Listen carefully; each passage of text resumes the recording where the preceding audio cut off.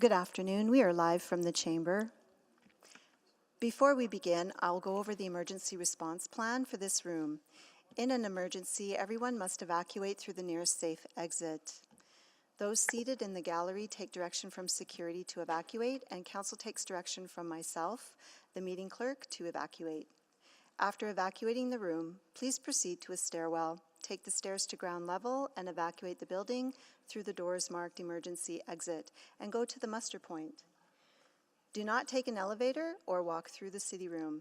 Anyone with limited mobility should identify themselves to security or the meeting clerk during an evacuation. And finally, please speak with security or the meeting clerk if you require first aid. Thank you. Thank you so much. Good afternoon, everyone. I would like to call this meeting back to order. Today's meeting is the continuation of May 28th, May 29th, May 30th, June 3rd council meeting, public hearing. And before we get into our business, at this time, I would like to acknowledge. Excuse me, please, if you could be quiet. Thank you. At this time, I would like to acknowledge that we meet on the traditional land of Treaty 6 territory and the Métis homeland, and acknowledge the diverse Indigenous peoples whose ancestors' footsteps have marked this territory for centuries, such as Cree, Dene, Saulteaux, Blackfoot, Nakota Sioux, as well as Métis and Inuit, now settlers from around the world. I will do a roll call of council colleagues. Councillor Wright. Good afternoon. Councillor Knack. Good afternoon. Councillor Principe has advised us that she is unable to attend today's meeting. Councillor Stevenson. Oh, Councillor Stevenson is running a little behind. We'll be here by 2 o'clock. Councillor Paquette. Good afternoon. Councillor Tang. Good afternoon. Councillor Hamilton. Good afternoon. Councillor Rutherford. Hello. Councillor Salvador. Good afternoon. Councillor Cartmel. Good afternoon. Councillor Rice. Good afternoon. And Councillor Jans. Good afternoon. Good. All right, we have quorum. Adoption of the agenda was carried. Protocol items we were dealt with. Before we carry on with our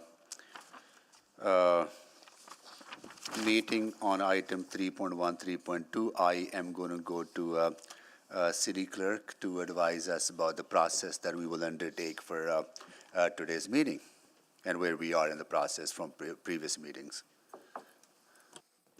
Thank you, Mayor Sohi. So for the beginning of this continuation meeting, we will be beginning with new speakers registered for items 3.1 and 3.2, and then call for any additional speakers on those two items. Questions from council will be to the speakers, then questions to administration, followed by clarifying questions if necessary. Then council will move on to first reading before any amendments should be put on the floor. At that point, we'll continue. So we will deal with 3.1 and 3.2 first. Once that has been dealt with, then we'll move on to the agenda as it's scheduled on the other items. I also request my council colleagues that when we go into new information, because number of people who have made presentations may not be here present today, but if you have questions of those members who may not be present, please identify to us as we go through the process now, so we can notify those people if they're able to attend to answer your questions on new information. We will get to that once we have heard from members of public and administration, but if you have a specific member of the public that had made a presentation to us so far on 3.1, 3.2, and you would like to ask them a question, and they're not here today, please identify that as soon as possible so we can notify them. Okay? Thank you so much. So with that, I'm going to call the names of speakers. Levy Fleming, in favor on item 3.1, 3.2, the University of Alberta Student Union, joining remotely. Levy, are you there?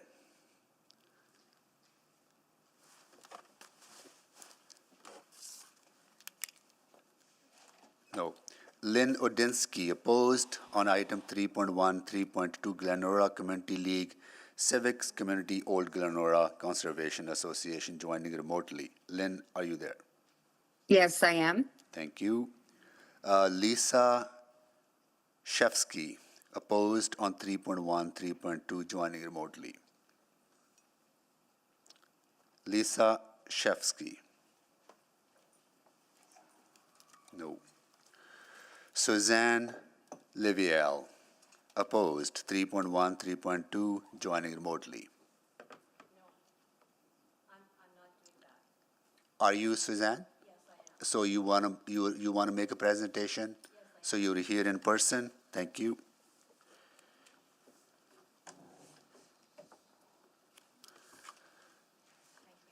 Gloria Shefsky opposed 3.1, 3.2 joining remotely. Gloria? No. Christine Lefebvre opposed item 3.1, 3.2 Old Glenora Conservation Association joining remotely. Yes, I'm here, Mr. Mayor. Thank you, Christine. Joe Miller opposed 3.1, 3.2 joining remotely. Good afternoon. Thank you, Joe. Shelley Mothershead opposed item 3.1, 3.2 joining remotely. No. You are in person. Thank you so much for joining us.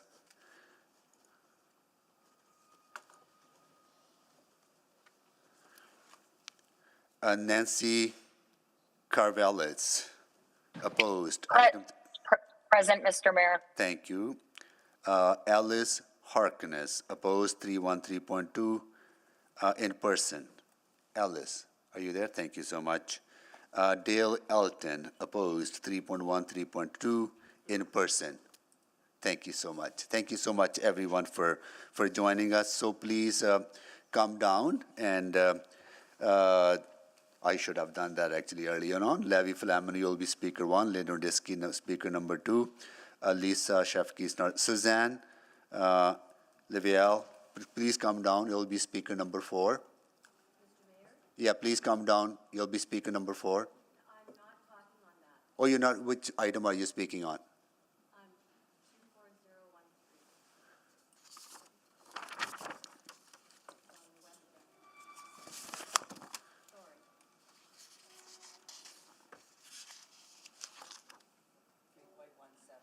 3.17. Okay, we'll take you off the list.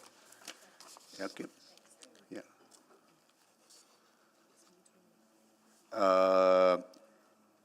Christine Lefebvre, you'll be speaker number 6 on the list. Welcome to you. Joe Miller. Okay. Shelley Mothershead, can you please come down and take the chair number 8? Chair number 8. Alice Harness, can you please come down? You'll be speaker number 10. And Dale Elton, can you please come down? And you'll be speaker number 11. And we're going to start with speaker number 2, Lynn Odinsky. Please go ahead, Lynn. You have 5 minutes to make your presentation. Good afternoon. 2323 of the district policy requires the city to promote the continued use of heritage places by providing incentives, exemptions, and regulatory flexibility to enable adaptive reuse and continued preservation. You have been advised by the administration that the way to protect heritage in Glenora is for those who own homes on the inventory to simply designate their homes. But you have also heard from homeowners that this is not happening because there is no commitment from the city to protect the historic Garden City character of the areas where these homes are located. Yet we know that establishing heritage character areas has a positive effect on both the development of an area and the designation of historic homes. Westmount provides an example where heritage character zoning coincided with the designation of several heritage homes. In 1997, DC1 heritage character zoning was put in place. Even though it was optional, 12 designations followed the establishment of that DC1. 7 were within the DC1 area and 5 just outside of it. Then in 2019, the Westmount Architectural Area was established and 7 more designations have been added, 5 within the Waha area and 2 just outside it. Another example is 104th Street downtown. After the city adopted heritage character zoning for the area, it began to flourish. Historic buildings were retained, building facades were improved, and new housing developments took place. You can see from these 2 examples that protecting the heritage character of an historic area leads to more confidence in both the development of an area and the willingness of homeowners to designate their homes. To quote from the city website, protecting individuals' buildings has many merits, but occasionally their surrounding context changes as development occurs around them. Sometimes it is the sum of buildings rather than individual ones that makes an area unique. There is a need to identify and recognize these areas and develop regulations, design briefs, and urban design principles that will preserve and enhance the qualities that make these areas distinct. End of quote.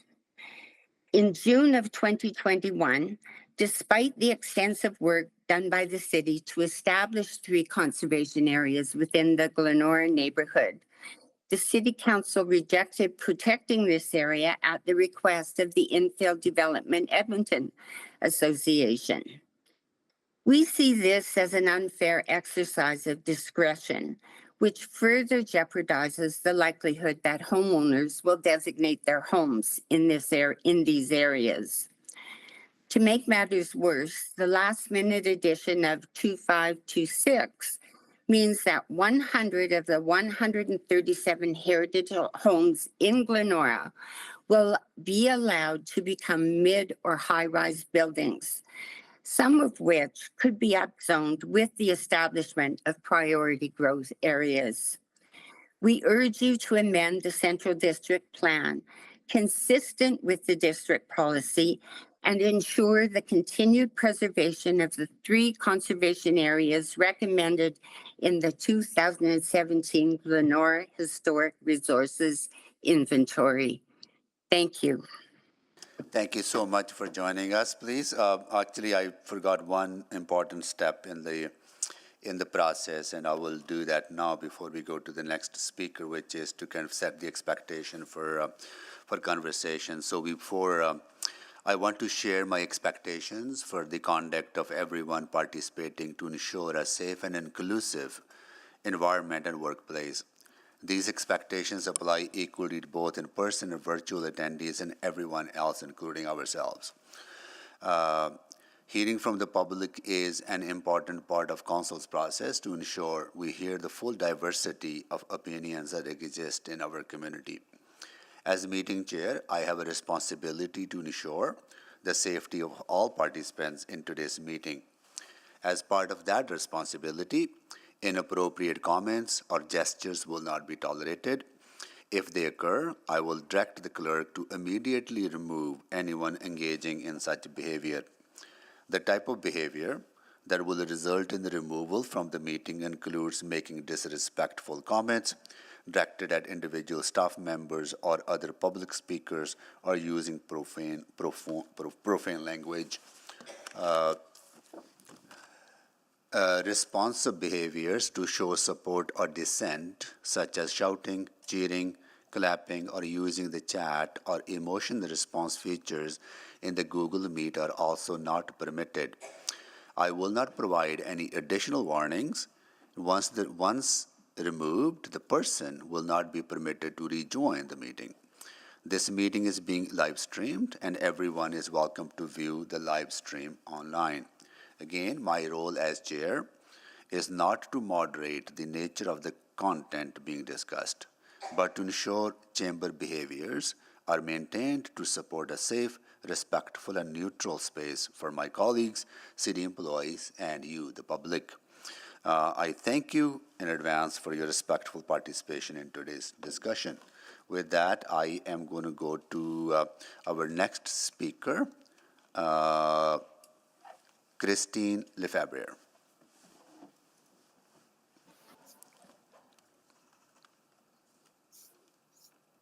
Go ahead. Okay. Thank you. Thank you. Good afternoon, Mr. Mayor and Council.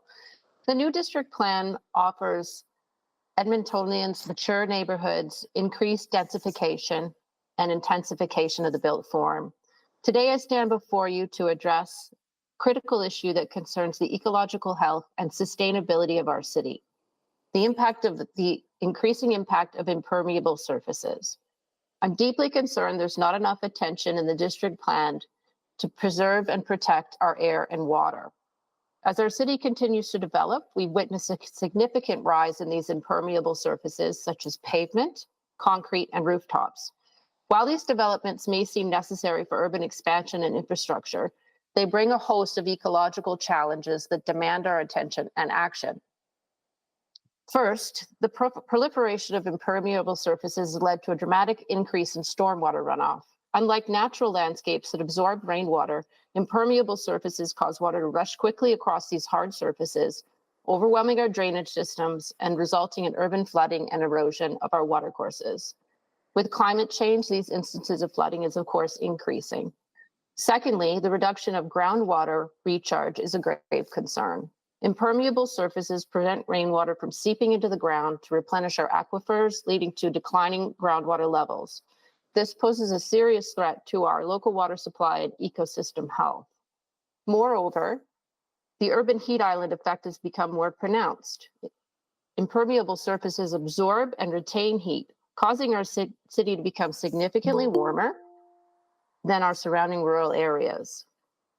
This not only impacts our climate, but increases energy demands for our cooling, putting a strain on our resources and affecting public health. Indeed, the WHO recommends that people live within 300 meters of a green space. Furthermore, the loss of our natural habitat can't be overstated. In our mature neighborhoods, impermeable surface replace green spaces and natural landscapes. We witness a decline in biodiversity and ecological resilience. This loss of habitat fragments our ecosystems and threatens the survival of native flora and fauna. Additionally, the increased use of concrete and impenetrable surfaces contribute to non-point source water pollution. So stormwater runoff carries such pollutants as oil, heavy metals, fecal, bacterial, and viruses and other pathogens and chemicals into our water bodies, degrading our water quality and harming our aquatic life. This has serious implications for both environmental health and human well-being. Lastly, the construction and maintenance of impermeable surfaces have a significant carbon footprint. The energy-intensive processes involved contribute to greenhouse gas emissions, exacerbating climate change and all its associated impacts. To address these pressing ecological issues, we must adopt proactive strategies in our urban planning. We need to prioritize green infrastructure, permeable pavements, green roofs, urban parks, and restored natural areas, as well as adaptive reuse of our existing built forms as stormwater runoff and reduce the urban heat island effect, but also to enhance biodiversity, improve our water quality, and promote sustainable development in our communities. Honorable council members, the decisions we make today will shape the future of our city and its environment. Let's work together to promote the sustainability, protect our natural resources, and build a livable and resilient city for our generations to come. Thank you for your commitment and attention on this very important issue. Well, thank you so much for joining us. Next, we will go to Joe Miller, joining us remotely.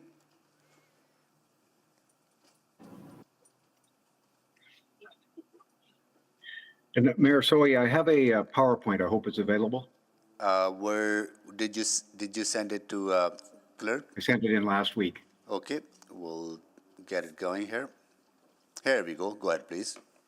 Perfect. Thank you. Thank you, Mayor Sohi, and thank you, members of City Council. I'm going to speak today specifically on policy 2.5, 2.6, and for ease of discussion, I'm simply going to refer to it as policy 2.6.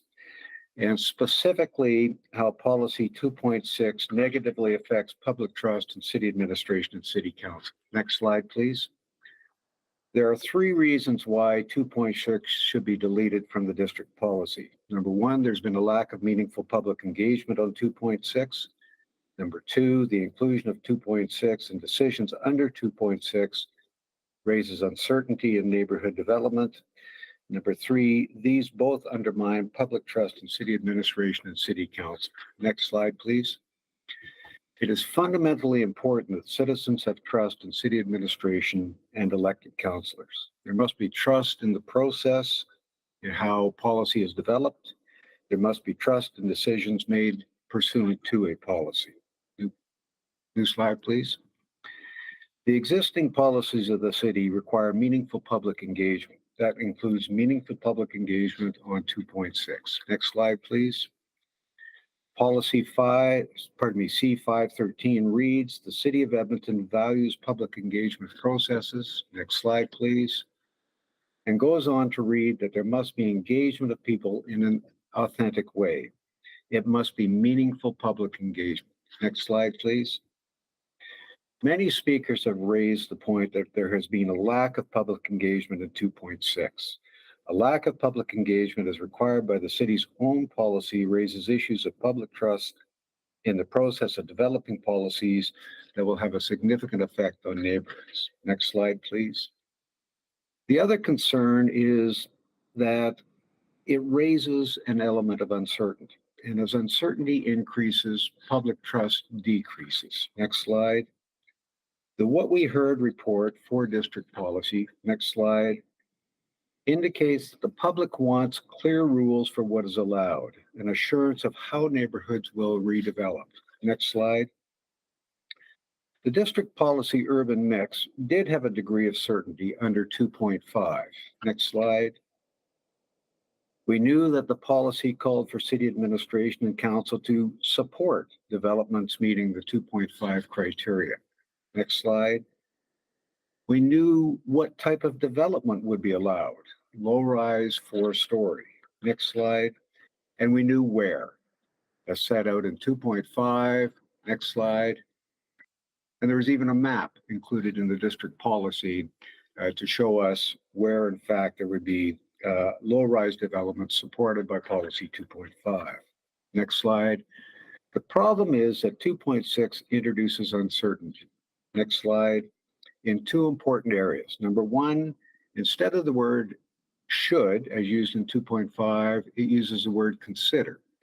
And secondly, instead of limiting it to 4 stories, it indicates additional height. Next slide. The use of the word consider makes 2.6 entirely discretionary. There's no guidance to city administration or council on how to exercise the discretion to allow additional height. And of course, historically, there's been a tendency on city administration to recommend any development that increases density, which seems to have the approval, often has the approval of city council. Next slide. The second factor of uncertainty is additional height. That's not defined, and it doesn't appear to be restricted. But we do know that it's more than low rise. I don't know if it's 5, 6, 10, or 15 floors. Next slide. The inclusion of 2.6 in the context of a lack of meaningful engagement and the introduction of more uncertainty to residents, in my view, is a step back in fostering public trust. Next slide. Accordingly, I would ask that policy 2.6 be deleted from the district policy. Thank you very much. Thank you so much for joining us. Next, we will go to Shelley Motorshead joining us in person. Good afternoon, Mayor Sohi and City Council. I'm back. Thank you again for the opportunity to participate in the democratic process. I'm here to express my concerns regarding Policy 2.5, 2.6, combination of corner lot and parkland or open spaces. I am shocked that this council would allow the last-minute addition of a major policy that will impact almost every property owner in Edmonton. I'm not here to debate the ludicrousy of this policy or the way it was allowed to be added. I simply want to help you, Mayor Sohi, and City Council to understand the immense implications. Policy 2.5.2.6 states that the city will consider additional height in locations where any two of several criteria are met. There is no definition of height. Let's look at the implications of allowing developments using just two criteria, corner lot and adjacent park or open space. The policy definition of open space is all open space and park categories as shown in Map 4, Open Space Map District Plan. Map 4 was not included in the attachments for this meeting, and all links to the district plan page are redirected to the public hearing page. With that not being available, I reviewed several other district plans to find their parks and open space maps. The number of lots that meet these two criteria that are smack dab in the middle of neighborhoods is astounding. In the Northwest District, there are over 110 parks and open spaces on the map, and most of those have at least 3 or 4 adjacent corner properties. The larger ones have 8 or 9. You are allowing a development free-for-all. Please don't say, well, they must be still rezoned, because we know you always support the developers. Your track record says it all. The citizens of Edmonton have a right to say no to your policies. We want you, Mayor Sohi and City Council, to align yourselves with the citizens, not developers who have something to gain with your changes. Speaking of changes, Aaron Rutherford, you are City Councillor for Roslyn. Did you not see the mess your city planning did and the implementation of that plan on 132nd Avenue west of 97th Street? Not only did they destroy that avenue, they put in 2 bike paths, one on each side. Not once were they cleared of snow all winter. Don't you all want us riding our bikes in the winter? And the entrances to the residential streets look like a driveway, not a roadway. Again, this city council is wasting our tax dollars on implementing a global agenda over a local agenda. I just want to live a quiet life, but because of what you are trying to push through, you force people to stand up and tell you no. Do you think you are immune from the wrath of Edmontonians? Do you think it's fair to change our neighborhoods? Why should you be allowed to disrupt my Canadian way of life? Stop restructuring our neighborhoods and build new ones to house all the people you are expecting. By the way, an influx of new residents can strain public services, such as schools, hospitals, and emergency services, leading to a decline in the quality of these services for all residents. Uncontrolled population growth can lead to unsustainable urban development. It is crucial to balance growth with environmental sustainability and quality of life. I am tired and frankly annoyed that you feel the need to micromanage Edmontonians. Thank you. Well, thank you so much for joining us. Next, we will go to Nancy Carvelis, joining remotely. Good afternoon, Mayor Sohi, City Councilors, and my fellow Edmontonians. I thank you all for having me here today. My name is Nancy Carvelis. I hold an Honours BA in Native Studies, an Associate's degree in Applied Science with a major in Hotel Restaurant Management, a Bachelor of Laws, and I have completed my Master's coursework in Native Studies as a SSHRC and Graduate Fellowship holder. I'm a third-generation Edmontonian, and my family has a long history in the city of Edmonton, including one of public service to the community. As a lawyer, the bulk of my career has consisted of providing free legal services to the people of no or low income in Edmonton. Given the council's track record, I have lost confidence in its ability to make an informed, unbiased decision regarding a district policy and city plan that so profoundly impacts the long-term future of Edmonton and its citizens. This track record includes the mismanagement of city funds to the extent that there is no money left, leading to the taxation of Edmontonians at a level that is and will likely continue to lead to increased homelessness and starvation. This track record also includes the insufficient due diligence performed with respect to researching these sorts of 15-minute city concepts generally and within the global context. In March of 2024, in his interview with Alexa Poza, Councillor Nat commented that he received weeks of phone calls from citizens concerned about governments using 15-minute city policies to restrict the mobility of rights of citizens before he understood that they were comparing Edmonton's plan with a plan that is being implemented in Oxfordshire, UK. My understanding from doing the Google research myself is that Oxfordshire had proposed and is now implementing a permit system in November 2024 that dictates how many times per year Oxfordshire and area residents can travel by car within a designated territory, which includes the city centre. A system that will inevitably restrict citizens' mobility via the use of their personal vehicles. To be clear, per Councillor Knack, it took him 2 weeks of fielding calls before he understood why people had concerns about mobility under Edmonton's proposed district policy.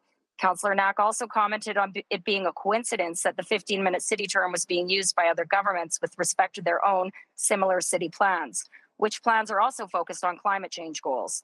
A simple Google search should have revealed early on in its development stages of this policy and plan, right through to the present, that the 15-minute city moniker dates back to at least 2016 and has gained significant global traction since 2020.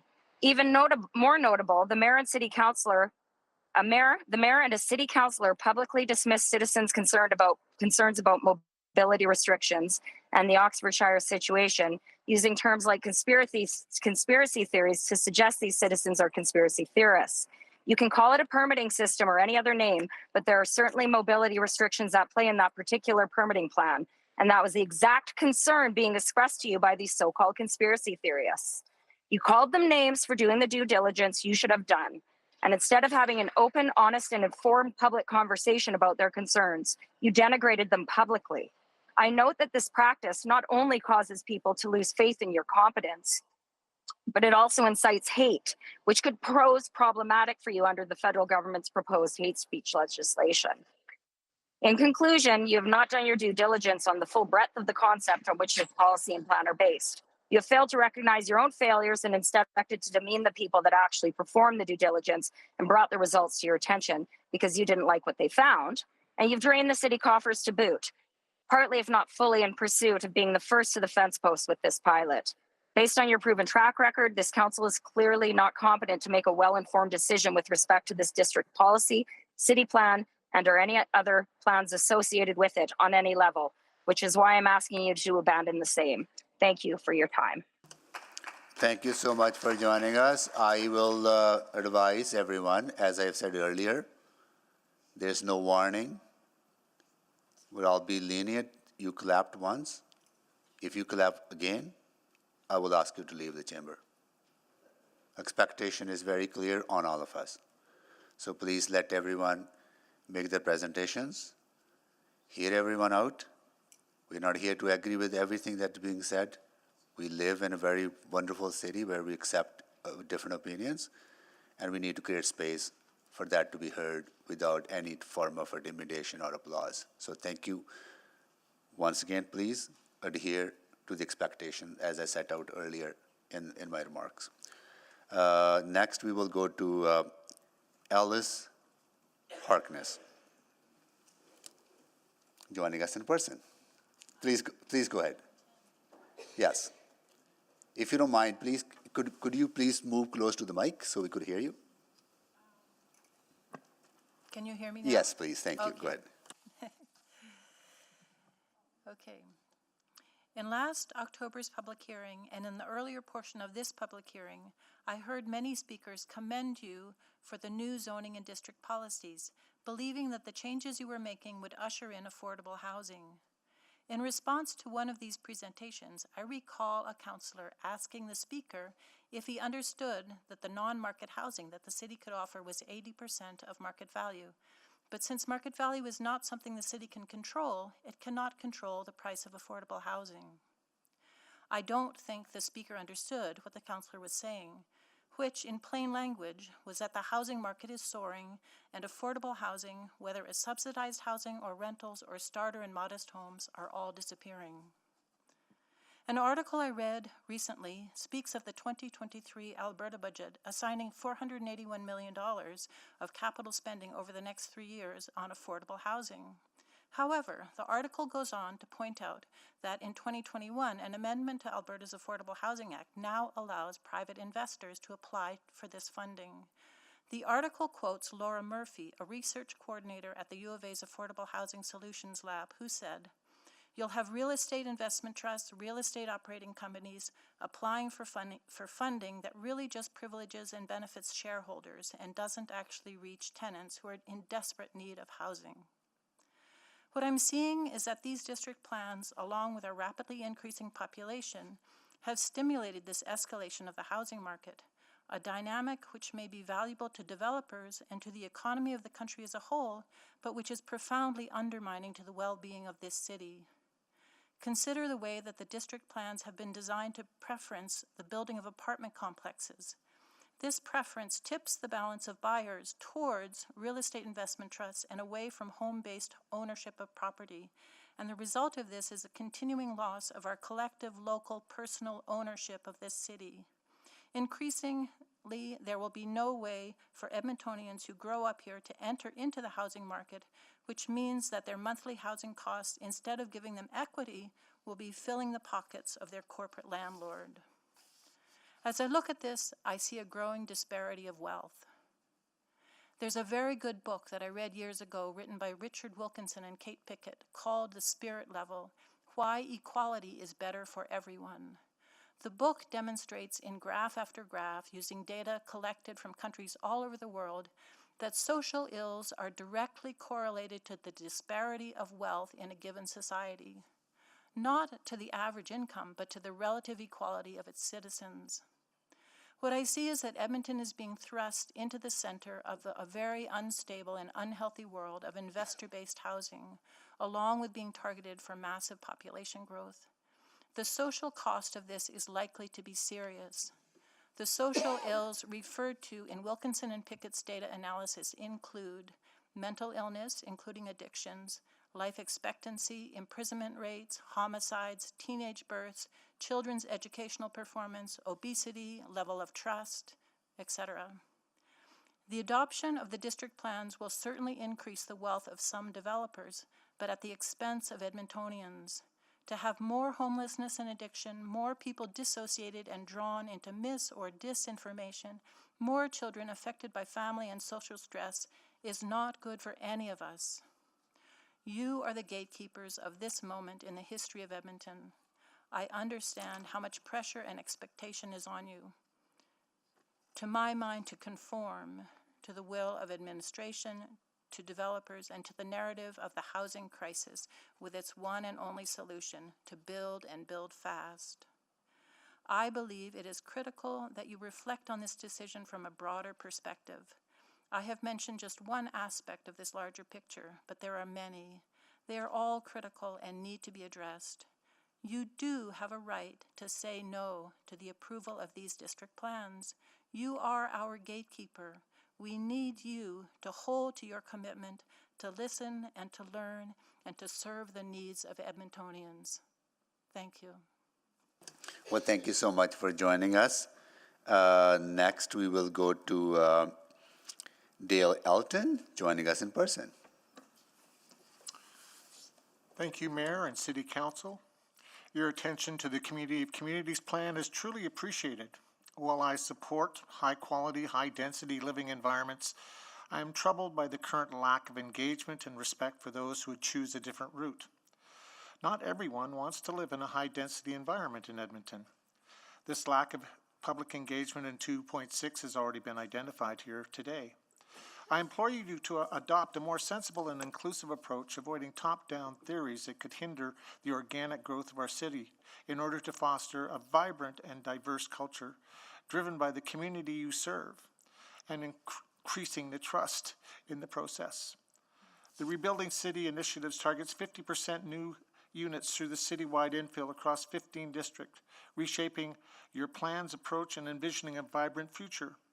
This was not well received when it was finally released to the public. To tackle our growing population challenges successfully, you must enhance citizen engagement and foster a diverse, innovative ecosystem, not just densification, that supports the investor.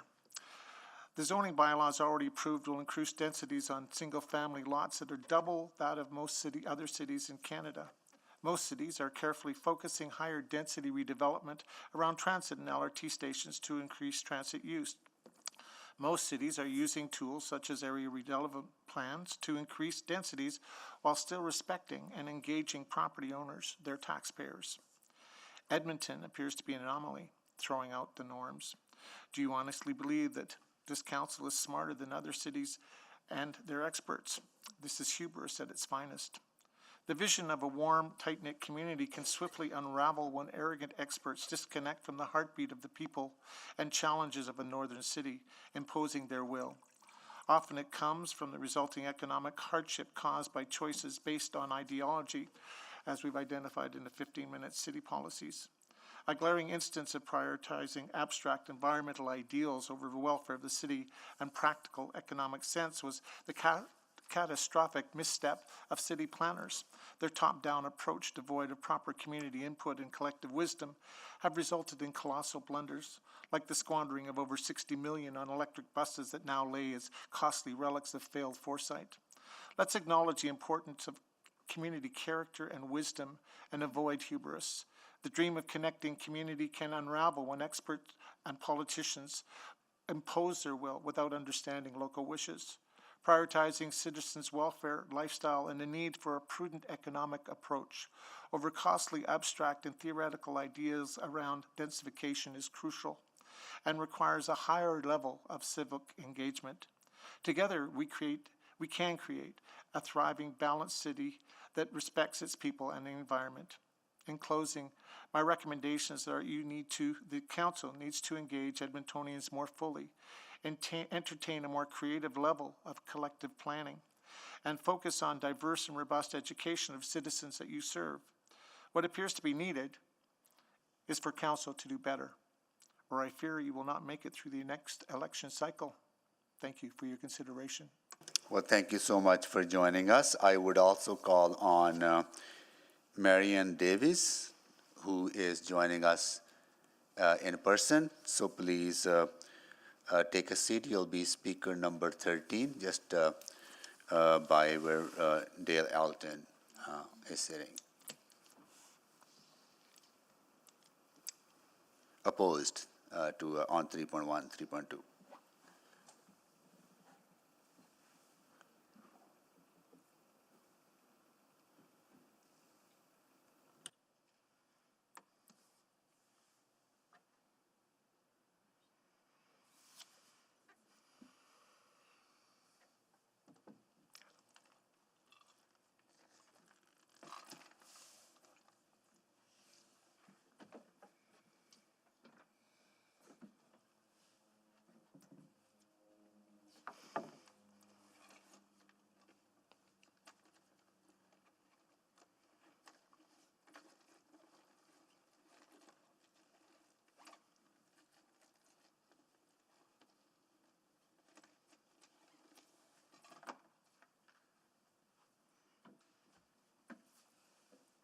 Thank you very much for allowing. If you don't mind, can you please turn on your microphone?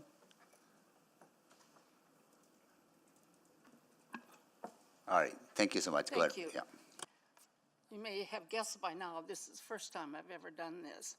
Take your time, make yourself comfortable. You know, this is pretty, inclusive process, and we're here to Yes, listen to you. it's So quite please go. overwhelming, actually. I would like to speak to you on some of the pros and cons of the bike lanes and what their immediate effects are on many of the people. I have lived in the Petrolia, Royal Gardens area, 43rd Avenue, for 54 years. So I'm pretty well acquainted with that area. In 2013, there was some discussion on this bike lane and where it should go, whether it should be 40th Avenue or 43rd Avenue. Now, it was decided eventually that it would be on 43rd Avenue, probably a very good place for it. There is the Kinder Morgan pipeline that goes like on a double roadway there. So they decided to put that bike lane on 43rd Avenue. Now, we happen to be very fortunate there because it's maybe only one of the bike lines in the city that does not interfere with traffic. The bike lane goes from 106th to 119th, and it runs right on the edge of the Kinder Morgan pipeline. So in that regard, we are very lucky. Now, the trip downtown today is the other side of a very, very bad experience. Between construction, can't park at City Hall, and bike lanes, we made many trips around. In fact, my daughter was forced to walk from one place to another, and the signs for parking, they're just not out there. So what is a person expected to do? So here again, the pipelines and not the pipelines, the bike lanes are causing in many areas of the city absolutely no end of confusion for a lot of people. Now, the bike lane in our area, the city also put up wooden posts, supposedly, one would think, so people didn't drive across it. Well, I don't think they ever did in my 54 years of living there, drive across that pipeline area. And then they also put posts in the ground that were probably 6 feet deep, and they planted some nice bushes, they planted trees, and it could have been quite nice. But as the city seems to be rather neglectful on, they cut the pipeline grass, which that's where all the dogs go. But what they neglected to do is trim up around the trees and all the area that are close to the trees. Now, the neighborhood didn't undertake to do that kind of thing. As I said, it's an older neighborhood. And so they do cut the grass in the middle, but the edges are just left as it is, with probably grass growing up at least 3 feet. So what it leaves, if anybody wants it to look decent, is the neighbors do it themselves. We don't all have the ability to do that. Thank you. Thank you so much for joining us. Sorry to hear that you had difficulty getting downtown. That concludes the speakers, but I'm going to once again make sure that the people who were not present, I'll go through the list. If they're here to join us, Levi Flamen, Lisa Shevsky. I'm here. Please go ahead of your 5 minutes to make your presentation. Thank you, Mayor Sohi and City Council. I was sitting here with a prepared speech, and I honestly don't even know if I want to read it to you, to be quite honest. The reason, my heart is so very heavy. It's very heavy because it seems that there have been many speakers on different topics and that the sentiments of the speakers keep being ignored. And that has seemed to be a very common theme throughout the speeches, but I will give my speech anyways. Hopefully, if not from my speech, hopefully somebody's pleas and very good points that are being made. Hopefully it makes it through to some of you. So good day, Mayor Sohi and City Council. I oppose the district planning policy and plans unless and until additional clarity is provided on the priority growth areas. The district planning policy document has a number of policies designed to support priority growth areas. Yet, as I read through the document, I found little information on how the priority growth areas will be defined and managed. Priority growth areas could have a huge impact on neighborhoods, and specific references to them were limited. The glossary describes priority growth areas as locations within nodes and corridors where more dwelling unit growth is anticipated than other locations as the city grows to a population of 1.25 million. Locations where the city of Edmonton intends to apply the city's plans, levers of change, investment, pricing, subsidies, partnerships, and advocacies and policy to support growth. Based on this, it appears that the city plans to advocate for development in specific areas and use city funds to encourage development. In many cases, such as development around LRT, identifying a site as a priority growth area, this is probably a good thing. However, additional clarity is required. Given the potential magnitude of impacts on communities and budgets, I am asking City Council to specify how many communities will be consulted and engaged in the development of priority growth areas. There's also one policy that specifically references priority growth areas and paying for private development. Policy 4.1.3.2 focuses city financial support of private development within priority growth areas and establish clear criteria and program objectives where these are used. I'm not sure what this really means. Perhaps it means providing a subsidy to ensure affordable housing. I do not know that financial support of private development means we pay for it through our taxes. Citizens are reaching a breaking point when it comes to property taxes.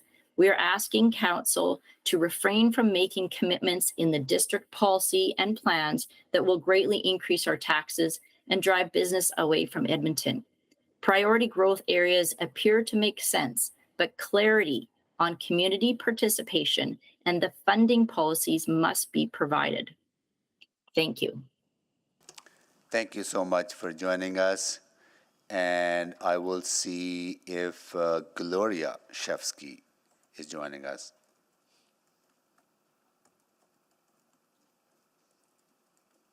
No, I will call again Levy Fleming joining us. No. And Gloria Shevsky joining us. No. Okay. We'll go to questions of the panelists from council members.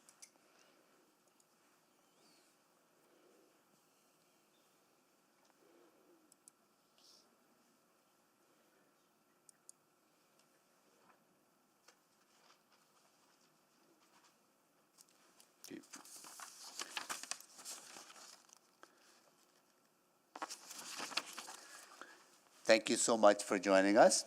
So that concludes our presentations on this panel. At this time, I'll go to Clerk. Are there any additional speakers on 3.1, 3.2? No, Mayor Sohi, there are no additional speakers. Now we will open up questions from council members to administration.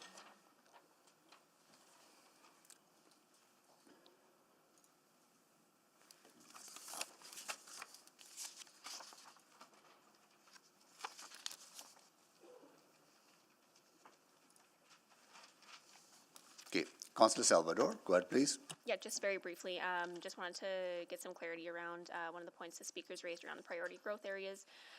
My understanding is that there will be some additional work done around, the selection of priority growth areas, engagement, what community can expect. Can you just offer some thoughts there? So, Councillor, is this the rezoning of the priority growth areas that you're wondering? Yeah, so there's going to be some engagement this summer. And into the fall around which areas have been chosen. The work is still undergoing, but it should be completed in the next couple of weeks, which we will release which ones have been selected, and then we will go out for engagement to include various input and factors in terms of what zoning and heights should be achieved in those priority growth areas. Okay, so this is not the last we'll see or hear of priority growth areas. There will be further opportunity for discussion.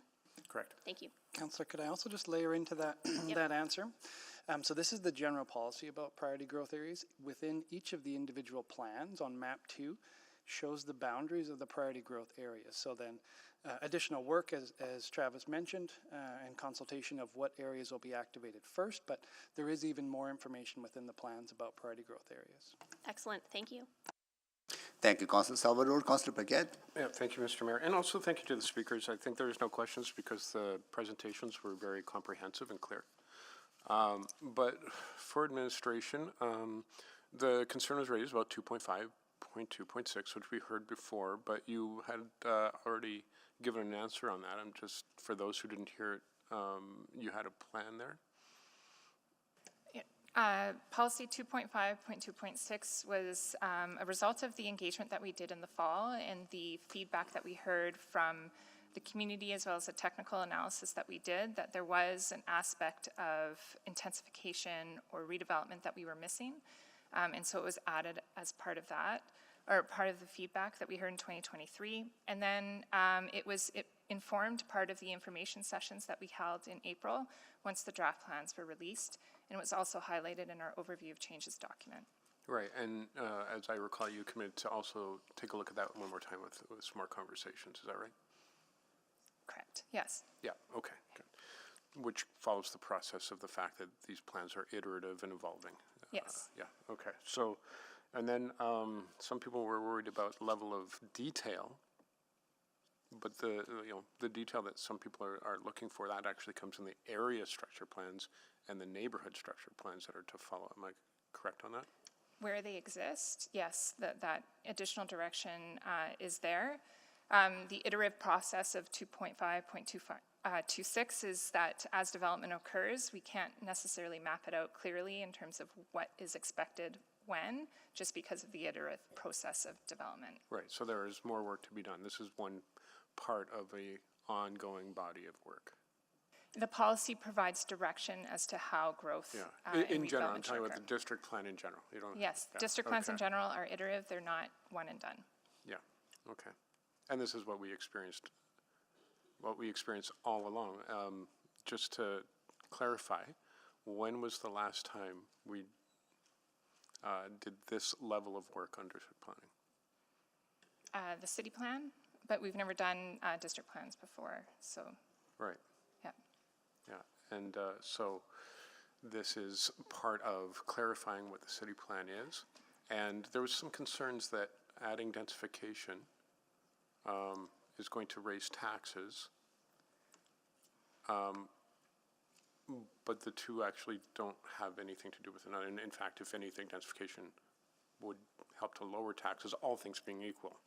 Over the long term, redevelopment is an efficient use of our infrastructure that we have in place today, and slowing down that expansion of development at our edges, where we would need new infrastructure to support that development and maintain that over the long term.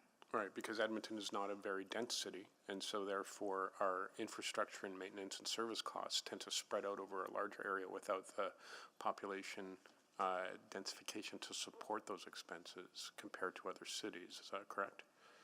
Yep. Yes, Councillor, that is correct. Yeah. As more Edmontonians share infrastructure that's already in place, the costs go down. Yeah. Okay. Great. Thank you very much. Thank you, Councillor Paquette. Just a clarity, at this time, this is to Clerk. If council members have amendments can be made now, right, as we ask questions. Mayor, so the preferred process is for amendments to be made after first reading is put on the floor. Okay, got it. So once the bylaw is closed, first reading on the floor, then make amendments. Correct. Got it, okay, thank you. But we will keep the public hearing open until after The public is, the got it, amendments and everything. got it, on thank first you. reading. Okay. Councillor Rice, go ahead, please.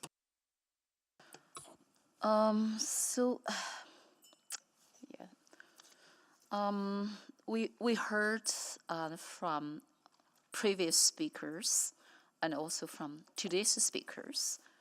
So there are a few questions here I would like to have more clarification. I know there is a time gap between the May 3rd to right now, almost 1 month later, and we still try to refresh our mind and for the questions, for the answers. So we heard over and over on the meaningful engagement specific for 2.6. That is a concern we heard from speakers. Because we heard the comments, this specific policy was after the public engagement done to be added.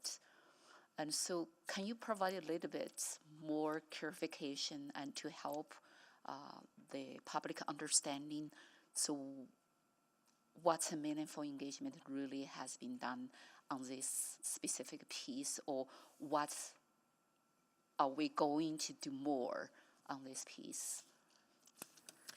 Yeah, thank you, Councillor. So this policy was added after the last major round of engagement. There are a number of changes that we've made since the last round of engagement because we make amendments or changes to the draft plans based on what we hear in the conversations that we have with the public. So yes, we made changes. Then we tried, because we recognized that this change would be one that the public would have a lot of interest in. We highlighted it in the meetings and the communications that we had ever since its addition. I would say that this policy is a little bit unique among them because the way it's written is to basically describe criteria that we use to evaluate individual sites and the criteria that we've been using since even before the city plan's adoption. So when rezonings are proposed that draw upon this policy, there's room for discretion and to basically have an ongoing conversation and engagement about what is the appropriate way to use these principles for planning decisions. So this is because this discretion, and that is how our public feel like the uncertainty and for this policy. So, and also I heard the comments and for a new policy, and then if the uncertainty exists there, that means there could create some like future problem, and then in terms of how we development, when and where to development. So I know this is actually is we receive the most concern and from that specific piece. So I just wondering, and from city administration perspective, and also from like policy consistency perspective, is there any way we could address this piece and before we passed? So I would just add on this policy, this policy really reflects the principles that we've been using. And so a concern from administration would be if we were to say, remove this policy entirely, we would worry that there would be insufficient clarity for the public about how we make decisions. What are the principles upon which we might recommend support for rezoning? So we feel the inclusion of this policy helps people understand some of the criteria that we use when we make recommendations to council. So if we were to remove the policy, we would be looking for, is that an indication from council that we need to change how we've been making recommendations to council on this, using these principles? I know the situation because on May 3rd, and the amendments put on and delete this piece, and of course was not passed for this. But there are two uncertainties here. One is additional height. That's his number one. So another concern and is about the two criteria instead of one criteria, or how we combine certain criteria together. So what I heard very clearly from public, and we still need more work on those pieces because the uncertainties and the also not perfect, really clear definition for the height. And then, so if we don't have that piece in place, that means our policy could be implemented in the way and based on the case by case. So that create the concern and the public trust on this piece. So that is why I really looking for and hope we can have something here to ensure that certainty, and from policy perspective, also from public perspective. I know my time is out. Thank you. Thank you, Councillor Rice. Councillor Stevenson, can you take the chair, please? I have the chair. Thank you so much. The concern I want to raise with 2526 is, my understanding is that when we approved ZBR, we allow 8 units on a corner lot, right? As a permitted use. In the small scale residential zone. Yes, right? So in a small scale residential zone, help me understand now with the 2.5, 2.6, you could go higher than 8 units as long as those criteria are met. The administration will recommend bring forward an application to council for approval. I'll pass it over to Travis here, but this is related to how we would consider the context of the site for a rezoning application. So the criteria within those, that policy section is going to be different in different areas in terms of the height that is adjacent, that we would look to inform the context of a proposed rezoning application. Maybe let me ask it a different way, Kim. If residents who wanted certainty during ZBR, and we told them that on a corner lot you get up to 8 units, that is it. Now, would that residents will feel that we're honoring that or not? That's not changing. The zone is not changing.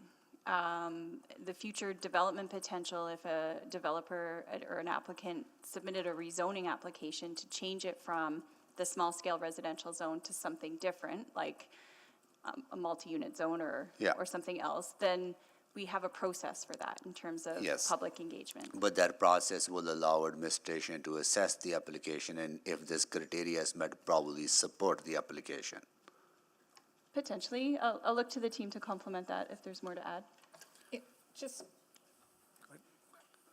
So when the evaluation of a proposed rezoning comes in, as Sean had mentioned, the policy provides a set of guidelines, essentially, that administration currently looks at these proposals today. So is it on a corner lot? Is it next to a park? Is it close proximity to a corridor, to another institution or a school? These are all pretty common factors in which we use to evaluate if a site is appropriate for additional density. The reason why there isn't any height specified within that is because the policy is broad-based. So that policy could be applicable in Oliver.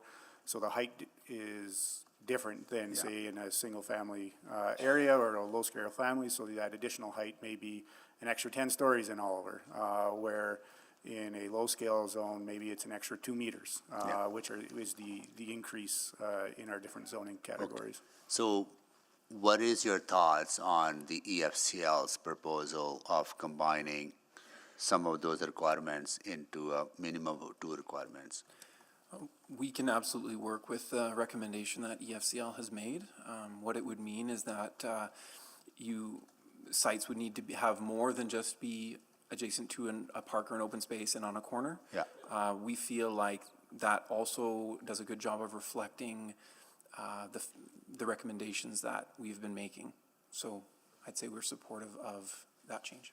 Okay, if I'm thinking of making an amendment when we come to that point, in aligned with EFCL request. So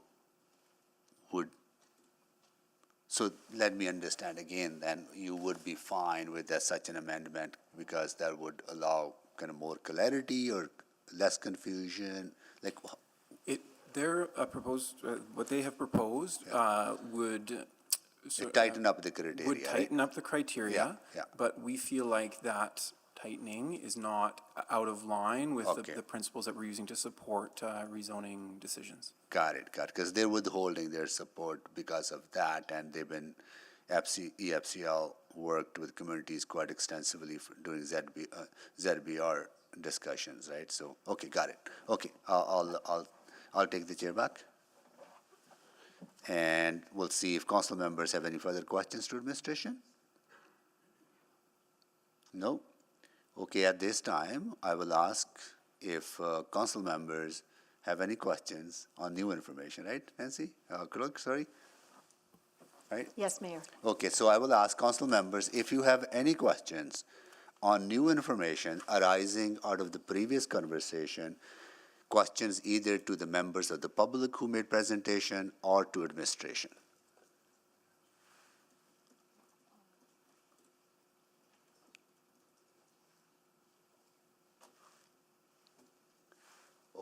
Councillor Rice, go ahead, please. So my first question will go to the speaker. So I didn't have the name in front of us. Is the last one is Marianne? So hopefully I capture your name right. So you talk about the specific impact from the bike line. So bike line and for cities implementation. So I just want to get a sense from you how that impact link to this district planning policy. So between what's your concern you have with the bike line and then about the proposed I district would, plan. I would highly recommend to council colleagues to focus questions on new information, right? Arising out of the discussion, not Yes, information that you should. I'm looking for the information, what's the impact and could this proposed district plan? Because I heard it's just Well, you should, pipeline. I'm Yeah. sorry, Councillor, you should have asked that question when we were asking questions to the panel, but I'll give some discretion. Go ahead. Because I didn't get the opportunity to even sign up with it. The system is really slow. Okay, go ahead. Yes? What was your question? Yeah, my question, I'm looking for some new information, and based on concern you have about the bike line you are talking about, so what's the impact you will see and from district planning and in front of us? The impact that that bike lane has had on our community is simply this.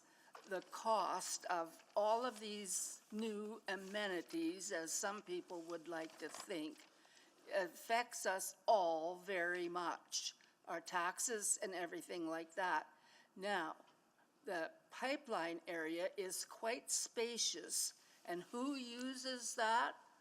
All the dogs in the neighborhood, and they don't care whether there's an 8 million sidewalk right beside them or a bike lane, whatever you choose to call it. And then the property that is on is never maintained, so it looks like we live in a jungle. And I understand that the other bike lines in the city, from a very good friend that comes to my house once a week, it's impossible to drive. So your other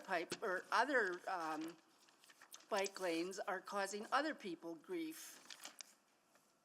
And just an example of trying to, help our elderly people, it took a marathon to get into this place today. No parking underneath the building. It's a horrible mess. And you people need to do something about some of this. Okay, thank you. You're welcome. Thank you. So my next question, I looking for some new information. It goes to Speaker Lisa Shafsky. Are you still there? Lisa?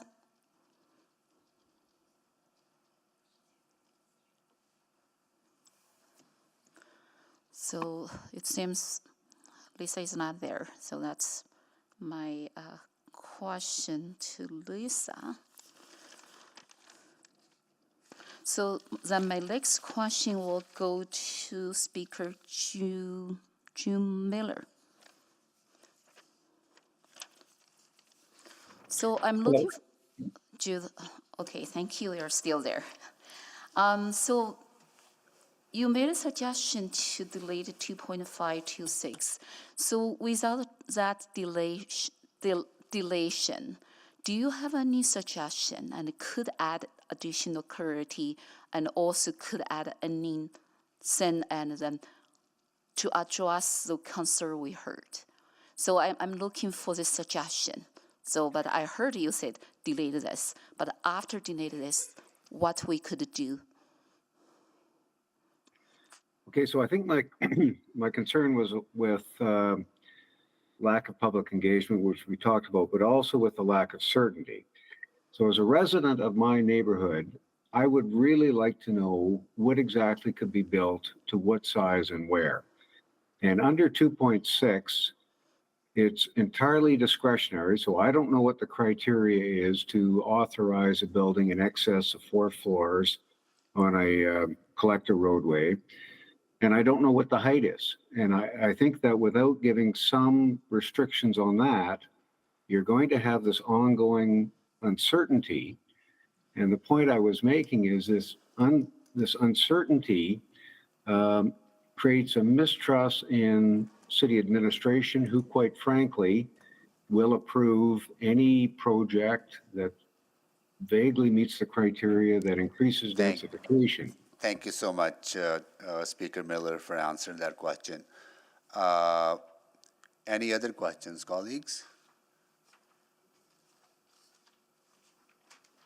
Seeing none, we are ready to close the public hearing on Mayor, not quite, Mayor. Yeah. So the process now that you've had questions from administration and heard from your speakers is you should deal with any amendments Okay, that at this, you want to make to this. Closure of the public hearing should happen at the very end of the process, once you've dealt with your amendments and asked any questions. First reading has been moved? First reading has not been moved. You can put that on the floor before you make amendments, yes. Okay. Can someone move the first reading? Sorry? I have amendments. I have an amendment. I still can do it? Yeah, I have an amendment. Okay. Okay, I'll move first reading. Okay. Councilor Rutherford, I need a seconder for first reading on 3132. I'll second. Thank you, Councilor Wright. Okay, now we have first reading on the floor. And Councilor Stevenson, can you take the, is it Michael? Right, no, says, Mayor Sohi, the new deputy mayor effective today is Councillor Jans. Oh, congratulations, Councilor Jans. I'll take the chair. Yeehaw. Yeah, you should come in and chair the meeting from here. Just kidding. Yeah. Right on. Okay, you got the chair? Sure do. All right, I will move, where's that? Here.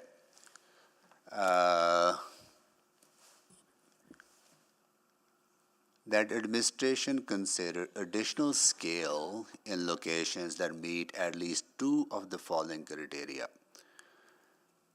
In a node or corridor area or within 100 meters of a node or corridor area, within 400 meters of a mass transit station, along an arterial roadway or a collector roadway, at a corner site or adjacent to a park or open space, adjacent to a site zoned for greater than small scale development.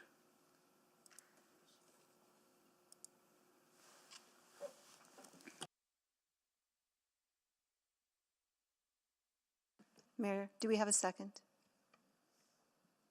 Second. Sorry, point of order, is that's not an amendment to the policy? That's a subsequent? Unless there's a specific amendment of changing 800 to 400? Mayor, the beginning of your motion, that Charter Bylaw 24,000, District Policy Schedule A, Section 2.5.2.6 be amended as follows. Okay, I missed the part of that. Can you please put that on? Sorry, I missed the part of the, here you go. I got it here though. Got it. Following Charter Bylaw 20400, District Policy Schedule A, Section 2526, be amended as follows. Okay. Thank you. Does the mayor have a seconder? Second. That was Councilor Wright, seconded by Councilor Wright. Would the mayor like to introduce? Yeah, I think all of us have received the letter from the Federation of Canadian, EFCL, Edmonton Federation of Community Leagues. No, they're withholding their support for the district policy until further amendments are made to this section that I identified, permitting additional height under certain conditions. They would like to see council to combine two of the criteria into one at a corner lot or adjacent to a park or open space, so that the one criteria alone cannot constitute for a greater height. And we heard from a presentation from them as well. So this will provide more clarity, and also they talk about trust with community leagues and the public, right? This will also help deal with that. So I'm moving this in light of what we heard from EFCL. Okay, thank you. Now, questions, or I guess we just continue with questions on the amendment. Is there anybody on the board with questions?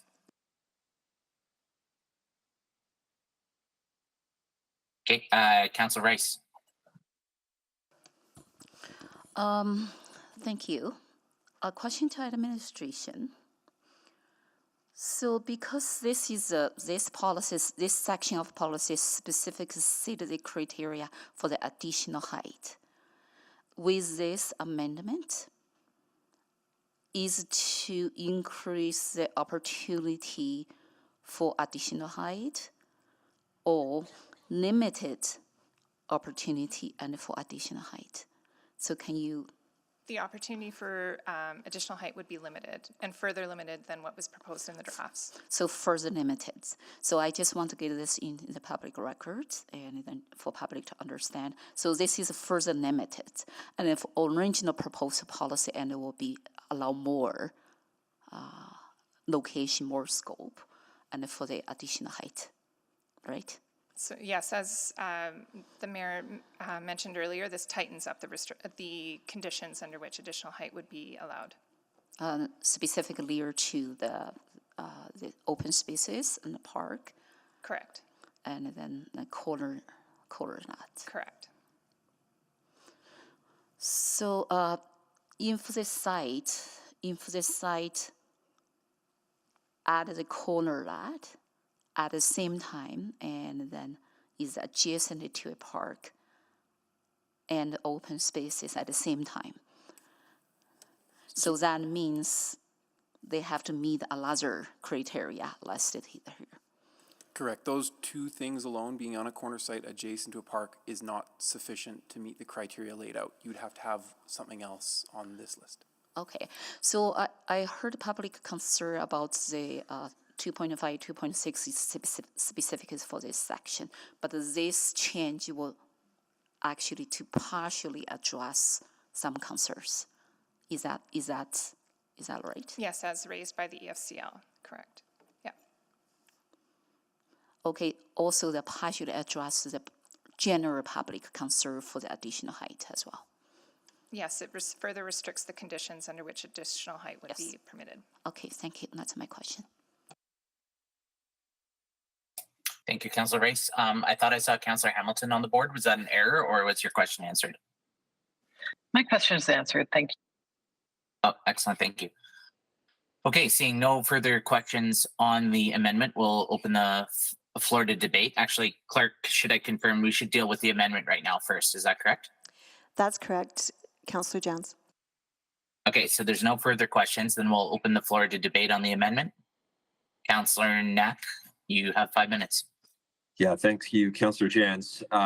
Appreciate the amendments from the mayor on this. I know it was already answered through administration, but probably worth reiterating a few more times.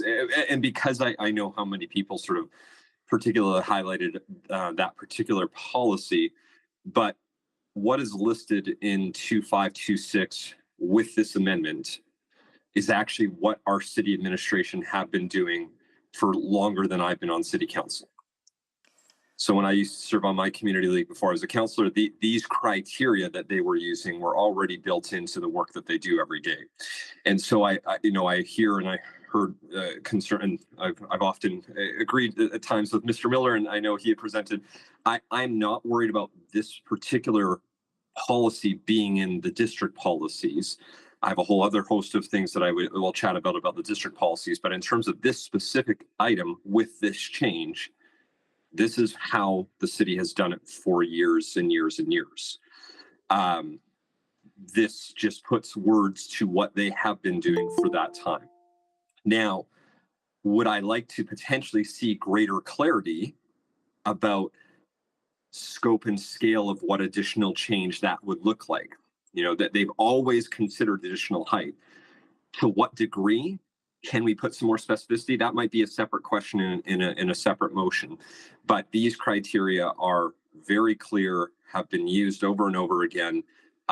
With this combination, with this amendment, which is what we heard from the EFCL, it is doing exactly what we've been doing. So I actually think it's good to put that in words because, again, as part of that notion of building trust, You need to actually make it clear what you've been doing. And this is what we've been doing. And I've seen rezoning applications, again, long before I was on council and communities that I serve in and around where I serve, where these criteria were being used to help inform recommendations from city admin. So this to me is formalizing what is already happening, not doing something new, specifically with the amendment. If this amendment doesn't pass, then it is actually, I would argue, a new thing.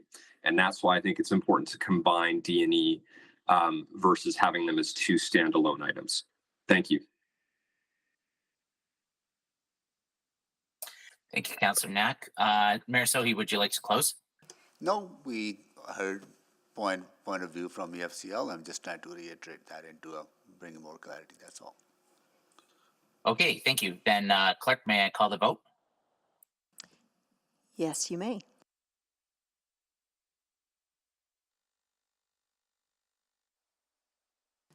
Sorry, Councillor Stevenson is a yes. Thank you, Councillor Stevenson. Just waiting on one vote. Point of order, Ms. Mayor. So Yes, Councillor Rice. Before votes, we don't need to speak? We did. Oh, okay. So that's, Councillor Knack is speak because what I heard from you, from chair, said is debate.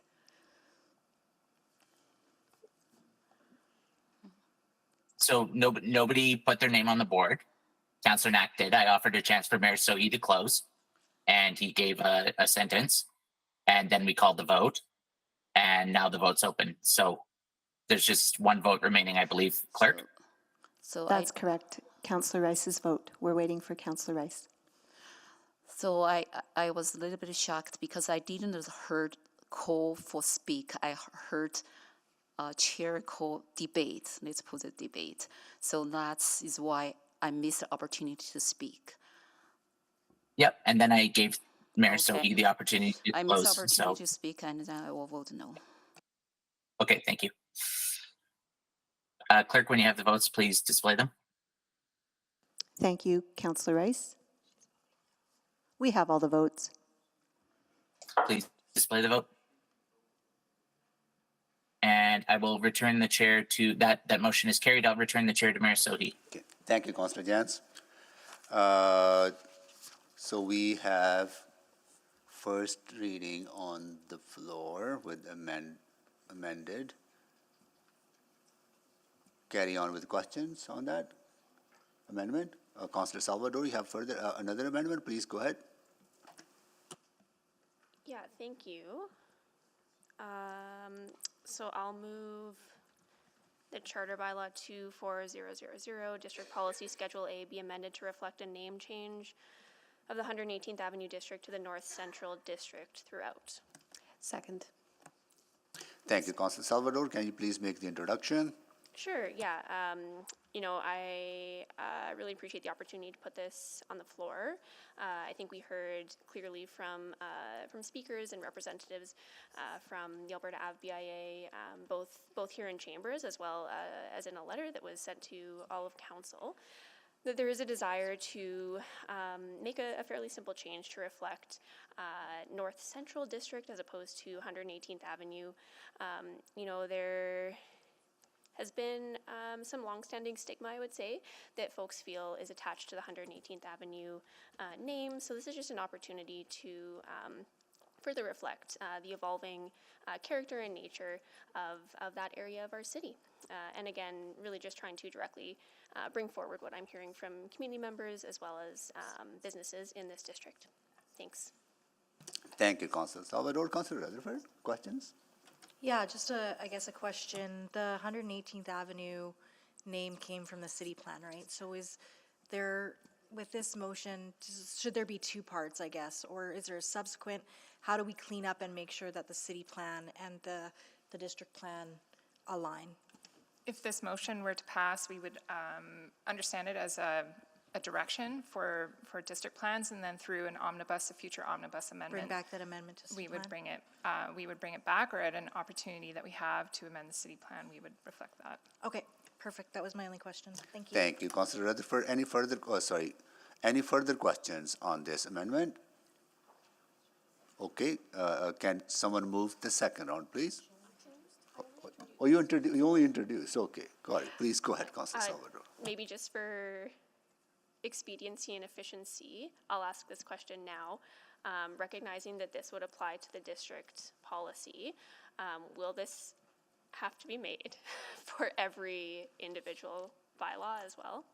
Yeah, so the map and the name label for this district appears in all of the district plans as well as the district policy.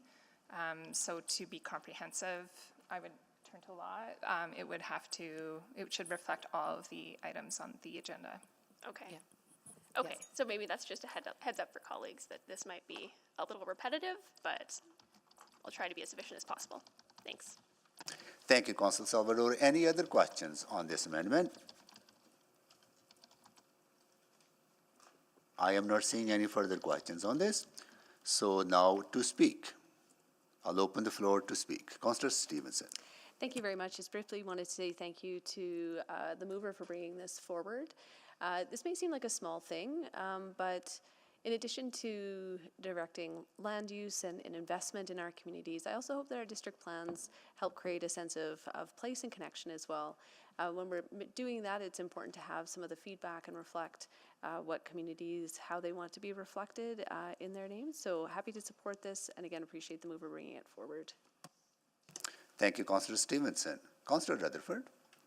Yes, I plan to support this as well. I think that the speakers were very compelling, both in terms of the stigma of the name, but the fact that, 118th Ave does intersect multiple districts. It's not, I think about the central district in the ward I represent, 118th goes right through it. So I think this helps clarify a little bit more. So I wanted to thank the mover for bringing this forward.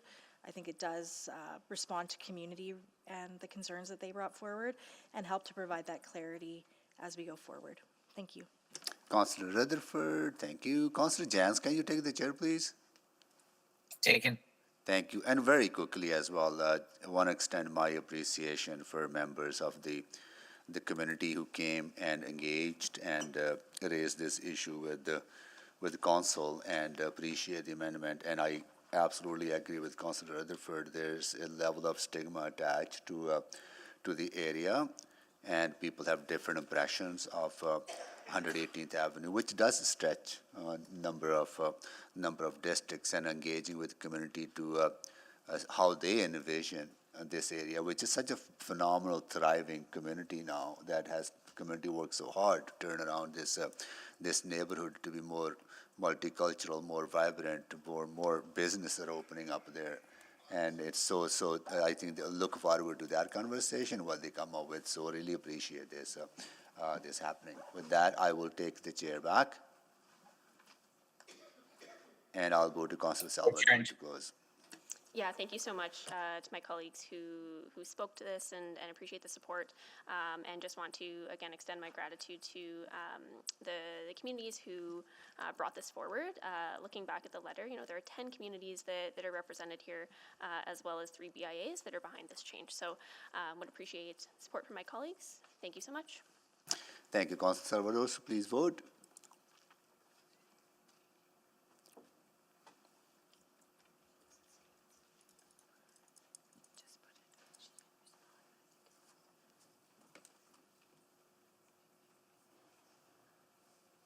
We have all the votes. Display the votes, please. That is carried. Any other amendments, colleagues? Mr. Mayor, I may have one. Oh, go ahead, Councilor Paquette. And my apologies, it may need some wordsmithing, but this is what I've got at this point. Well, let me ask if other colleagues have, then, if there are because others, that gives you some time to work with Clerk. Any other amendments from colleagues? I see none. So, Councilor Paquette, go ahead. Okay. That the following be added to the district plan preamble. The city shall not create control barriers intended to restrict free movement between districts, wards, neighborhoods, or anywhere else within the city of Edmonton where reasonable, in order to preserve and enhance freedom of movement, association, and commerce. Okay. I will second that. And can we get that on the deck, please?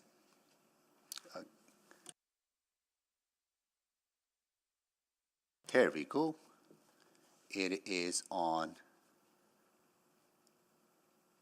Got it. Okay, now I will open for questions on the amendment. I can introduce it. Oh, yes, please, make the Oh, introduction. sure. Okay. So we heard some concerns from particularly one that sticks in my mind, an elderly gentleman who had a very soft voice. And he was quite concerned that district planning would mean that he would not be able to go to his medical appointments, meet with friends or family.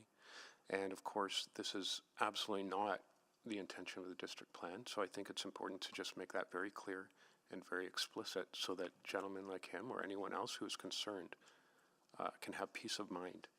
And I believe that this clarity is a kindness. And so I hope that it gets support, although that's a closing statement. Thank you, Mr. Mayor. Thank you, Councillor Paquette. Councillor Rutherford, go ahead, please. Questions?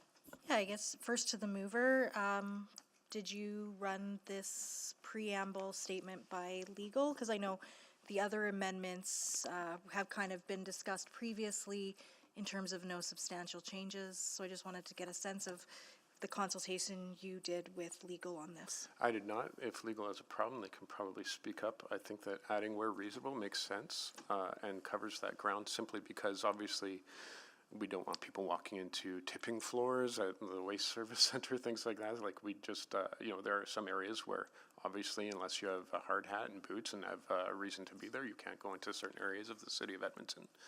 For safety's sake, that's just reasonable, but otherwise, where reasonable, I think, covers it. But if there are any lawyers who would like to speak up, that would probably be the time. I don't see where reasonable is within this. There is nowhere reasonable within this content of this document. I believe the clerks don't have that part in there, although it is in the chat. So I guess my question to legal is first and foremost, what is the legal precedent that preamble in this district policy sets, if any? Like what weight does preamble hold from a legal perspective? So I'll maybe sort of get started, and I'll let Ms. Barlow comment as well on the content. From my perspective, preambles are helpful in interpreting a complete statute, so they're not important, right? But from my perspective, I think that this is fairly high level, indicates things that council is not intending to do with these plans. And so these are things that we would advise if this was to pass, that we wouldn't do with these plans and couldn't do with these plans. Not that I believe that was an intention in any event. I think this just clearly outlines what is the intention. So I also think, and because it will come up, I may as well address it now. I don't believe that this would require re-advertising in terms of that was going to be my next question. So I figured it would come. Let me beat you to it. Yeah. And I invite Ms. Barlow to add any other comments that she has about this. But I think it's not nothing. It's important, but it suggests an intention that has been unsaid but is now said effectively. Okay. I just. Yeah, I'm in agreement with Ms. Okay. Bent. It demonstrates the spirit of the bylaw. Okay, I have no idea what my time is on. Keep on going. So I guess to administration, was this preamble considered prior to, was that part of any engagement or consideration as to why it was in or not in previously?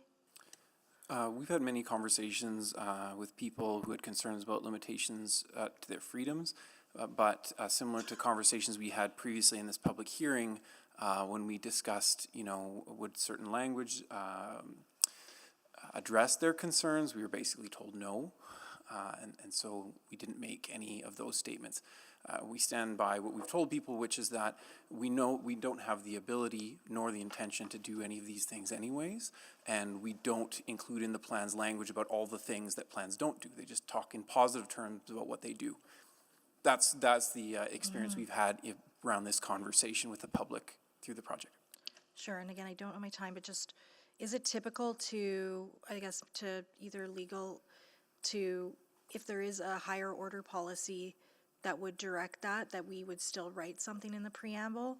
Do you see what I'm saying? Like, It's not typical to see in a land use planning document, if that's kind of where you're headed well, I'm with thinking this. about like the Charter of Rights and Freedom talks about the restriction of movement. Yeah, we don't write the charter into our bylaws. But we also follow usually the don't charter. Yeah. duplicate with other clauses, correct? Not typically. Okay. It has happened, Councillor Rutherford, so I can't say that it It's not- doesn't happen. there is a but it's not- precedence for it. Yes, it's not typical. Okay, that helps answer all my questions. Thank you.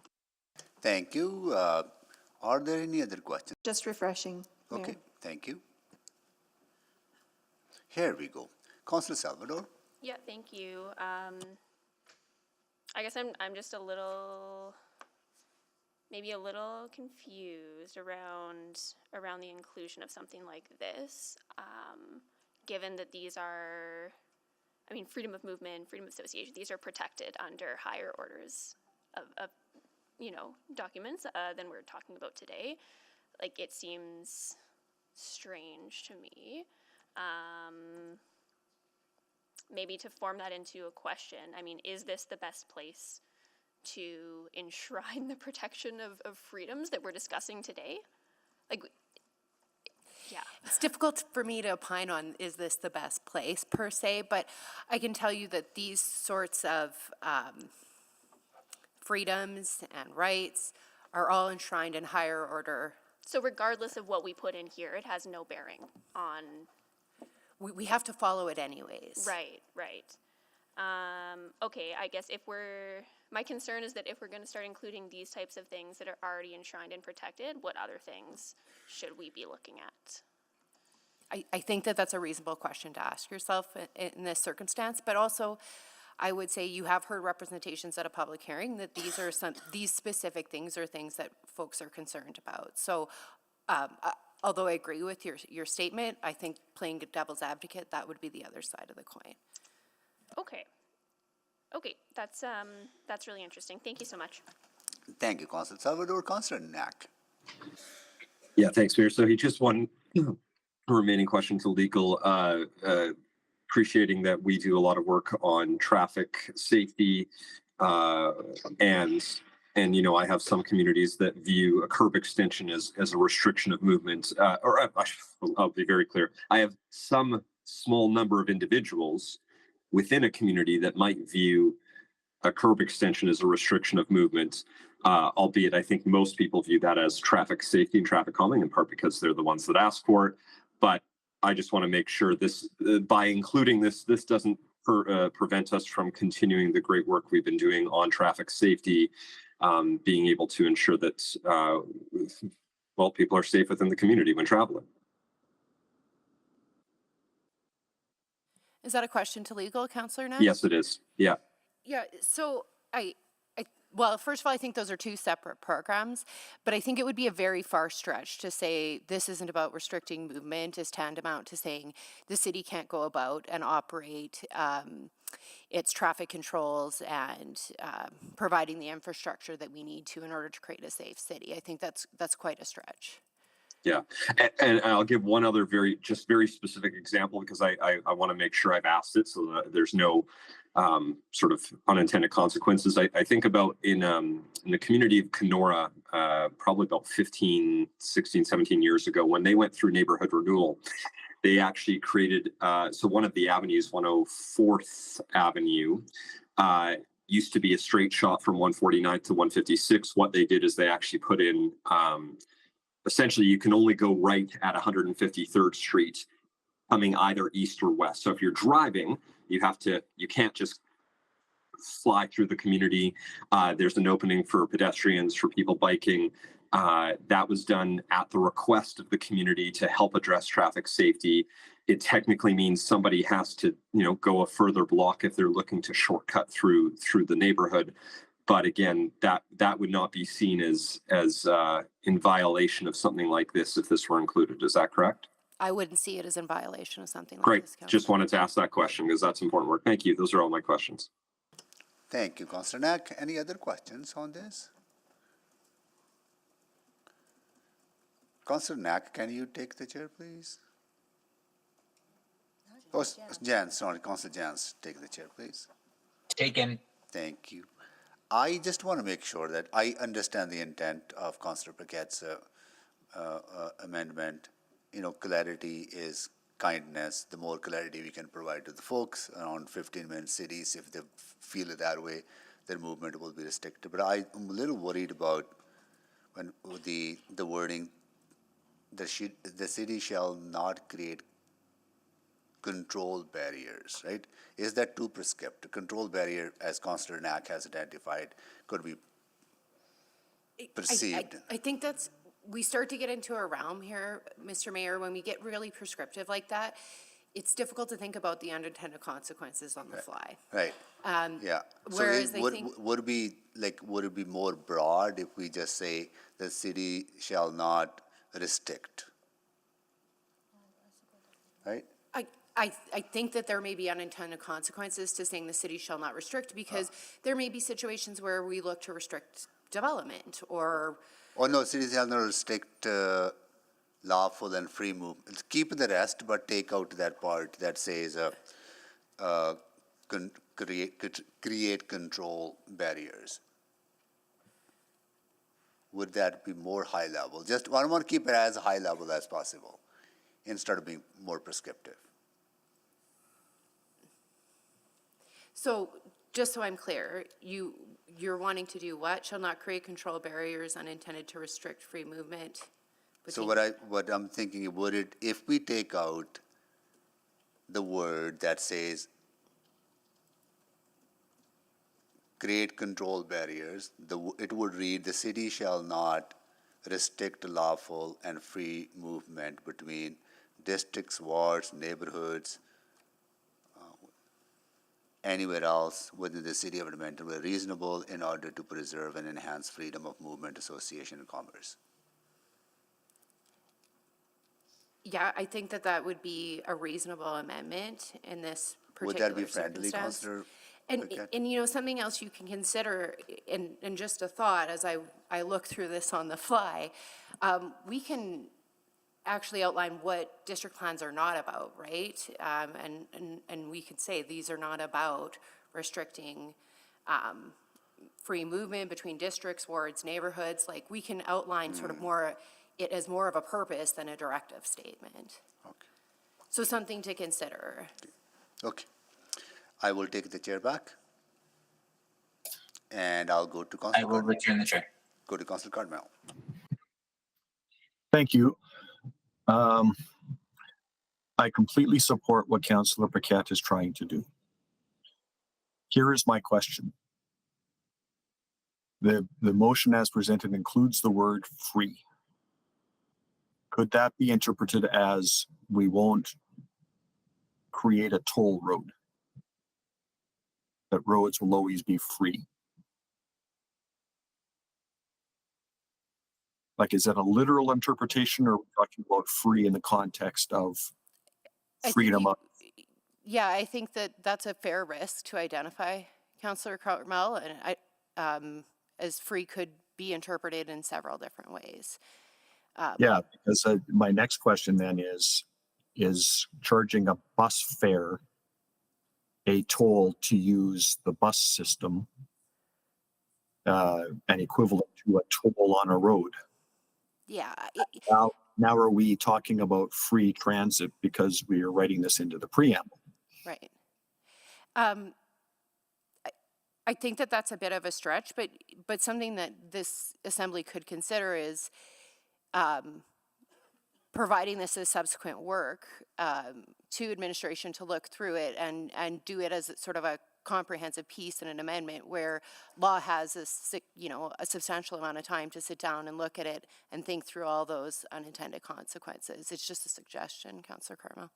Yeah, my intent is not to be critical of Council's intent at all. I completely support it, and we're trying to give reassurance, but I would suggest the whole conversation is a bit of a stretch. So, we're stretching to address extreme stretches. Not sure what the solution is. Thank you. Thank you, Councillor Cardmel. Councillor Paquette, you haven't asked questions on this. Go ahead, please. I haven't, but in the conversation here, I'm wondering if there's a possibility for me to withdraw and restate something that is, that takes into account all the concerns that have been here. Okay, instead of, I think that successive amount of amendments. that seems like the will of the assembly. I'll look on the screen as well. Nobody's raising any objections, so you can restate. So can we get a clarify though what you're restating? Yeah, he will. Councillor Paquette will put that on the floor. Yeah. I say that because I just made a suggestion in the chat. Okay, so let's see what we've got here. And if you need the text, I'll send it right to you right away. Okay. The city shall not restrict movement between districts, wards, neighborhoods, or anywhere else within the city of Edmonton where reasonable, in order to preserve and enhance freedom of movement, association, and commerce as enshrined in the Charter of Rights and Freedoms. And the part that would go ahead of that, and I'll send this to the clerks, the Charter Bylaw 24,000 District Policy Schedule A, Section 1 be amended to add the following at the end of Section 1. So I'll send that text to you right away. Okay. All right. Councillor Rutherford, you. How can I see them? I need to see Yeah. Here we go. Okay, I would like to make an amendment to this motion. Which is, yes, I would like to strike the city shall and change it to the intent of this district policy is. Yep, I'll be friendly. Councillor Paquette? Yep. Would that be friendly? Mm-hmm. You okay with that being friendly, Councillor Rutherford? Okay. So can we change that? Can you read that into the record again, Councillor Rutherford? Yeah, so it would read the city, it would read that the intent of this district policy is not to restrict movement between districts, wards. Okay.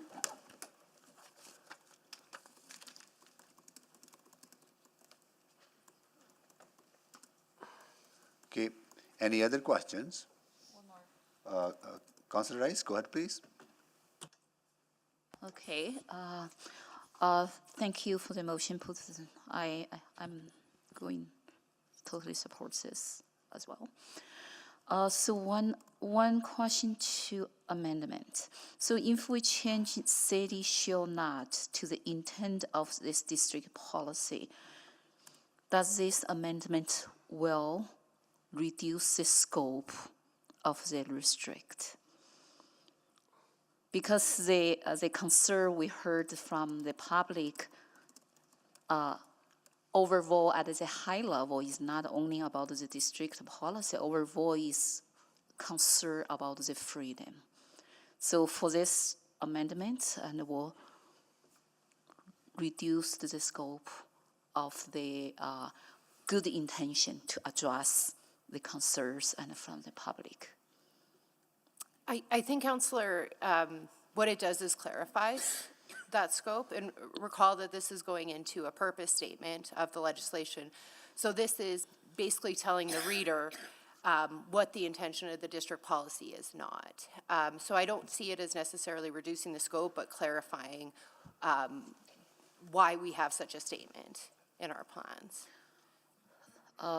Yes, from that perspective, I'm thinking even broader here, and then from public trust perspective, we heard from previous speaker and also from today's speaker, and how we really address that concern, say the public trust to our city, and because the original word in there and Councillor Paquette put there, that is very clear, really certain.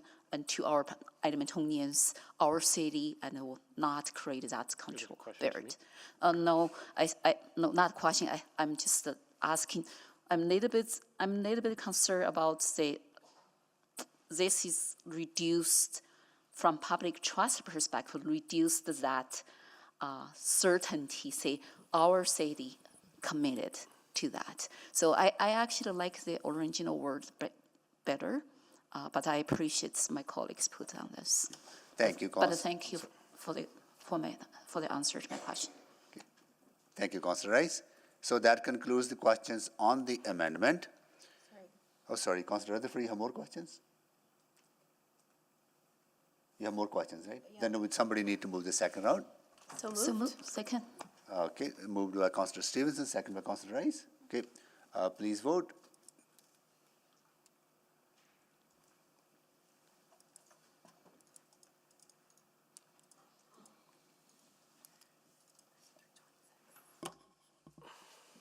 We have all the votes.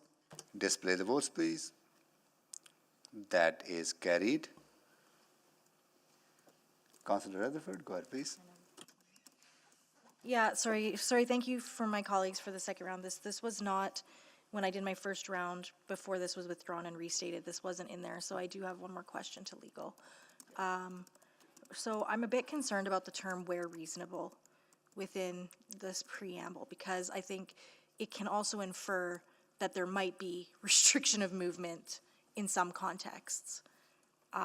Should we not consider maybe striking, does "where reasonable" add anything of value here? I think it does in terms of it adds flexibility in interpreting the policy. And I think with. But interpreting, like if the whole idea of this is to understand that there is no intention to do this, if it allows flexibility, it allows flexibility on both sides of that interpretation.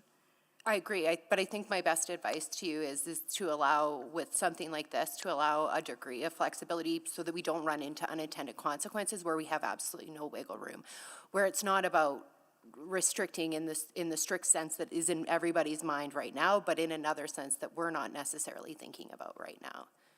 And so if we don't have that flexibility, then we're bound to this document. I just don't think that adds, like, I guess, to the mover, do you think that, based on what I just asked, that like the point is that you wanted to create clarity and clear as kindness, but "where reasonable" can be interpreted by the public as that there is potential opportunity to restrict movement?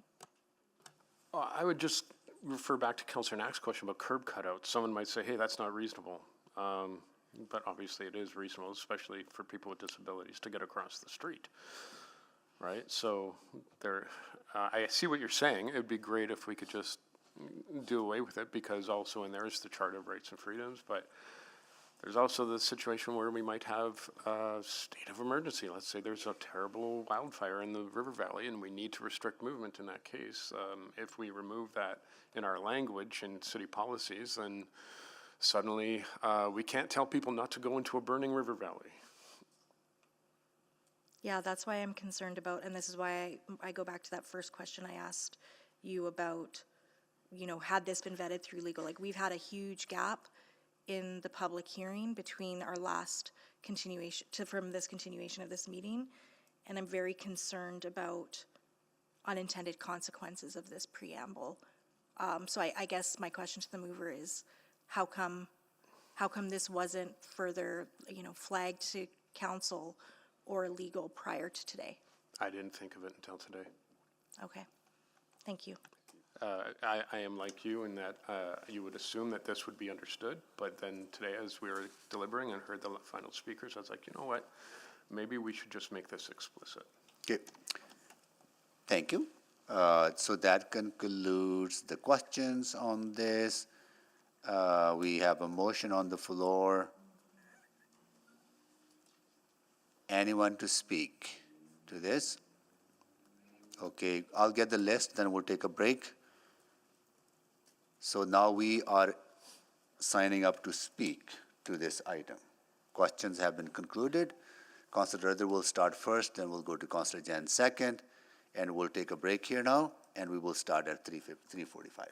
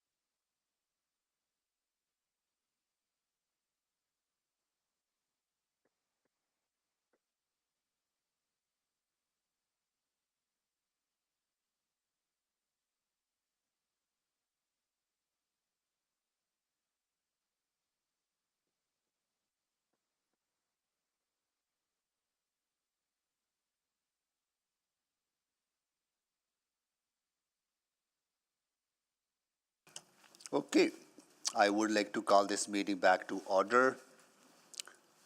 And I'm going to go to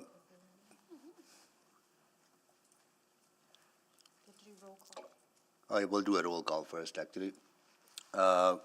Councillor Wright, Good afternoon.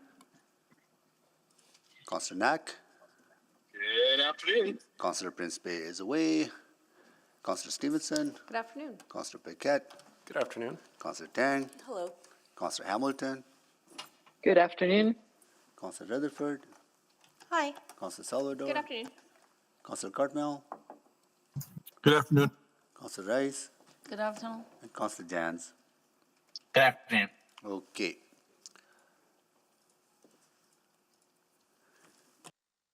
I'm going to go to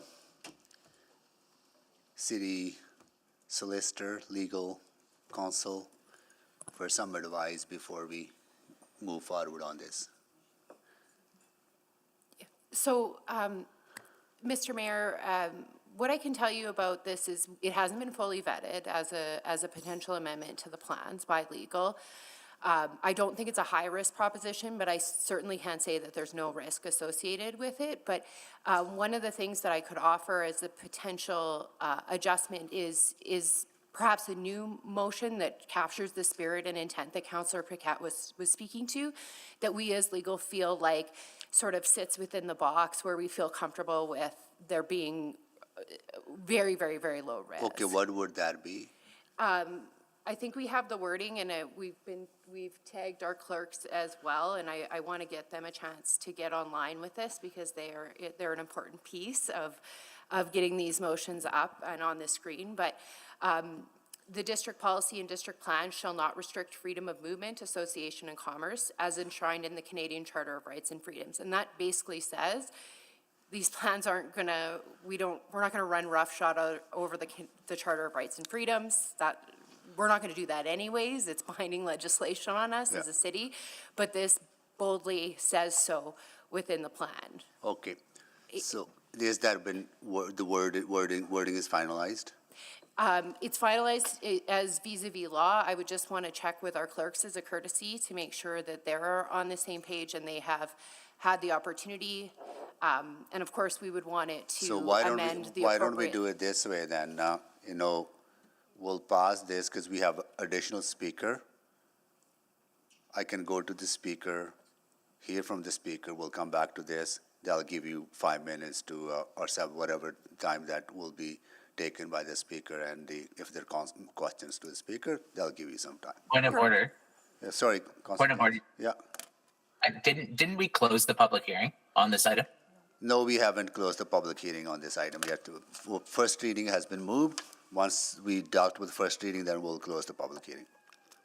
Got it. Thank you. Good.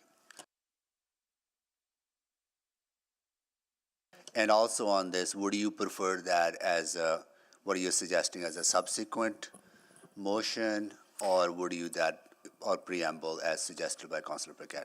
I think as we've drafted it, we are comfortable with it actually being an amendment into the plans now rather than a subsequent. Okay, got it. Okay. All right, I'm going to go to the speaker. We have new speaker, Peter Royeckers, opposed on 3.1. Speaker Royeckers, please go ahead, you have 5 minutes.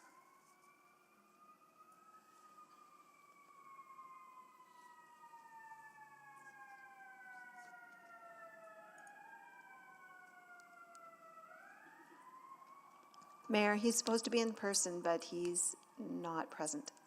Okay, the speaker is not present. Okay, all right.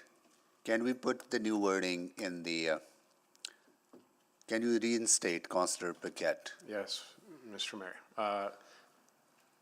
I will withdraw the current wording and restate as was indicated by city legal team, and when it comes on board, I will happily read it into the record. And that is the Charter Bylaw 24000, District Policy Schedule A, Section 1 be amended to add the following at the end of Section 1. The district policy and the district plan shall not restrict freedom of movement, association, and commerce in accordance with the Canadian Charter of Rights and Freedoms. Okay. Any questions on this? Seeing none, now to speak to this. Okay, Councillor Rutherford, please go ahead. Yeah, thank you. I appreciate the rewording because as the previous motion was stated, I was not planning to support it. This is a lot more, I think, less risk.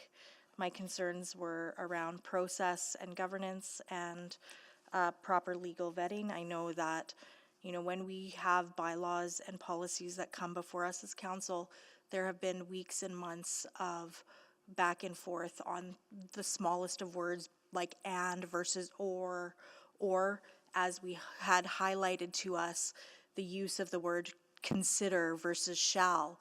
And so I was very worried about on the fly adding something to preamble without any of that kind of vetting to this. I also think that it is giving credence where, you know, I will support this because it really is non-consequential to what what we already have. But I think that the key thing here is that there is a Canadian Charter of Rights and Freedom, and no municipality in Canada can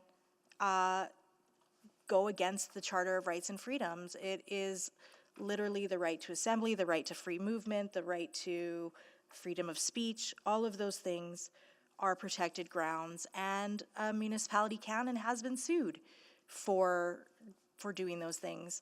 So I think it's disappointing that we're here today, that we even have to put this in this document, quite frankly. It shows an erosion of trust in our democracy as a whole, I think, and that's really sad. I think that's sad times that we're in. But if it's clear and it's kind and it helps people to understand that that was never something we can, would, or should, or planned to do, so be it. Thank you. Thank you, Councillor Rutherford. Councillor Paquette to close. Yeah, thank you. And, you know, I agree with my colleague in that it's disappointing that this has to be in there. But I do feel that it's important because part of trusting governance comes with being open and being explicit and ensuring that intentions are clear. And unfortunately, outside of this body, you know, we know that nationally and internationally there has been discussion around these things, and that's not going away anytime soon. And so the more we can show our work and be very, very clear with our work, the better.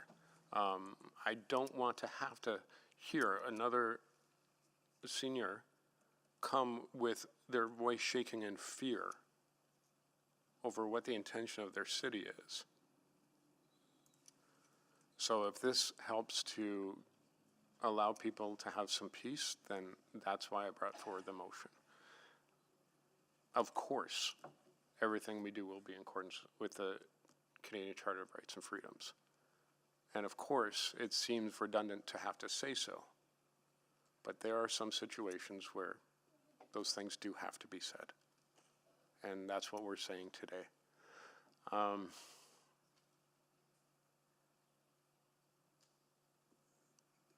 Mr. Mayor,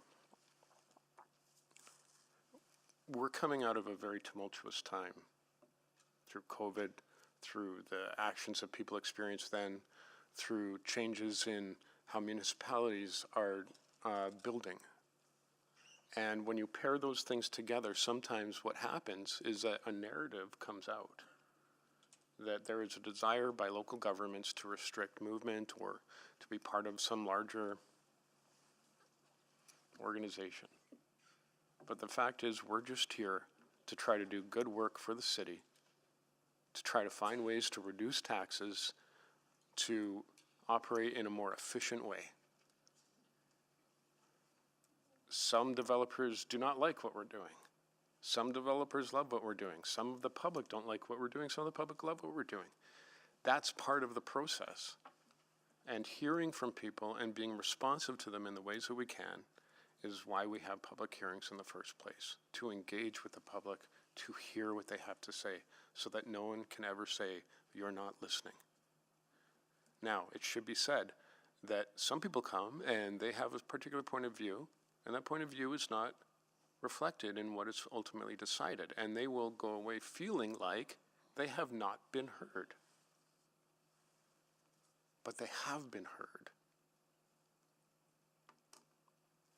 Just sometimes things don't go our way. There are some decisions that have been made by this body that at some point each of us individually have absolutely disagreed with. But that is the process. And on the mean, we hope to create a better city, not just for today, but for those who come after. And if these small steps of leadership help along the way, I think we should take them. Thank you. Thank you. Councillor Picard, please vote.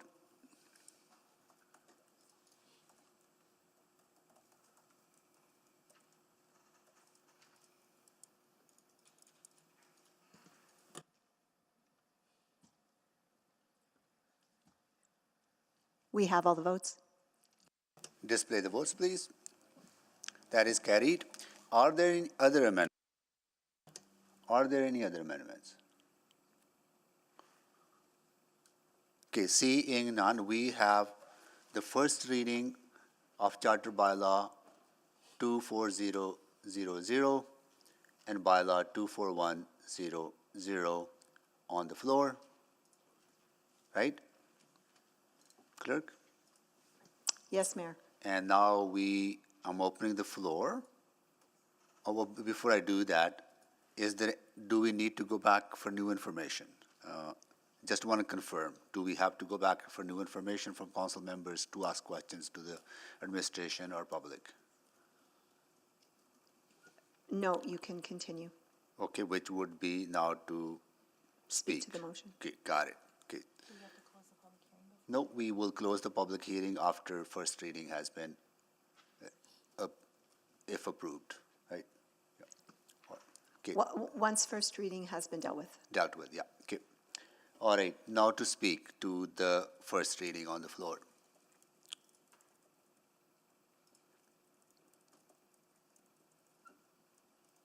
Anyone to speak?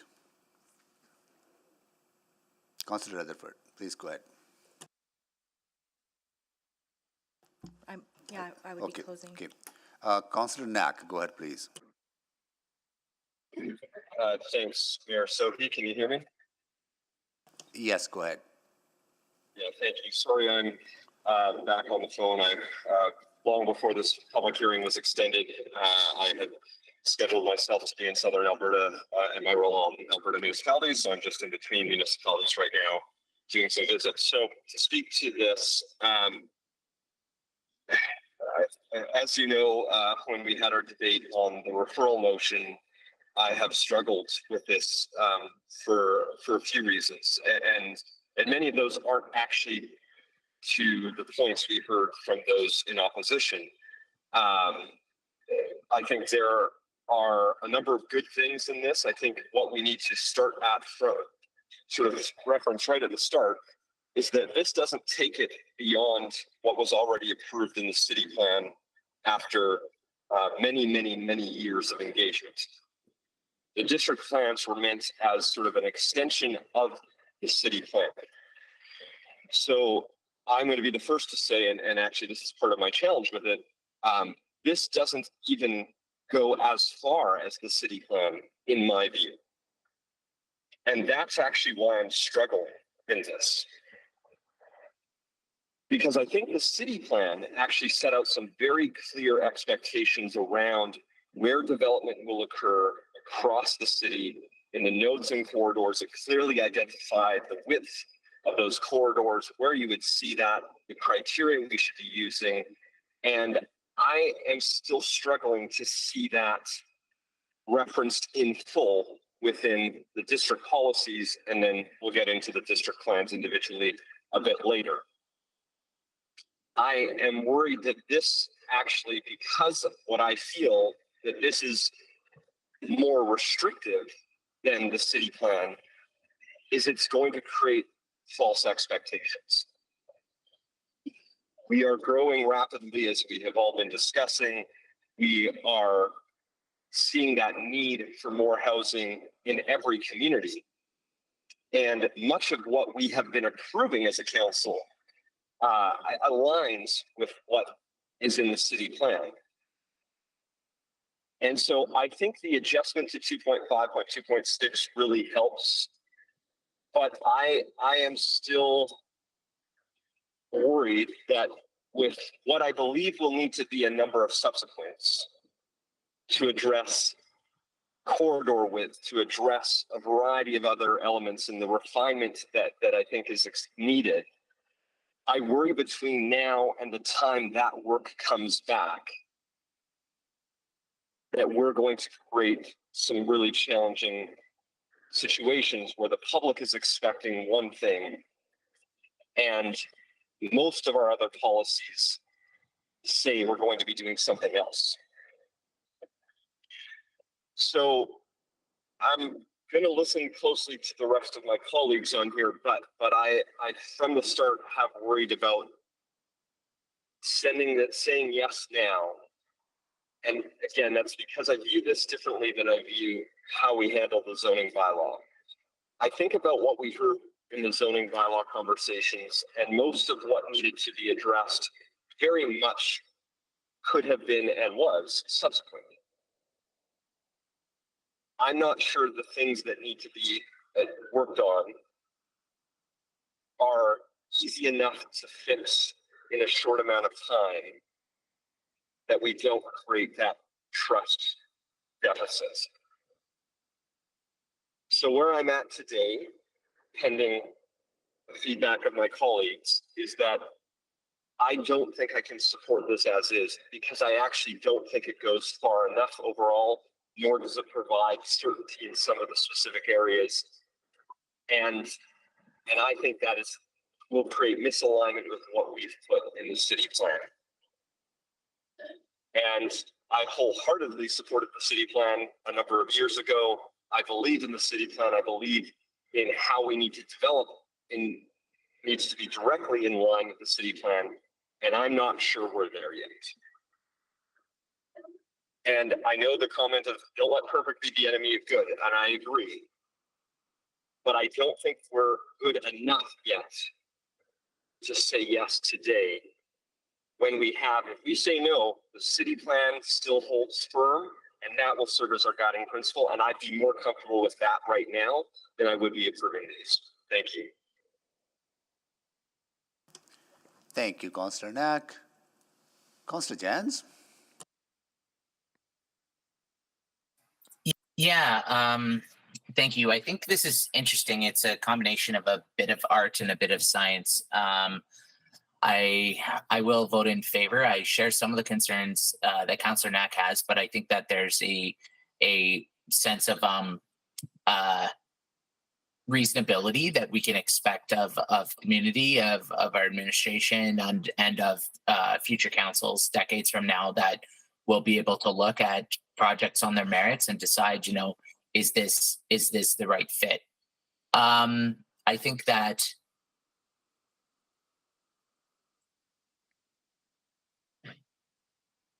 I've been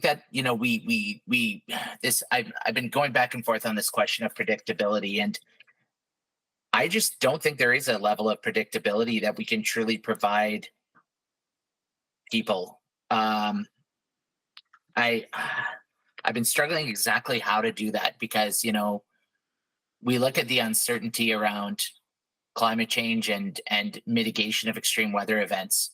We look at what's happening with Calgary with their water mains. We look at, in my ward, we've seen some fires in apartment buildings or in old buildings that are going to lead to change. I think the only constant, the only assurance that we can give someone is that if you live in the city, you're going to be a part of change and a part of growth and a part of renewal. And that is the constant. So what is it? Death, taxes, and change, I guess. Death, taxes, and renewal. As infrastructure crumbles, infrastructure gets renewed. So I think there's a lot to be a lot to be appreciated in these documents, but I think there's also some gaps and challenges that are going to be challenges going forward that we're going to need to figure out. No one district plan can solve all of the city's problems all at once. There's a multi-layered jurisdictional chess game that we have to figure out here on some of these pieces related to green energy standards or how we demand more of industry, of government, and of ourselves. So I think there's many of the speakers highlighted some areas that I just was, quietly shouting, yes, I agree. I wish that the laws were written in a way that the municipalities had the jurisdiction to do those sorts of things. So we'll keep pushing on building code. We'll keep pushing on our provincial government. We'll keep pushing on our federal government and also on industry, and continuing to make sure that we see development everywhere that we can all be proud of. But as far as we can go right now with these documents, right at this moment, I'm prepared to support them, knowing that these are living documents and there continues to be amendments and changes and work in progress. And just to be very, very clear, I've been going back and forth with the Garneau Community League and some of the other representatives about how do we figure out this question of more family-friendly housing and more 3-bedroom units. And we can indicate certain things in the plan, and we can indicate certain things in intention, but making sure that we can actually get those 3-bedroom units built. They're no good if they're on paper. We need them to be, have windows and doors so that families can actually live in them. So getting to that point that we can get them up and running. And I'll be looking to some of this priority growth area and some of these other investments to really lean into some of those not as market desirable, but not as they're very desirable, but maybe not as market feasible projects. So those are some of the pieces that I'd like to learn more on. But overall, appreciate now than the initial drafts I saw and the initial conversations I saw. So, but just again with Councillor Knack, I think we have an outstanding city plan. I think we have some very strong zoning bylaws, and we'll just continue editing, changing, tweaking, and amending as we go. Thank you. Thank you, Councillor Jans. Councillor Salvador. Oh, thank you. Yeah, really appreciate the conversation, and I think at this point, we've talked about a lot of things throughout this hearing and heard a variety of perspectives. I really appreciate all the participation from speakers and city staff who have supported this dialogue. And while not perfect, the district plans in front of us mark a significant improvement over our previous planning landscape. And I root myself in the reality that no plan is perfect, but it's important to recognize the enhancements that this plan brings in terms of predictability, readability, as well as the speed and efficiency of our planning process. When I compare these plans to the old plans that have been in place in Edmonton for years, I am convinced that this modernization represents a better direction for us. Now, I did go back and forth between whether to approve the plan, refer, or even between making amendments or subsequents.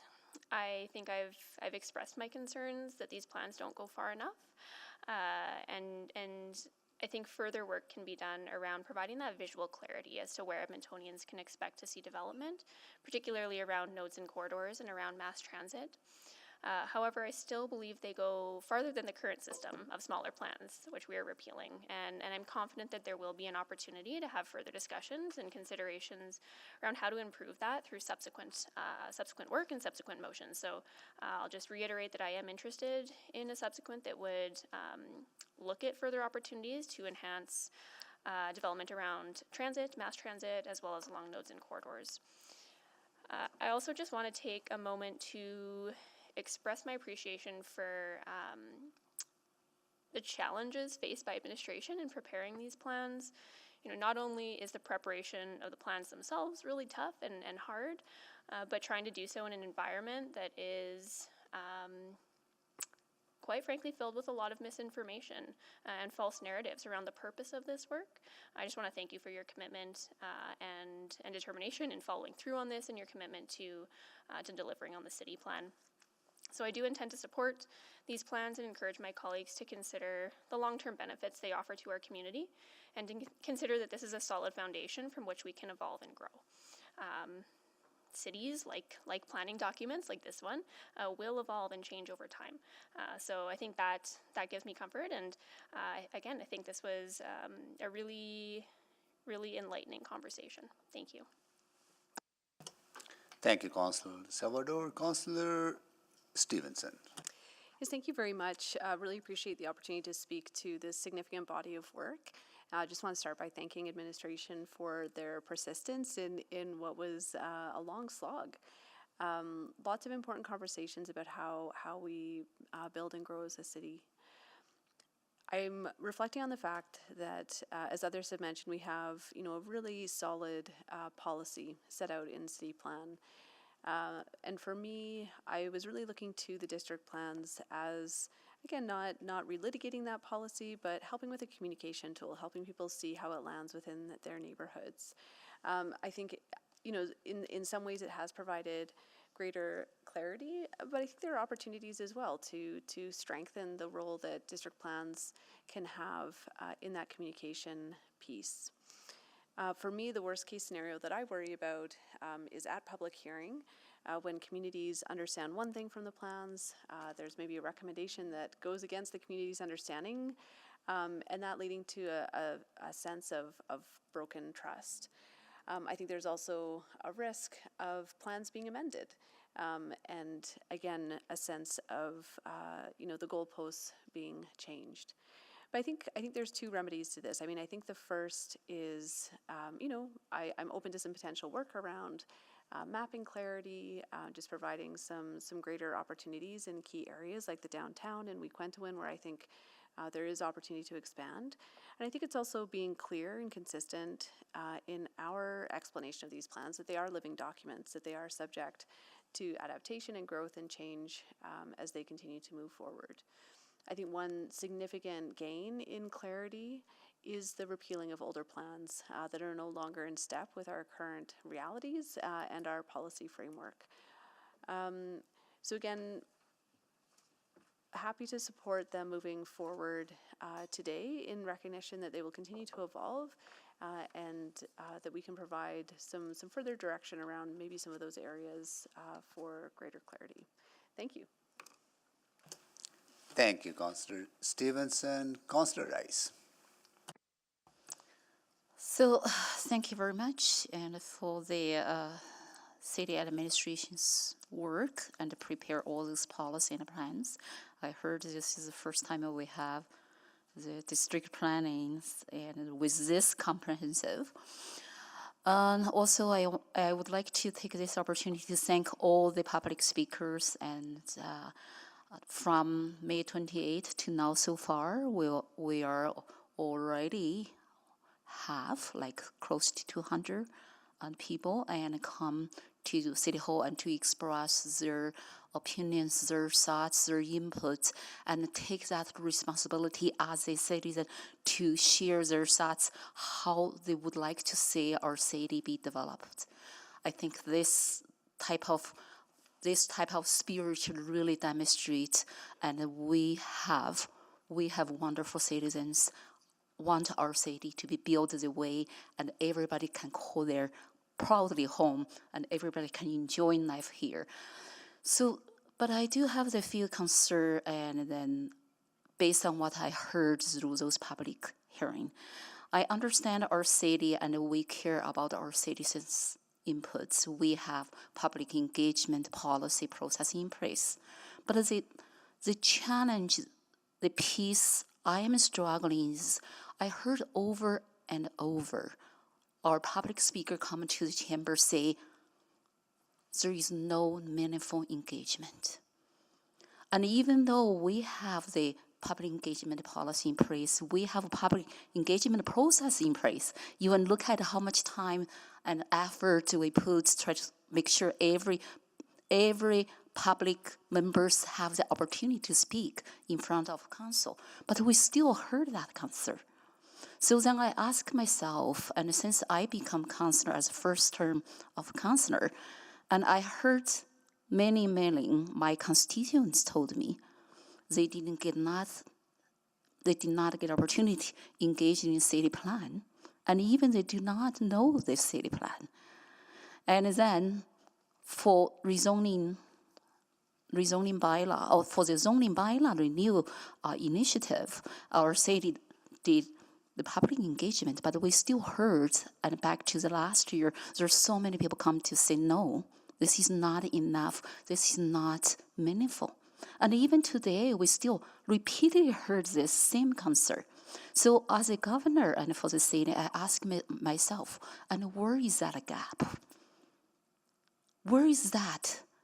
And how we can fill that gap and to do the better job, because everyone, including my colleagues here, we have that willingness to do the better job, to build that public trust. We are not just ignore your voice.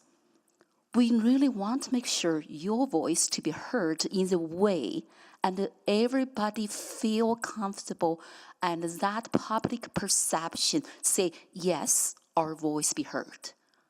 But it seems this is not there yet. So I don't know why. I don't have answer for that piece. But I am really urging myself, try to find that answer for this piece. So specifically, and then regarding those policy and plans, I heard many concern in terms of 2.5, 2.6, and the last time and on May 30th, and Councillor Principal and myself, and then we supported to refer back to address some concerns we heard, and also we put some amendment to delete the certain sections, and based on what we heard, but those motions was not successful. And so, but I still thinking, yes, our city needs development because we are going to support our city grow to 2 million people. But how we can ensure that the development will bring everyone along with, and it will bring majority of our Edmontonians to support it, and say this is the direction our city want to go. This is the city we want to stay, and we already stayed many years. We want to continue to live here. So I try to looking for that vision, but it seems right now I cannot see that vision strongly from public. So as a representative, I think my vote should be informed and by the people I represent, and also should be informed by the public. So with that said, I will not support this. Thank you. Thank you, Councillor Rice. Councillor Paquette, go ahead, please. Oh, thank you, Mr. Mayor. First, I want to thank administration and clerks and staff for all the hard work. This is a huge body of work, and the process of public hearing has been long and handled expertly, and so thank you to all. I also want to thank the public for coming out to speak and sharing their perspectives and being engaged. It's really excellent to see, actually. It's heartening. You know, we spend so much money on advertising and you know, getting people out and holding events, and you know, in fact, we've won awards for our engagement, but we're always really struggling to get people interested in things like district plans, and so this is really nice to see. And Mr. Mayor, I want to thank our my council colleagues because, frankly, there have been some pretty harsh things said toward council during this process. And hey, we're in the game to be criticized. That's no problem. But at the end of the day, people go home to their families. They go home to their kids. They go home to their loved ones, and they carry that with them. And it's not always easy. You know, you can have a thick skin, but that doesn't mean that sometimes the arrows don't stick. And family watches that. They see it. The neighbors see it. They talk about it. At least in my neighborhood. I got a nice cul-de-sac. We have good talks. We don't always agree, but we have great talks. And Mr. Mayor, I want to thank you specifically for your leadership in this process. Again, not always easy, but you You show an even hand, a steady hand, and you let all voices be heard, and that is not unnoticed. So when it comes specifically to the district plans, I am in full support. And the reason I'm in full support is because this is a body of work that is not sudden. It's been happening for years. It's a continuation of the city plan, and the next stages of planning will be an offshoot of this. This is a continuum. And this decision just happens to be a snapshot in time. Now, if we want to see some pullbacks, if we want to see some things go forward more quickly or more broadly, that is the iterative work that we do after this vote.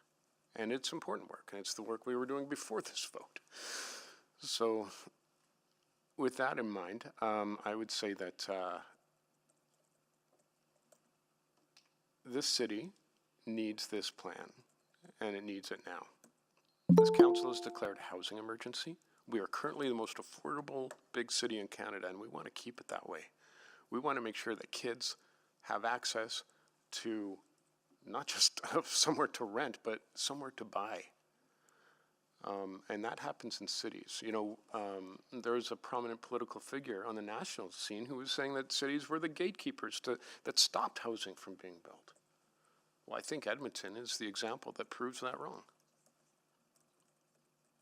We are leading the way, and I'm proud of our administration and our council and the people in our city for that. So thank you, Mr. Mayor. Thank you, Councillor Paquette. Councillor Jans, can you take the chair, please?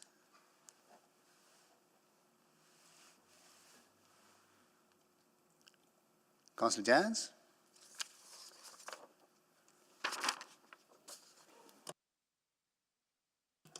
Okay. Councillor Sorry, Cardinal? I'm here. Oh, there you are. I have the chair. Okay, thank you. Yeah, sorry, couldn't click in. No worries. First of all, I also want to reiterate my appreciation to administration for working on this plan as well as the zoning regulation and other work. This is a long, drawn-out process. So 5-6 years of engagement, and appreciate that. It's not easy work, but it's very important work, and you've been leading that work. I just wanted you to know that that we appreciate their work. I also want to thank members of the public. We had 196 speakers listed, members of the public who made their presentations to us on both sides of the debate. That kind of democratic participation is only available at a local level. I have not seen that ability of public to engage directly with their elected officials in this kind of setting where decisions are made and governance is being conducted at a provincial level or a federal level. This is available at local level, and I hope that will help restore some of the trust or some of the concerns that members of the public have about their institutions. And this process will continue to be available for anyone to engage with the council.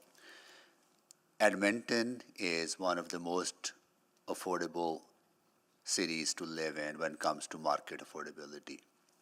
And we need to retain that advantage. And our administration, this council, through the overhauling and modernizing of our zoning bylaw regulations, has created that ability for diverse housing as well as more choices in various neighborhoods. Whether it's priority growth areas, whether it's supporting more density around transit-oriented development, whether it's accelerating the development of surplus school sites or other city-owned lands, whether it's streamlining permitting. We are known throughout North America for reducing red tape and making it easy for people to build housing in our city. We're also prioritizing affordable housing in our city. We got to do more, but I think we are on the right track to do so. 2,341 affordable housing units built since 2021. 700 of them 700 plus people housed in the last 6 months who have been struggling on our streets, and other investments. Close to more than 40,000 new housing starts since 2021. These are pretty impressive numbers, and they only happen because of their ability to remove barriers to housing growth and housing choices. So this, what we are talking about today, is part of that journey. No plan is perfect plan. City building is an ongoing process. So is how we grow in our neighborhoods, an ongoing process. We will continue to build on successes, continue to build on previous decisions. So look forward to what will come out of the subsequent motions if this passes. I will really encourage my council colleagues to support this. This is very important work, and this will honor the commitment that we have made to Edmontonians to ensure that everyone in Edmonton has a place to call home, whether they're renters, whether they live in duplex, whether they live in fourplex, whether they live in a single-family home, whether they live in high-rise, wherever people choose to live, we need to create that choice. When choice exists, it also allows people with different, economic and social backgrounds to afford a place to call home, right? So I think it's very, very important that way. So I will really encourage my colleagues to support this, and we will continue to work with communities to bring them along. Finally, I want to say that there has been a lot of engagement on this. We cannot satisfy everyone, but many people have been engaged through city plan, through this plan, and we need to honor their work as well. We need to honor that engagement as well. So with that, I will take the chair back, and I'll go to... Return the chair. And go to Councilor Rutherford to close. Yeah, lots to say. I think I'll focus, I had lots of things on housing, but I'm going to focus on the things that maybe haven't been said by my colleagues thus far. I hear the term meaningful engagement, and I actually have a huge pet peeve with the term engagement within the city of Edmonton, because it's actually not engagement, it's public participation through IAP 2. Yet we call it engagement, and there's actually a very distinct difference between engagement and public participation. And I think they're getting convoluted. And I think that's a bigger conversation that we need to have about that wording and that language. But for today, I think it's important to recognize that the public participation on this was sound. We identified level of influence. This is not something that is a massive change. I think one of the things I heard from speakers in the previous rounds of panels was how, this is such a drastic change, but actually this is simply a refinement and consolidation, thank you, of already existing plans and policies, and then repealing ones that no longer serve the purpose that we want as a city. And why is this important? Because we need to streamline our efficiency. And so the speed of cross-referencing multiple NSPs, ASPs, documents, and if there's conflict or not conflict, it does slow down our process. But also, it does provide that clarity to the public about where we're going. I know that as a member of the public, I wouldn't have the time to cross-reference probably, 4 or 5 documents to find out what's allowed or not allowed in an area beside mine, but I might be able to read the Northwest District Plan or the Central District Plan. So I think it does help that. But I think the one analogy that I really want to leave people with, the visual, is that this is like a new operating system. We still have the same hardware, but we're adding new software. And with that new software over time, we can do updates. And I think that's the intent. But if we said no today to this software, this new software, and going forward with this new software, this new program, this new way of thinking about our planning, I think we really do ourselves a disservice. We actually continue that broken trust with the public, because I think about there was a really this was before my time, but there was a really contentious mid-block apartment building in Inglewood that was on 123rd Street. And the community was so upset because it did not align with the West Ingle ARP. It did not, because the West Ingle said you only go one house deep on arterials. And that broke public trust. That significantly broke public trust. This is very clear and very telling to everybody. Now, we might not all like it. We might not like the answers, but as to Councillor Paquette's point on the previous motions and amendment, is that clear is kind. And so even if somebody might not be happy that there's potential for a mid-rise to go beside them, at least they now know and understand that that is a potential, rather than feeling like they're being blindsided by it. I'm just going to see if there's anything else. So I would really encourage, similar to Mayor Sohi and my other colleagues, for folks to support this. The last thing I'll say is I think 2.5.2.6 was brought up a lot, but I actually think it's helpful in addressing some of those, how we understand that planning is not stagnant but constantly dynamic, and it creates what we call a loose tight fit. It allows us to have some guardrails around where we will densify in an orderly fashion, but not so rigid that anything that deviates from that can't be contemplated. So I think the administration did a brilliant job on this. I was very much starting this process, not sure if I was going to support referral, vote no to this, support it, but through the process and the engagement and the questions asked and answered, it became clear to me that this is the right thing for right now, understanding that we can continue to improve upon this new software system. Thank you, Councillor Rutherford. So please vote on the first reading. In favor. Yes. Thank you, Councillor Cartmel. Thank you, Councillor Jans. We're just loading the vote. Oh, sorry.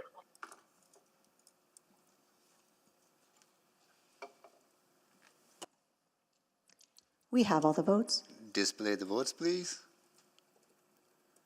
That is carried. Can someone move to close the public hearing on, Councillor Rutherford, you want to do that, 3.1, 3.2? Sure, I will move that we close the public hearing on 3.1 and 3.2. Okay, need a seconder, Councillor Wright? Please vote.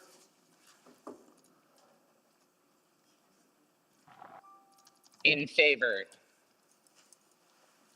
Thank you, Councillor Jans. Yes. Thank you, Councillor Cartmel. We have all the votes. Display the votes, please. That is carried. And then I can move second reading Yep. of Second reading. 3.1 and 3.2. Second. Yeah. Yeah. Second reading. So please vote for the second reading. In favor. Thank you, Councillor Jans. Yes. Thank you, Councillor Cartmel. We have all the votes. Display the votes, please. That is carried. So from here, these bylaws will go to EMRB. And if EMRB okays these, then they'll come back to this council for third reading. That's correct. Okay, good. All right, and so we are now gonna, so we've done 3.1, 3.2. Next one is 3.3, Charter Bylaw 24004. Are there any remaining public speakers on that item? We have a new speaker, registered Mayor Sohi, Dennis Thomas, remote, NSRVCS. Dennis Thomas? Yes, I'm here. Thank you, Mr. Mayor. Just hold on, just give me 1 second. Okay, Just sure. Only one person, right? Yes, Mayor Sohi, as a new speaker. We also have some speakers that, Can you, if you have the, can you give me the list of remaining speakers on this so I can actually go Certainly. through the list?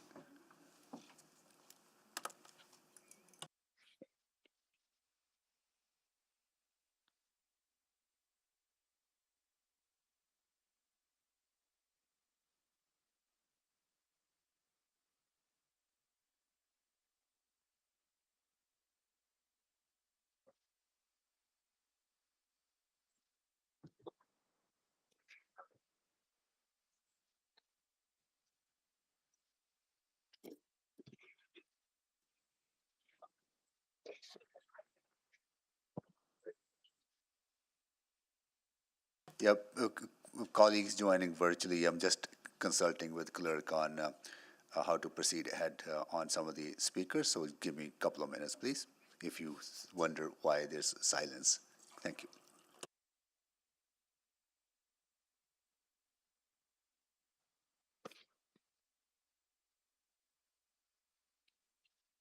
Okay, so we had number of speakers who were listed to speak on items from 3.3 to 3.34 that we have not heard from.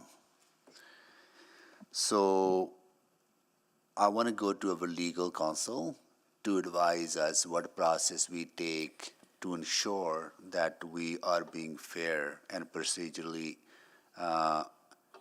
right in pursuing pursuing further on this conversation. So if there were some speakers who had signed up but didn't show up in our May and early June public hearing, out of an abundance of caution, Mr. Mayor, you can call for those speakers as well after you hear from this new speaker. It would be a very cautious approach. I think, they've been called for multiple times at this point. Okay. But to be absolutely abundantly cautious, you could call them one more time. We'll do that then. Okay. So, but before I go to Dennis Thomas on 3.3, I will actually take this opportunity to call the names now on all of those. You could do that because then you could put them on panels if people were here. We will repeat them as well if would need be.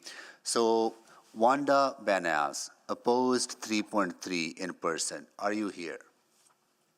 Okay, please stay there. Not yet. I just want to make sure that you are here. I'll come to you when we come to 3.3. Stacy Bula, opposed to 3.17 and 3.18, joining remotely. Stacy Bula, no.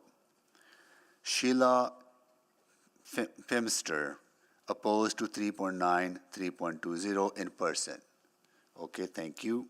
Sheila is here. Stacy Bula, opposed to 3.19 and 3.20, joining remotely. No. Eric Estrada, opposed to 3.26, 3.27 in person or remotely. No.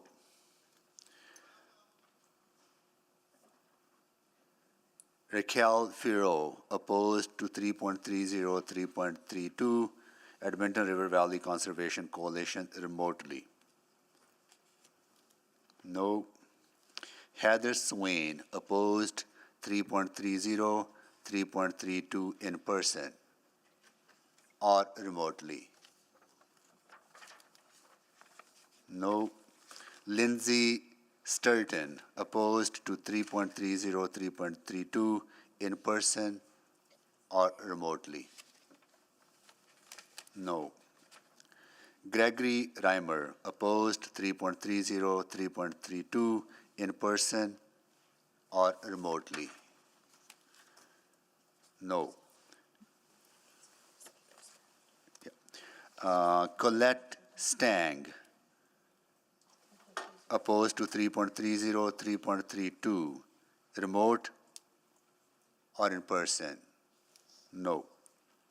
Jacob DeWong, opposed to 3.33 and 3.34, remotely or in person? Hi, I'm actually here. You are there, thank you. Suzanne Leviel. Not, are you speaking on 3.33 and 3.34? Okay, yeah. Just want to check that people that I registered to speak are here.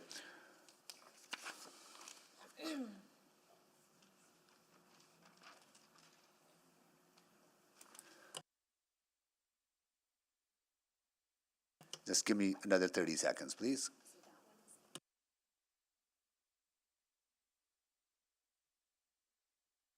Read their name. Okay. And then we have new speakers registered on items 3.33 to 3.334. I will read their names into record. Dennis Thomas opposed on 3.3. Dennis Thomas opposed on 3.4. Dennis Thomas opposed on 3.3, 3.8. Dennis Thomas opposed on 3.9 and 3.10. Bill Haynes opposed on 3.11. You're here? Thank you. Terry Metz opposed on 3.11. Terry Metz. No. NG Bro opposed on 3.12, 3.14 in person. Thank you. Rhonda Lupaschuk opposed on 3.12, 3.14 in person. Rhoda, sorry about that. Leslie Fuvel opposed 3.12, 3.14 in person. Thank you. Dennis Thomas joining remotely opposed 3.12, 3.14. Dennis is here. Louis Hyatt opposed 3.15, 3.16 remotely or in person. Louis Hyatt. You're Here. there. Thank you. Rhonda Bartz opposed 3.17, 3.18 in person. Thank you. Suzanne Livell opposed 3.17 and 3.18. Okay. So Suzanne, you're scheduled to speak, you're registered to speak on 3.17 and 3.18 as well as on 3.33 and 3.34, right? Okay, thank you so much. Okay, now everyone names have been read into the record. We will go to folks speaking on 3.3. Dennis Thomas, please go ahead. You have 5 minutes to make your presentation. Thank you, Mr. Mayor, members of council. My name has been mentioned a number of times with respect to a number of items. I'm only going to speak once because what I'm speaking to are proposed amendments that run through a number of maps that are found in different forms, but maps 3, 4, and 5 in all of the district plans which abut the North Saskatchewan River Valley and Ravine system. I'm appearing as a board member of the North Saskatchewan River Valley Conservation Society. We are not opposed to the district plans as such. All we had to put down, we were opposed so we could seek some amendments, and these are rather technical amendments to the maps which I just referred to. In that regard, I had sent an email at 3:28 p.m. on June 24th, yesterday, to address to Councillor Wright, but copied to all of you and to the clerk with a proposed amending resolution.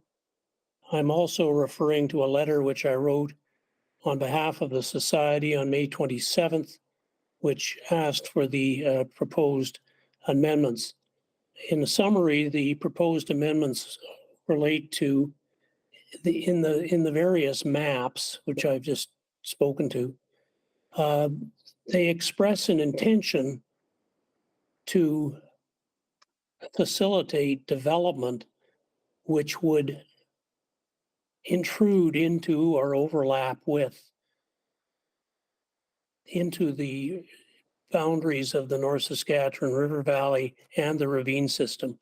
All we're asking is that those expressions of intent, through various color codes and that sort of thing, that those expressions of intent to develop be deleted.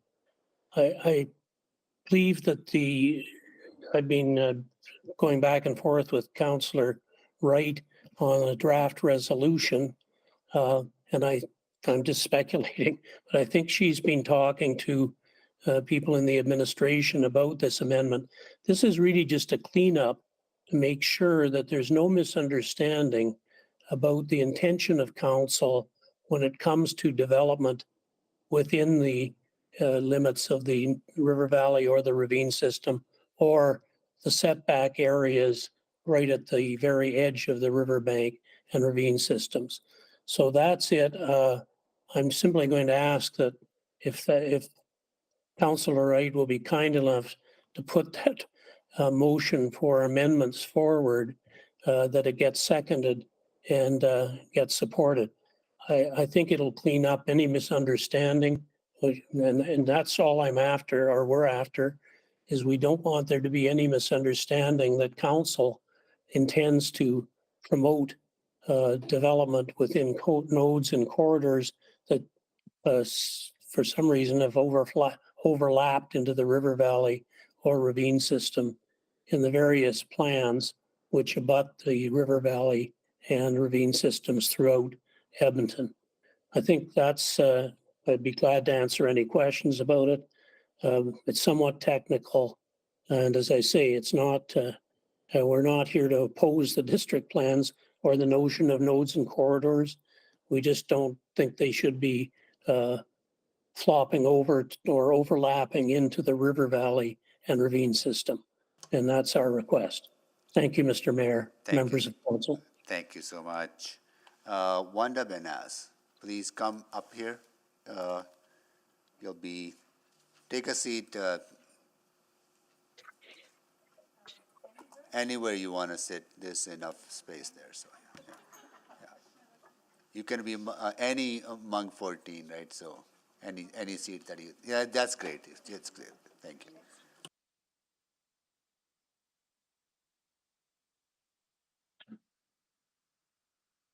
Please go ahead.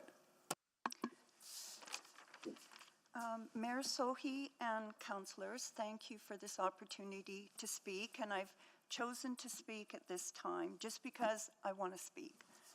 And it's come to my attention that I keep hearing that the mayor and council must support the proposed city plans because that's the proposed district plans because that's the direction of the city plan. But the city and district plan is not a constitution. It's voluntary and was adopted and approved by council and can be changed or deleted by council. Nothing binds the people of Edmonton to this plan except by council, and this is not a democratic process. You represent us, and 2/3 of Edmonton say no. So what is your excuse for not respecting the people who pay you? And what is your excuse for already constructing the city to finalize the city plan? It's going on outside. You are having these hearings to hear our voice, yet the execution of district plan, city plan is in progress as we speak. Is this being honest, sitting and pretending this all matters and would change the course of city and district plans? Rest assured, after next election, people sitting in those chairs will be the ones to dismantle district and city plan as much as possible. If that's how they campaign, they will be elected. And I just wanted to add, I've listened to all of this conversation on freedom of movement and that it's not restricted in Edmonton, but we didn't talk about the mode of movement. Will that be restricted? Can we go everywhere as long as we're not driving or walking? Or will areas be mode restricted where you will not be able to take certain means of transportation there? That was not discussed either. So once again, where's the public trust? I don't have any. So there's nothing more I can say. Everybody who has come before me has spoken very well. And I know everyone who will come behind me will again try to appeal to you people. I mean, if we get a federal government that has sensible immigration, we won't be in this mess. And if we didn't have a government that's doing this, we wouldn't be in this mess. So we've just got on board the train with the other levels of government instead of like Quebec saying, we want to control our immigration, make sure we have accommodation, make sure we have jobs for these people, not just dump them. So we can all cross our fingers and we can hope that the upcoming election will bring us greater security and freedom. Thank you very much for your time. Amen. Okay, thank you so much for joining us. Any questions to Dennis? No, just let me see if there anyone else on 3.3. Only had 2 speakers on 3.3. Yeah. Any questions, colleagues? Councillor Wright, go ahead, please. Mr. Thomas, I'm just wondering if you're okay with how the motion might be worded? Yeah, no, sorry, Councilor Wright, I just saw your email and a draft motion, and it's perfect. It's, that'll solve all the issues that we're raising. Okay, well, If it's, assuming it's moved and seconded and passed, it's perfect. okay, we'll send kudos over to our administration for helping to refine that. And I think it is just to make sure that, just sort of adding that sort of extra layer of comfort, right, that our natural areas, our river valleys are being protected, correct? That's correct. Maybe I should just, my background is as a lawyer and a judge, and I'm used to interpreting laws. And as I say, it was a real concern that the district plan bylaws, that is in the maps as they're currently structured, the expression of an intention to develop that went over into the river valley and ravine system caused me concern. And, once that's removed, I think it's clear what council's intention is in respect to the nodes and corridors, that they are quite appropriate outside of the limits of the river valley and ravine system. Okay, perfect. Okay, thank you very much then. I'll present that when the time is right. Okay, thank you. And thank you for bringing it forward. Okay, no problem. Thank you, Councillor Wright. This concludes the questions to panelists from council members. At this time, I'll ask if council members have any questions to administration on this. There are? Okay, so there are. What I'm going to do then, before we go, no, that's okay. Before we go to questions from council members, please be patient with me. I got a few other names that I need to read into the record or check if they're here. Sheila Pimster, opposed to 3.24 and 3.25. Are you opposed to both or just on 3.317 or 3.38? Which one are you opposed to, Sheila? All of them? So you want to speak twice to both of them? Okay, got it. Dennis Thomas, opposed to 3.26, 3.27, but you have stated that you only wanted to speak once, right? That is correct, Mr. Mayor. You can strike me off for all of the rest of them. Got it. Thank you so much. Peter Ruecker, opposed to 3.26, 3.27, remotely or in person? No. Shauna Finley, opposed to 3.30, 3.32, Old Gunneroar Conservation Association, remotely or in person? No. Abdul Abbasi, in favor, 3.33, 3.34, University of Alberta Students Association, remote or in person? No. Sheila Pimster, opposed to 3.33 and 3.34. Thank you. In person. Anjali Varghese, opposed to 3.33, 3.34, Garno Community League, remotely or in person?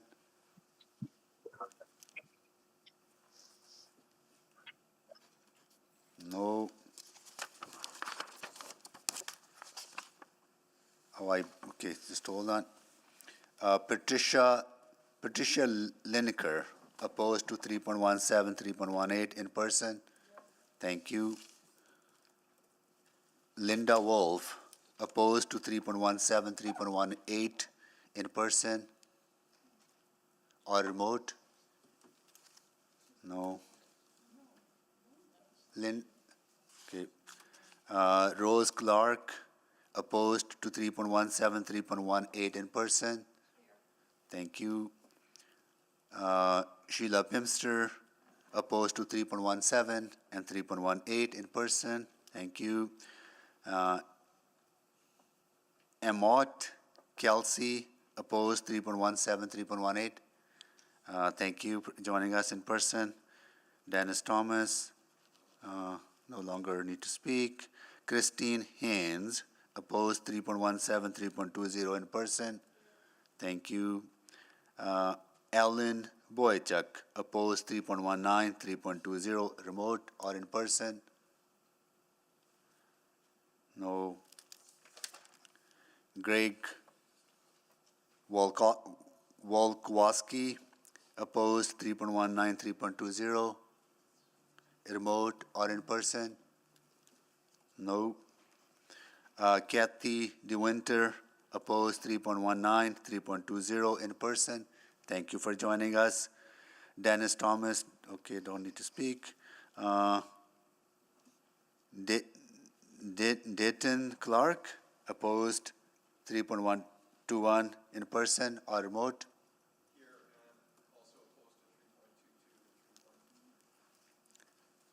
So you're opposed to 3.21 and 3.22,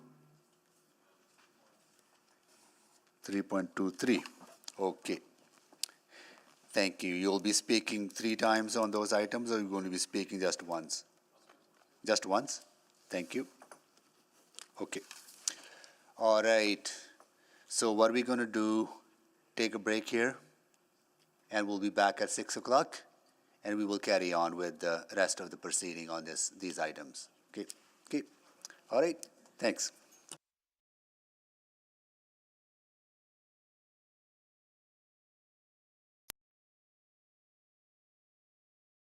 Right? Yes, Mayor, so if a motion could be made Just to... just give us 30 seconds. Continue. We just need to deal with another procedural thing. So please, go ahead. Councillor Stevenson, can you do that, please? Sure, I can move that council waive the rules on providing notice of motion as set out in section 32 of bylaw 18155 council procedures to allow Councillor Paquette to make a motion without notice regarding adjustments to the June 2024 council calendar.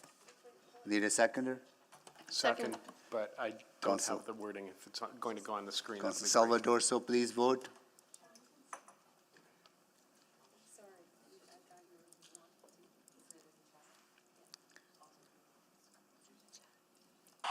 In favor. In favor. Thank you, Councillor Jans.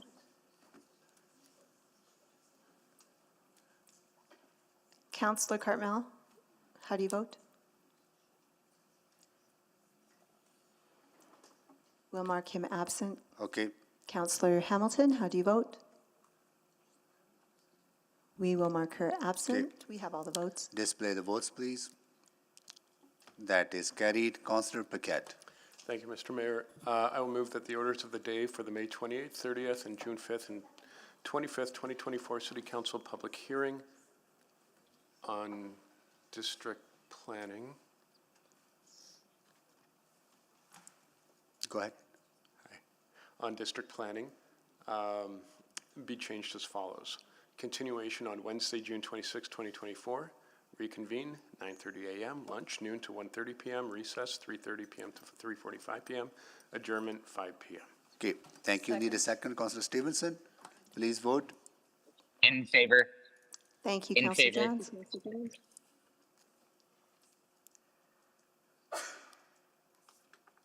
We have all the votes. Display the votes, please.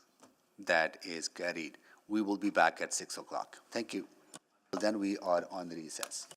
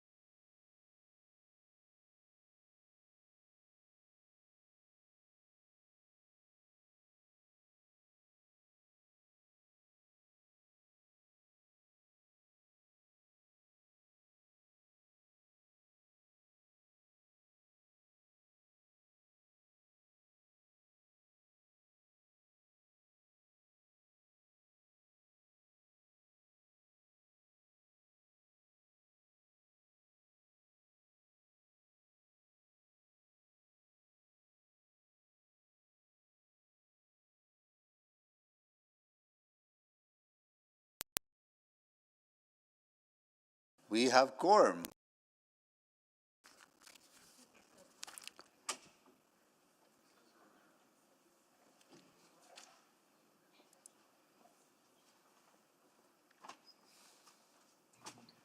Mr. Mayor, I'm here. Okay, yes, hold on for a minute. Okay. Okay, thank you, everyone. I would like to call this meeting back to order. I'll do a roll call of council colleagues. Councilor Wright, Good evening. Councilor Knack. I heard Councilor Knack earlier on. Good evening. Sorry, I There forgot you that starts. are.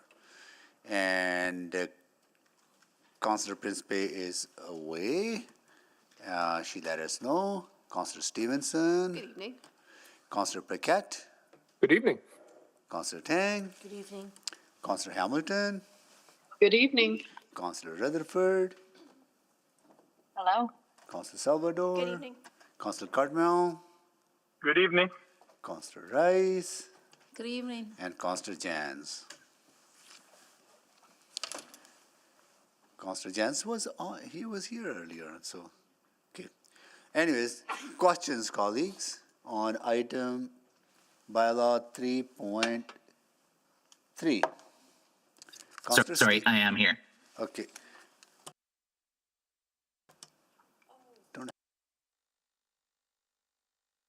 Okay, go ahead. Yes, thank you. Just quickly to administration, I wanted to follow up on this question around development in the River Valley. It seems to me that the existing River Valley ARP would sort of take precedent, or that some of that overlap wouldn't be a concern. Could you help me understand that interplay between plans? Yes, that's correct. The River Valley ARP, just like any other local plan, takes precedence over what the district plan says. And we don't believe that the district plans in any way create or encourage any development opportunity in those protected areas. There are cases where, say, node and corridor boundaries overlap. Take, for example, the bridge over Groat Ravine. The node and corridors go across that bridge, but we're obviously not encouraging development under the bridge or anywhere else. Even park spaces also are included within nodes and corridors. Right. We're not encouraging their development. Right, that's a great point. And I think the other lever that we hold is that those lands are by and large owned by the city, right? Correct, and we're also not proposing to repeal any of the city policies, such as the wetland policy or the top of bank policy that protect our natural areas. Okay, I think that I appreciate those concerns being raised. I think we would never want to see that sort of development creep, but it sounds like that wouldn't be the case, that these plans don't lead to that. In the same way that is pointed out, they don't lead to the redevelopment of park space as the city owns. Okay, thank you. I didn't have any further questions. Thank you, Mr. Mayor. Thank you so much. Any more questions, colleagues, to administration on 3.3? Seeing none, at this time I will ask if, sorry, Councilor Rice, go ahead, please. So this district, including Edmonton Energy and Technology Park area. So for that area, I recall that we just had discussion last week. So is that ASP will be in alignment with this, and then how that interconnect and between those industrial development plan and with this district plan? So the district planning project does not propose to repeal the Edmonton, the Energy Technology Park area structure plan. So it still remains in effect and is the plan guiding the development of that area. So let me ask a different way. The industrial development and for this area will stay as a current plan, like area structure plan?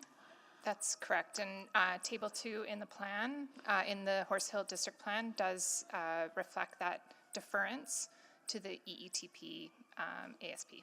So EETP ASP and and the district plan, that means district plan will not impact anything and already existent there. And also there is no plan and to speed up for this development.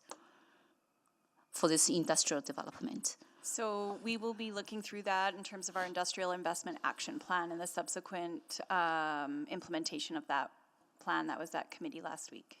Yeah, the last week we discussed that industrial action plan. So that plan will be separate. So even though this park, and then if you look at the land, and it's a huge chunk of the land use will be for the industrial development. That's correct.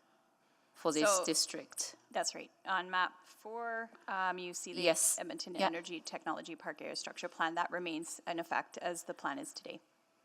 And So- if we receive any direction of the work that the industrial action plan identifies, we would then bring forward amendments as necessary to the Horse Hill District Plan when that work is complete. Okay, so that means this district plan is actually only impact the residential area. The residential and commercial area, not that ETP area. Correct, in the sense that it defers to the existing ASP for the technology park, you're correct. Okay, and then in terms of the planned municipal park, so if like Edmonton Energy and the Technology Park remain as ASP, but in the map 4, I saw some like the large or small scale park be added into that industrial area. So this piece is new, right? No, the planned parks that you see in Map 4.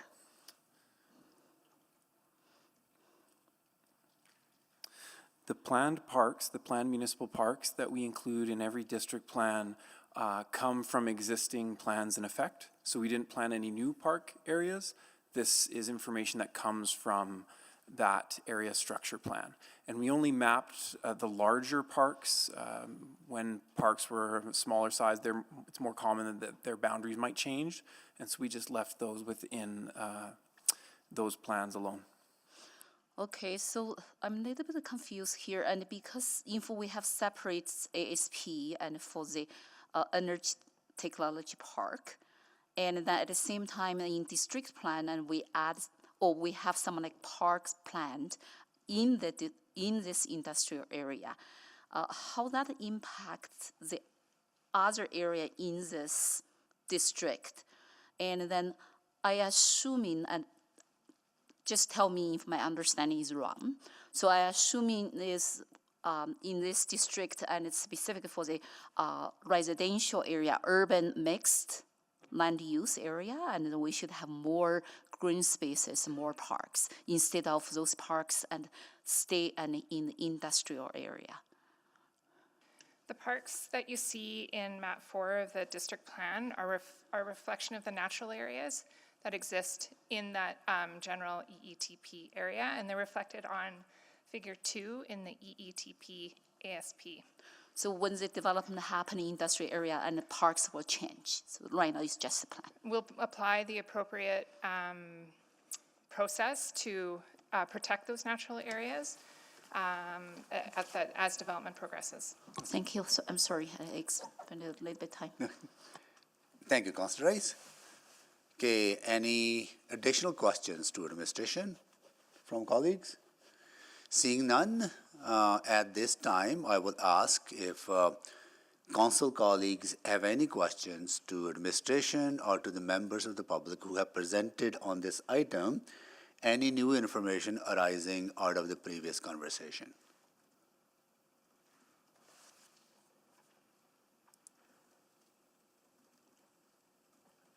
Seeing none, I'm going to go to Councillor Paquette to move the first reading of this bylaw, right? That's the process, same process we took in the last two?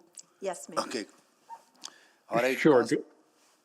Just to clarify, do I close the public hearing first? No, we will move the first reading first, then deal with if there are any amendments, then come back. Okay, got it. Vote on first reading, then close the public hearing. Perfect. So I'll move first reading of Charter Bylaw 24004 Horse Hill District Plan, Mr. Mayor.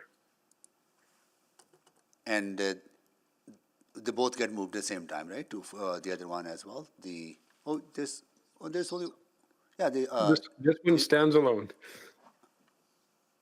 do we do them separately or do we do them together? 3.3 stands alone. 3.3, oh yeah, of course, 3.1 is 1. Yeah, got it. Here we go. All right. Okay, need a seconder? Second. Councillor Wright? Okay, all right. We have first reading of the bylaw on the floor at this time. Okay.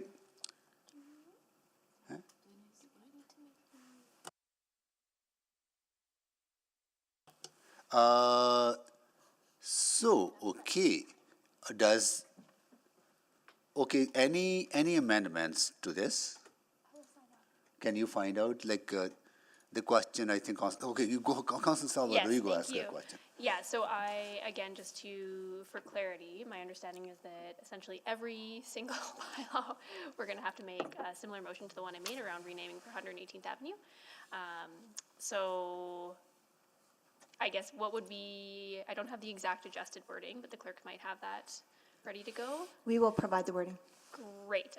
So I'll move that Charter Bylaw 24004, Horsehall District Plan Schedule A, be amended to reflect a name change of the 118th Avenue District to the North Central District throughout. Second. Thank you, Councilor Salvador. So we have amendment on the floor. I don't think, we did ask questions on the last time. I don't think we have to repeat those questions. Okay, we have anyone to speak? Probably not. Right, anyone to close? Sorry, Councilor Salvador to close. Okay, let's vote then.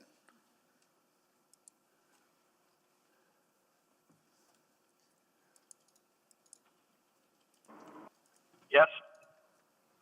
Thank you, Councillor Cartmel. Yes. Thank you, Councillor Rutherford. Just waiting on one vote. Display, oh, sorry.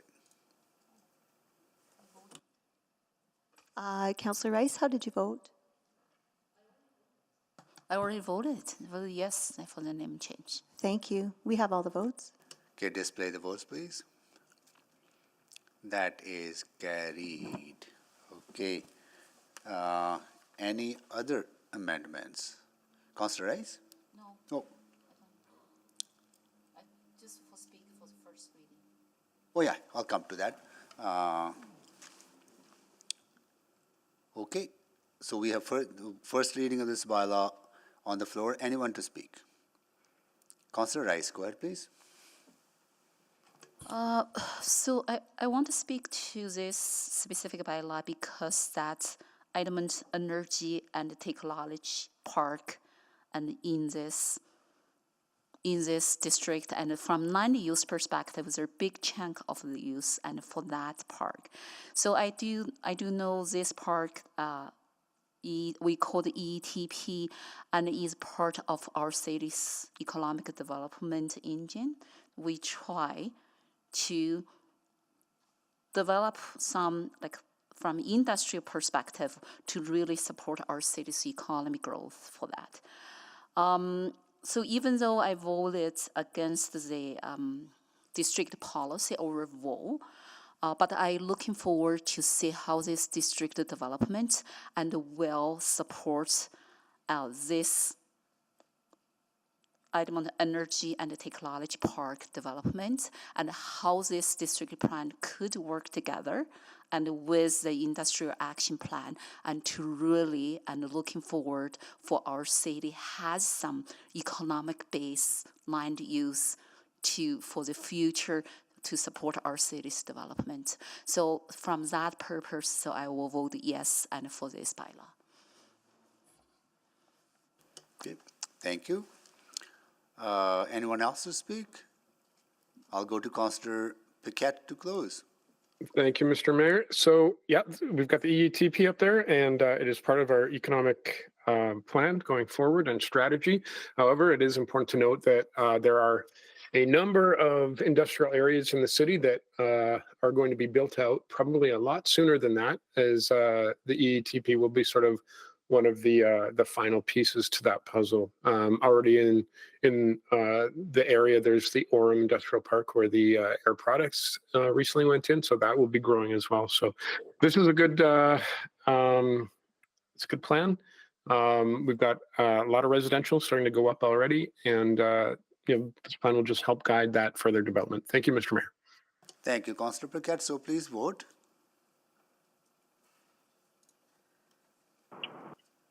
Yes. Thank you, Councillor Cartmel.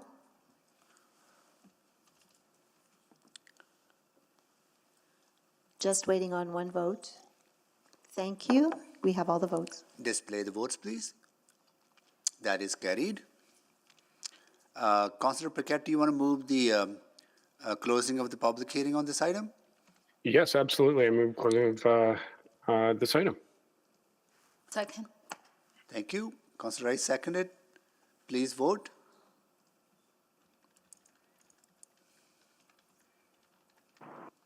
Yes. Thank you, Councillor Cartmel. Just waiting on one vote. Councillor Jans? Thank you. We have all the votes. Display the votes, please. That is carried. All right, and Mr. Mayor, I will move second reading of Charter Bylaw 24004, Horse Hill District Plan. Second. Councillor Wright seconded it. Okay, please vote.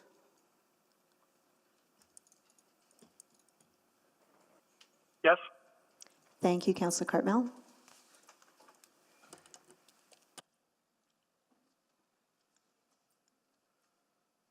We have all the votes. Display the votes, please. That is carried. Now we are on to item 3.4 and 3.5, Charter Bylaw 24009, Rabbit Hill District Plan, and Charter Bylaw 24014, West Handed District Plan. Mayor, just 3.4. Oh, sorry. Oh, yeah, right. 3.4 only. Yeah, 3.5 is next. Oh, yeah, right. Okay. Only 3.4. Yes. Okay. Because they are not cross-referenced. No, I see. Next ones are cross-referenced. Sorry about that. Okay, I'm going to actually go through the list. If there's anyone registered to speak on 3.4 that we have not heard from, so please give me about 30 seconds to go through the list.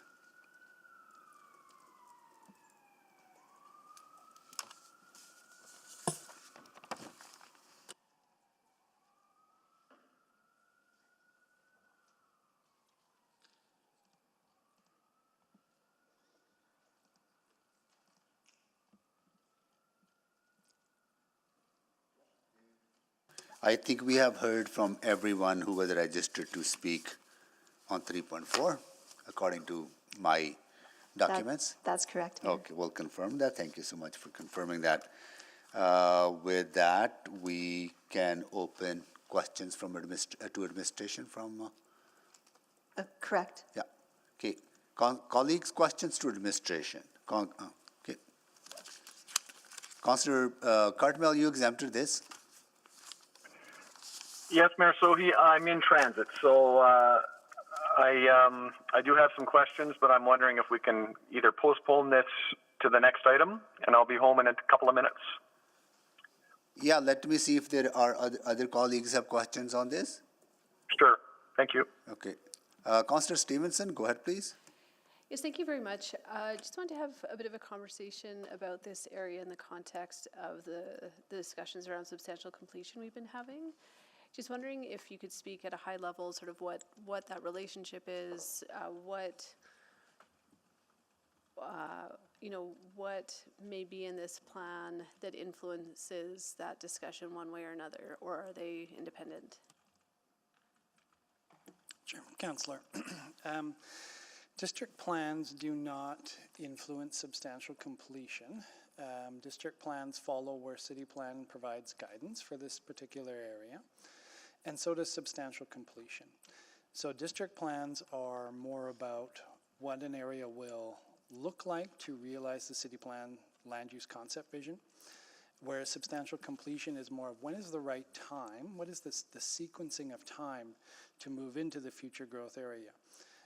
So if council makes a decision on substantial completion that perhaps might have implications for city plan, then perhaps district plans would need to be amended to be in alignment. But they're not conflicting, and district plans will follow and need to be amended if council directs changes through substantial completion or city plan. Okay, great. And then just in terms of map 2, the area that's identified in pink as future growth area, is that agnostic in terms of residential versus non-residential? Yes, so it's just following what the city plan maps the entire area as future growth area. We're not distinguishing within this particular map layer on this map. I'll just note, Councillor, that this is noted at the 1.25 million mark versus the ultimate around city plan, which has non-residential and residential identified. Mm-hmm. Yeah, no, that's helpful. So again, I think there's a differentiation between residential and non-residential in some of the city plan maps. But again, the fact that all of those pink areas are pink doesn't suggest that it's all the same land use type that's going there. Okay, I don't think I have any further questions. Thank you. Thank you. Councillor Wright, go ahead, please. Thank you. I'm just wondering about the timing on that. If we're awaiting EMRB approval on this, which we won't get till about the fall, and if we approve substantial completion in the interim, what happens with that? So, Councillor Wright, there's no conflict there. Okay.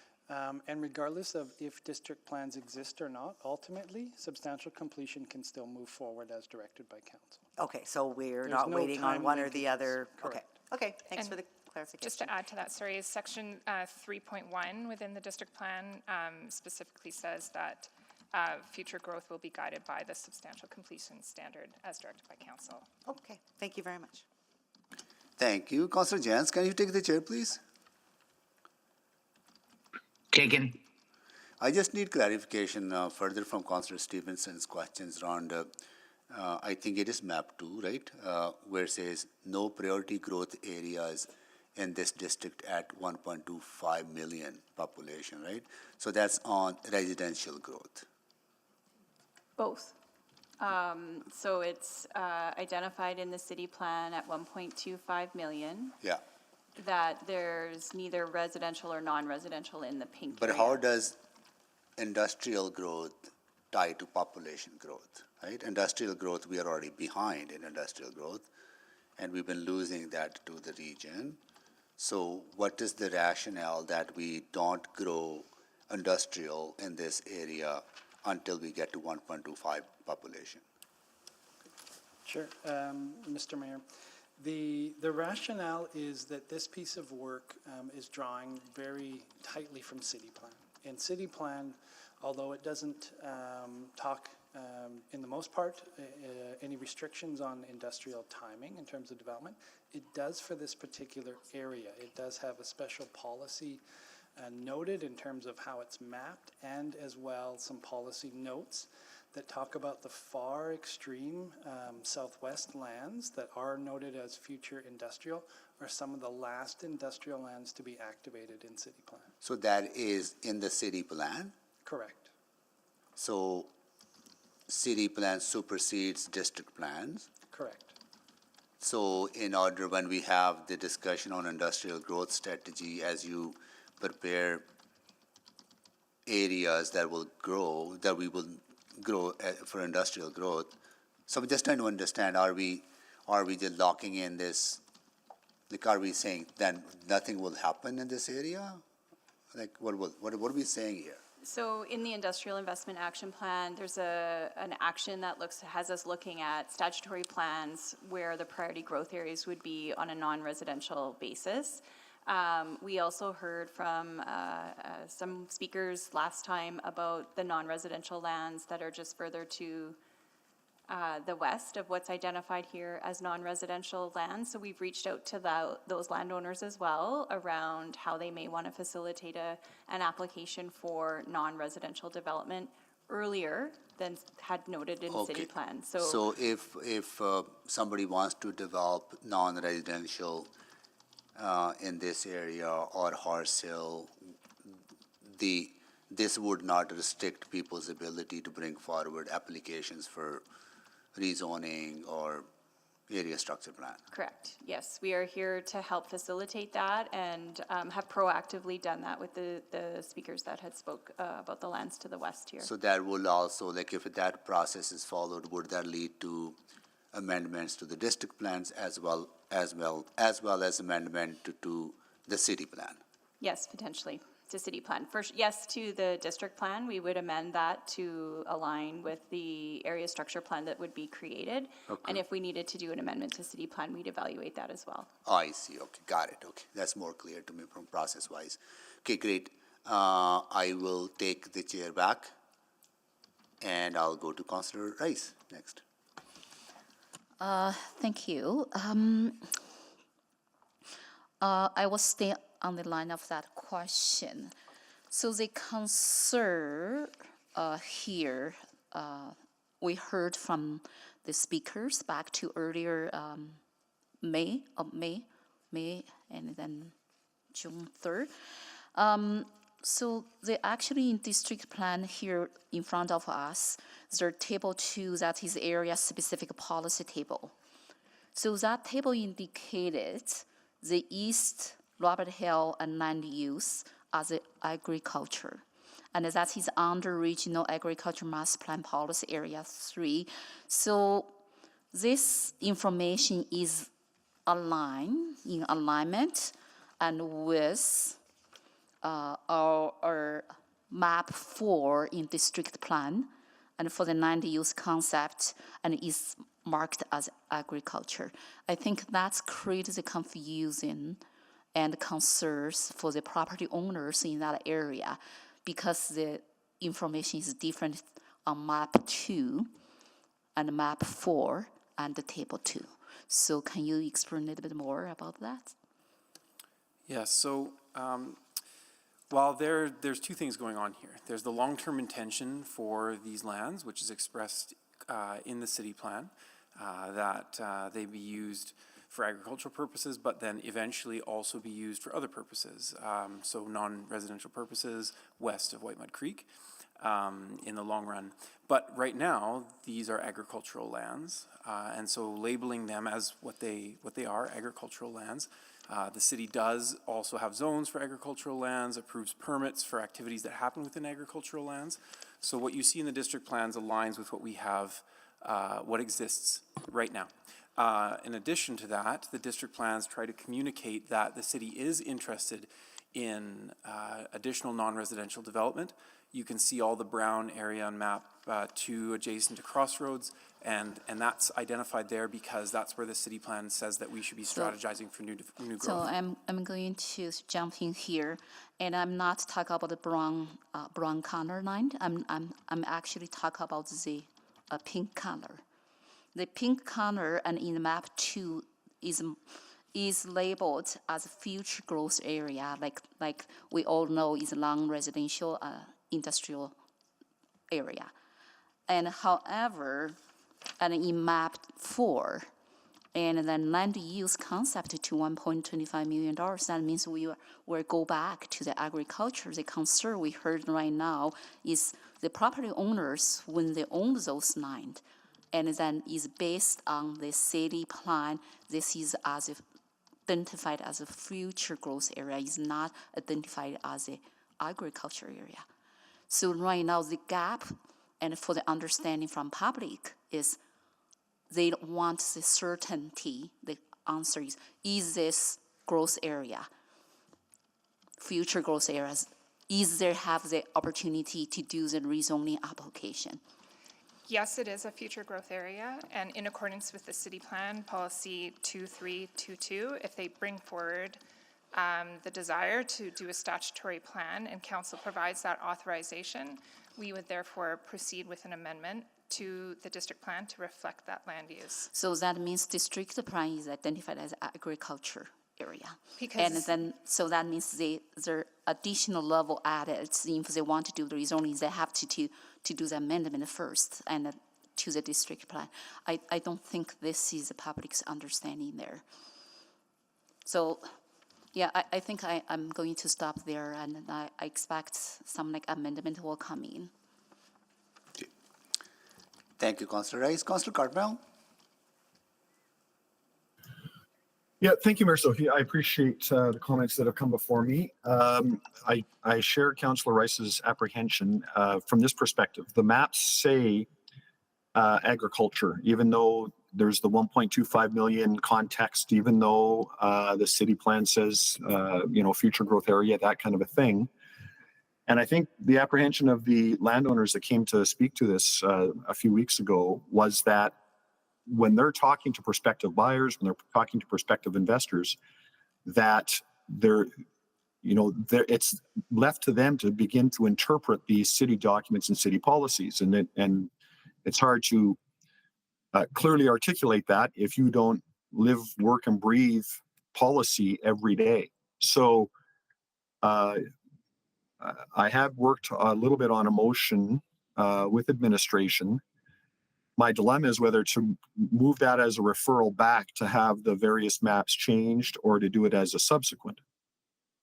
And so I guess I seek the advice of administration first of all on that. Councillor Cartmel, we would suggest council approve the district plans, or at least give it first reading to move it to the Edmonton Metro Region Board, and that we can do the subsequent work, or do the works with a subsequent motion in terms of providing greater clarity from the land use concept perspective for those lands around residential and particularly non-residential. Okay, so I understand that. How long would would the work take on a subsequent motion then? If I move a subsequent and it's passed, I don't want to presume anything, then how long would that take?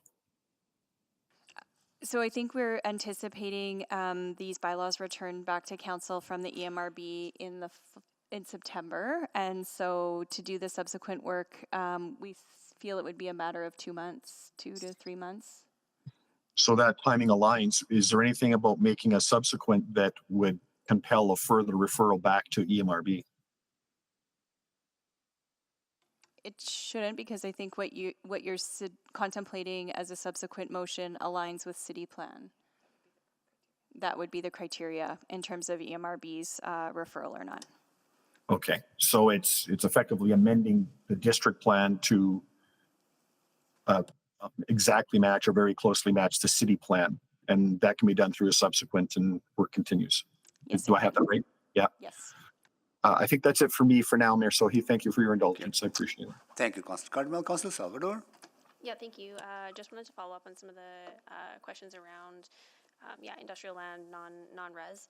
So, understanding that there are opportunities, if something arises where an industrial actor wants to move sooner rather than later, that's workable. We can make amendments to district plan, potentially city plan. I guess are there ways to support accelerated preparation of statutory plans for non-res in particular, sort of proactively? What would that look like? I'm just thinking about, do we need to look at the mix of sort of res versus non-res in those future growth areas? So the next week, substantial completion is going to be at council.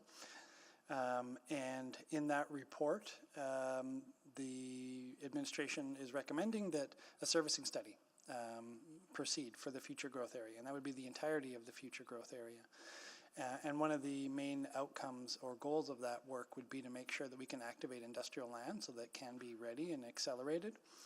So that is the first step, regardless of what plan or standard moves forward, is we need to do that technical study as a first step. So that is in the works. And is that servicing plan, that technical study, that wouldn't give, that doesn't contemplate looking at the actual mix or designation, correct? Correct. What would it take to take a peek at that if we were interested in having that conversation around the mix of res and non-res? That's something we can look at through the Industrial Investment Action Plan. So I could take that away just to reflect back on the actions we've identified and see if there's one there that we're looking at how we may contemplate that or not. And otherwise, we would look for direction from council to advance a body of work around that. Okay, and is that, that's helpful. Thank you. Can you move the second round, Councillor Salvador? Yeah, I'll move the second round. Second. Okay, please vote.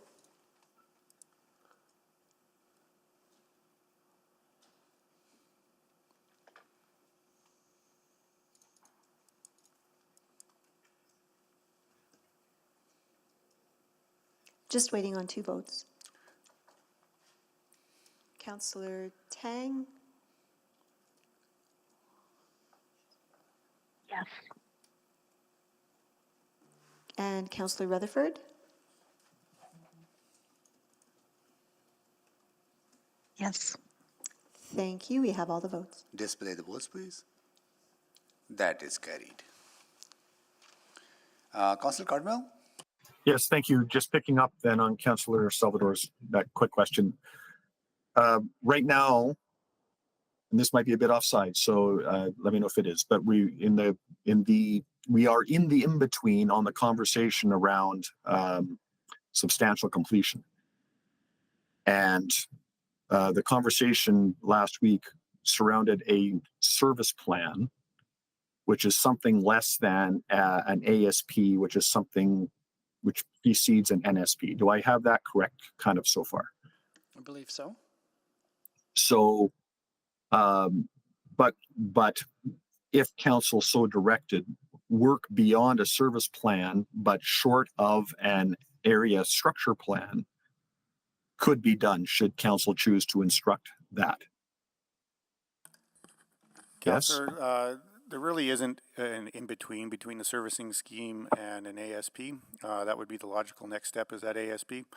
The servicing scheme will have a broad range of uses to inform it and broad-based geographies, but to get to that next level of detail, that really is that ASP. So what I would offer is that the district plan here and the Rabbit Hill district plan, as it is, it's kind of it's a holding designation right now for further work to occur, which will be informed either by the industrial action plan in terms of the work that's done through, I can't remember the specific action, but the action around which area and which statutory plans should be preceded or revised, as well as this substantial completion work, which will then further inform the district plan, which would come subsequent to that ASP creation. So, Mr. Pollock, with the greatest of respect, if I want to build a warehouse across the street from the airport in that land, and I asked you about that, and you just gave me that response, what in the world would I do with that? I'd probably go to Nisku. So for an industrial application, what we would look for, if you were not in the Crossroads ASP, which is an ASP that's across from the airport today and it's planned out, if you were in an area that didn't have any planning in it, we would offer advice and guidance in terms of how to create an ASP which would guide the planning for the area. It's a little bit more complicated than just creating that plan itself because the servicing needs to be completed and the servicing study needs to be completed. So how do we service these lots? And these lots are furthest away from any of our existing services today. Right, so a couple of things. How do we do a servicing plan without having some idea of what the land uses are going to be? So the city plan and both district plan offer those wide range of possible units within these areas, whether they're non-residential, residential, or employment industrial. So we have a decent idea in terms of how and what services would be required for these areas.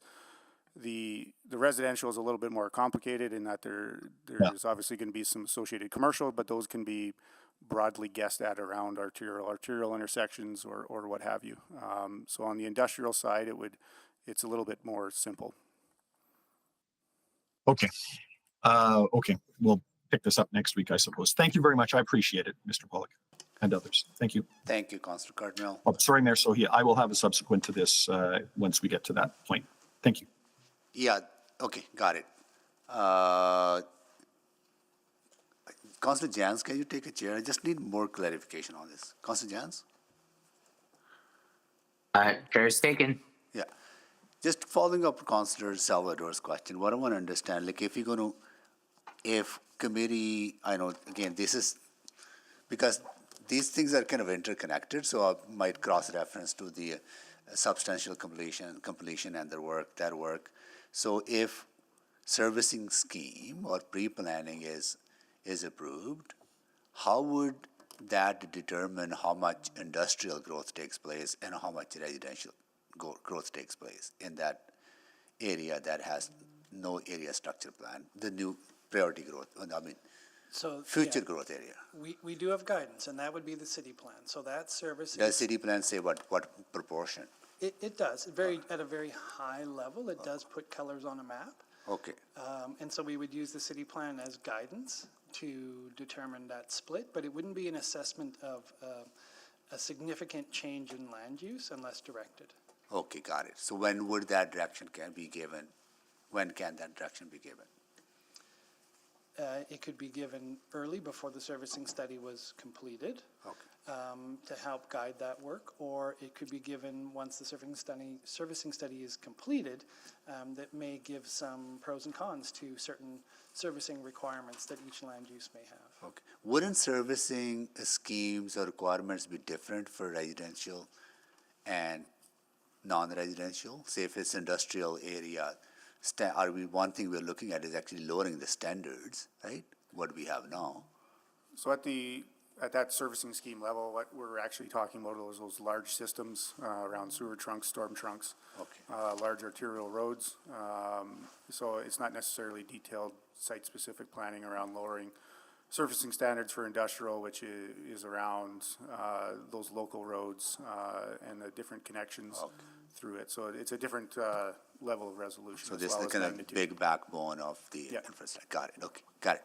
Okay, I'll take the chair back and go to Councilor Salvador. Oh, Councilor Jans, do you have questions? Councilor Jans? No, I don't. No, I don't. Okay. I have the chair. Okay, Councilor Salvador? Okay, so just like last question, and building off the mayor's point, you would need that direction around taking a further look around land use mix and designation prior to commencing any pre-planning servicing studies, correct? Or can those be done together? Like, is there a sequencing that has to happen? The ideal sequencing is to know the general high-level land use before the servicing is done, but it isn't a restriction. And I would suggest the servicing standard or servicing studies could be commenced while concurrently that land use assessment is happening. Okay, so there could be a review of land use mix and designation in the future growth areas to inform and support the pre-planning and servicing studies, sort of in tandem. That could work. Okay, thank you. Okay, thank you. That concludes the questions to administration. At this time, I will ask if, sorry, Arlene? Mayor, first reading would be in order now. Yes, yes. Oh, don't we want to go through new information? Because I haven't gone through new. My apologies. Yeah. Yes. Okay, yeah. So at this time, I will ask if council members have any questions to administration or to the members of the public on any new information arisen out of the previous conversation. Councilor Cardwell? Yes, so there's been new information put in the chat. Oh. So the answer to my previous question was that if this received 2 readings today, that it could go to the EMRB, and then I could move a subsequent motion to examine changes to the maps and things in the district planning documents to more closely match the city plan. The advice in the chat is that I can't move a subsequent motion until it receives 3rd reading, which would mean everything goes to the ERIB, then everything comes back, then we vote on it a 3rd time, and then I move a subsequent. That is exactly what my understanding has been from Clerk, that any subsequent that council members may have related to this can only be moved once this is back to us for 3rd reading, and once 3rd reading has been approved, then we'll be completely closed on this item, then we'll go to subsequent. That's my understanding. That's what legal advised us. So the effect of that is, that's not what I was just told. The effect of that is that everything comes back in September, and then it takes another 3 months to revise these documents, which is going to require another 3 readings and advertising and all of that. In the meantime, people looking at these documents that cannot figure them out because they contradict each other all over the place, particularly when you start dialing in some of the other documents and things that we're talking about. This does not allow us to move with urgency and pace to see and leverage and take advantage of the market forces that would see this land developed. And it's emasculating land that is owned by people that were told something different when somebody else governed it. So how do we undo this knot? Anyone? Okay, administration, Kim? So an alternate option would be to refer this particular district plan to administration with the amendments that Councillor Cartmel is suggesting before sending it to the Edmonton Metro Region Board. So this particular charter bylaw can be taken out of the entire package and dealt with separately, right? Yeah, and just a heads up on that, if it was to get referred back to administration to make amendments, we would have to go through the process of re-advertising and do the public hearing before being able to give first and second reading or consider first and second reading of this plan. That, just wanted to give you the pathway or the runway on that. So in terms of timelines, they're relatively the same. In terms of the amendment today, which requires re-advertising, or third reading, subsequent motion, and bringing it back. If that helps. Councillor Cardinal? Yeah,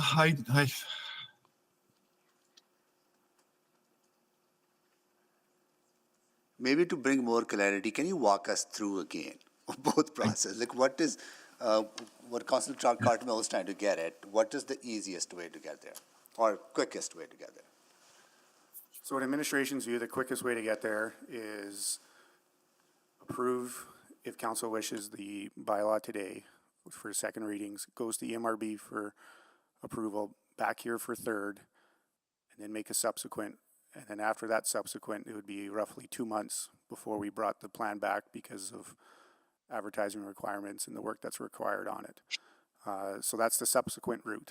The other route is the amendment route, which is we take, or referral route, sorry, which this bylaw would be referred back.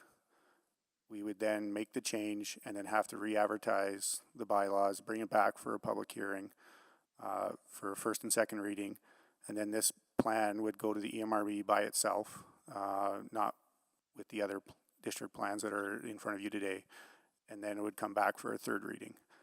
So Mayor Sohi, I think it's still my time. Go ahead. And I appreciate your effort to try to help her. I prefer a referral motion right now today. And I would encourage administration to sharpen the pencils and, revise a couple of maps in short order and get them into the EMRB, and we might be able to catch up to the rest of the process. It cannot take that long to refine documents that have not yet seen approval at council.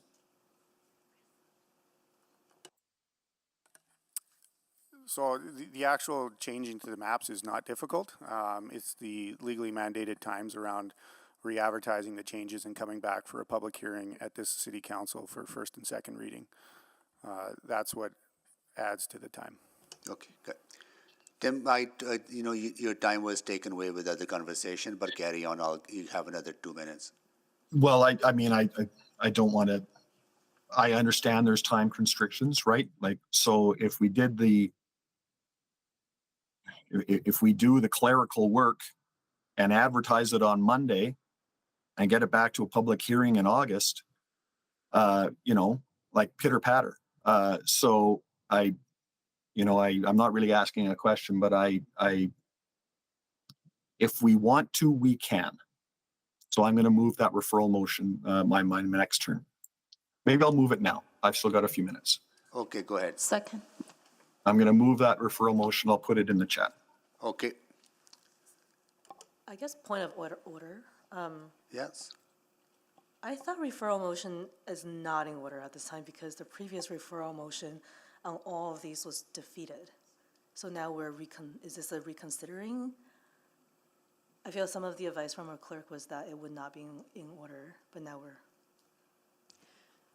Thank you, Mayor. The entire referral motion that was made on all items at the beginning of this public hearing was defeated. A new referral motion specific to a specific item can be entertained by this council. Okay, that feels different than what was in the chat then.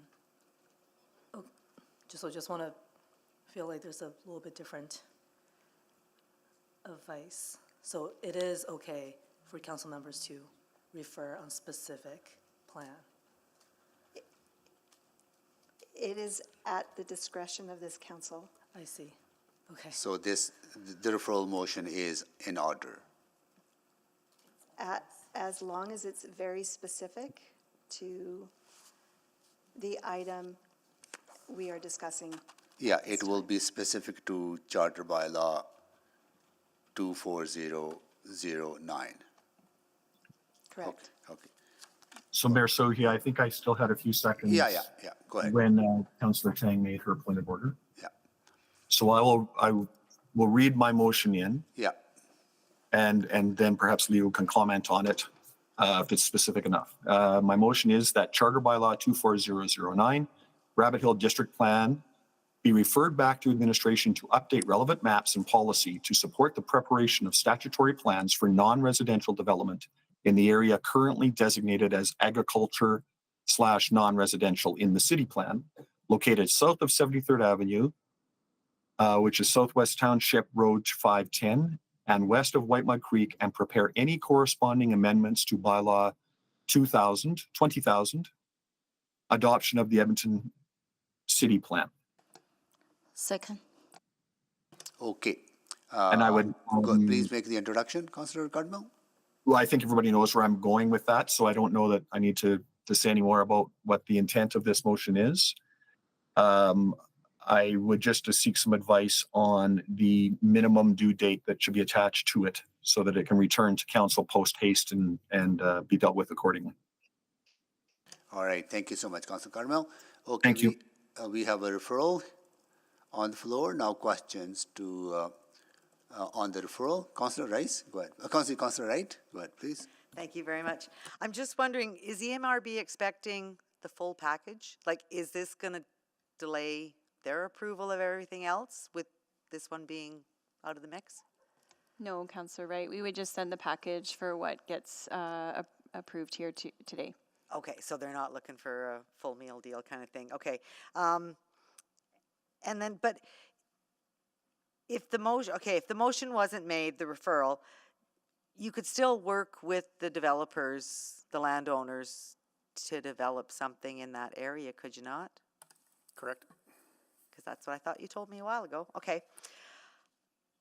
But I guess so Councillor Cartmel, your concern is more around sort of the landowners being able to promote what the city plans to do with this area, is that right? So that's why you want it updated in the bylaw? Councillor Wright, it should all align. Yeah. It should all align, and it doesn't. And it should have from the start, and it doesn't. Okay. And all it does is create confusion. And the landowners are confused, prospective purchasers, prospective investors are confused. I hear it repeatedly. Deals are lost because there is no confusion at all in Atchison. There is no confusion at all in Nisku. And proximity-wise, when you're talking logistics or other things airport-related, people can walk across the street almost literally and receive no confusion at all. So we've got to get these things aligned, and we've got to get them aligned right now. And we're talking about a couple of maps. So, yes, somebody could make an application, but they make it with no confidence and no clear understanding of what's actually going to happen when they make that application. And if they're watching all of the varied responses that we're getting on these topics at the various meetings, they have no confidence at all. So let's start getting these things in alignment. Okay. All right. Thank you very much for that. That's all I have. Thank you, Councillor. Councillor Tang, go ahead, please. Maybe I'll just follow up on that thread about the process then. So it is up to this council's discretion that we now can, in theory, refer every single one of these if council members wanted to, even though that initial referral motion was defeated. I just want to be clear on that, because I'm going to be anticipating more referral motions. Thank you for the question. A referral motion could potentially be in order, but given the intent of this council to move forward on these items, it would be recommended that the referral motions be made as subsequent motions in order to move these items forward. Okay, I just wanted that to be stated. Thank you. No, I appreciate that you're providing the best advice you can. So, and this has been actually quite a very confusing process from the start. This was, when we were talking about the industrial action plan last week, we talked about the urgency with some of these lands that are facing some of this confusion that Councillor Carmel is talking about.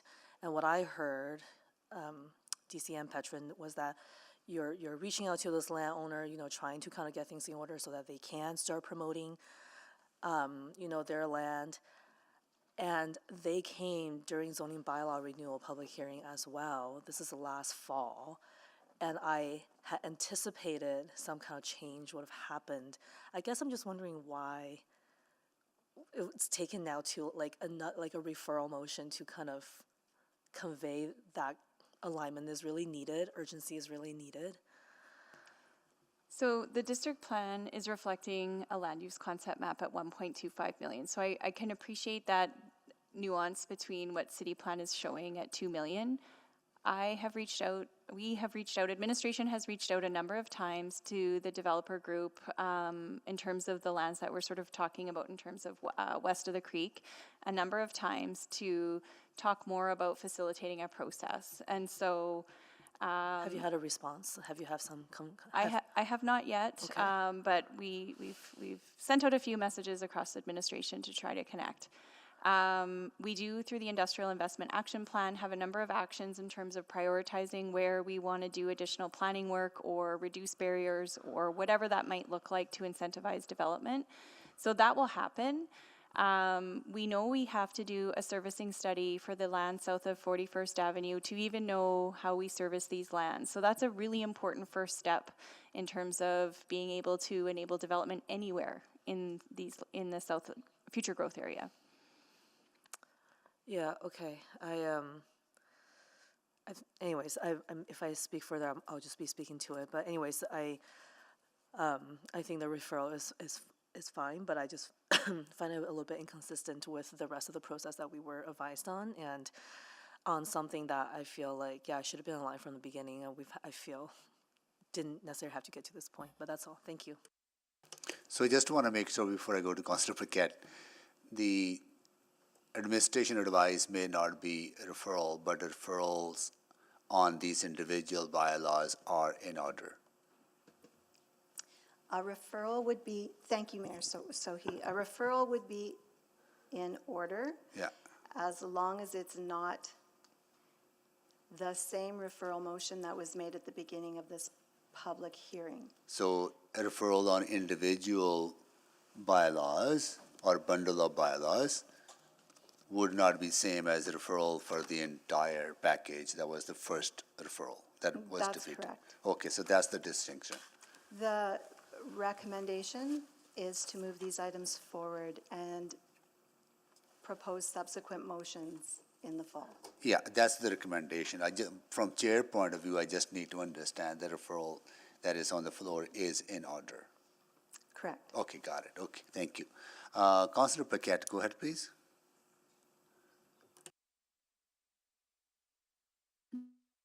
There we go. Yes, thank you, Mr. Mayor. So I'm trying to wrap my head around this a little bit for timelines. It seems that if this is a referral, there's a process to go through, and the process is the process. You can't rush some of these things. Maybe you can accelerate a little bit. I don't know where. And then if it's a subsequent, same thing, the process is the process. And I'm just looking at the timelines, the competing timelines, I guess, there. And what we're hearing is that essentially it's about the same timeline, no matter the process. I'm just wondering if there's an opportunity here to unpack that a little bit.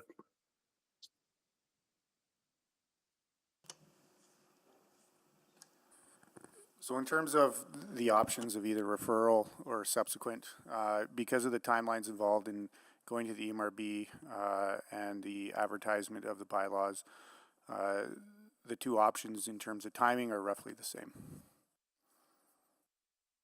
Okay. And to the point of lack of clarity, which process would provide clarity faster? The subsequent component or the subsequent path would provide more clarity as it would indicate some confidence from council behind the plan itself, and it would also provide administration with time to prepare a response to the motion. I just want to raise that if there are subsequent amendments to the city plan as mentioned in the motion, we would have to go through the EMRB, and we also have to be very cautious about the regional agricultural master plan and our responsibilities and commitments towards that. If there are subsequents? With any of them. As a referral as well? Correct. Okay.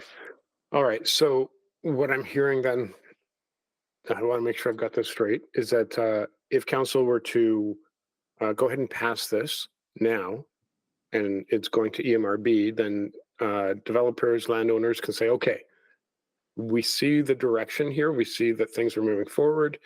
We know that there's likely a subsequent motion coming. So once this passes, we'll get that subsequent going. We can rock and roll. Whereas if it's a referral, council hasn't passed anything yet, and it's still kind of up in the air. Am I understanding that train of thought? Yes. Okay. All right. So I think essentially what we're looking for is what's going to provide a little bit more clarity for Councilor Cartmell's constituents here. Okay. Now, is there? Oh, go ahead, please. No, sorry. I just want to also clarify that the administration has not identified any misalignment between the city plan and the district plan for that 1.25 million population threshold. Those maps will change as we progress towards 1.5 in alignment with the city plan. So if there is an issue, if things need to happen, if that change comes as we grow to 1.5, we will be reflecting that as it does in map series 10 and 11 in the city plan, in the district plan. Okay, and that's what we were talking about a few weeks ago, that could be done online anyway. Yes, well, and it's reflected in the city plan already. That Yeah. growth as it merges or grows into south of 41st. Yeah, so we could add that clarity online immediately. Yes. When things are passed. Yeah. Okay. All right. Okay. Okay.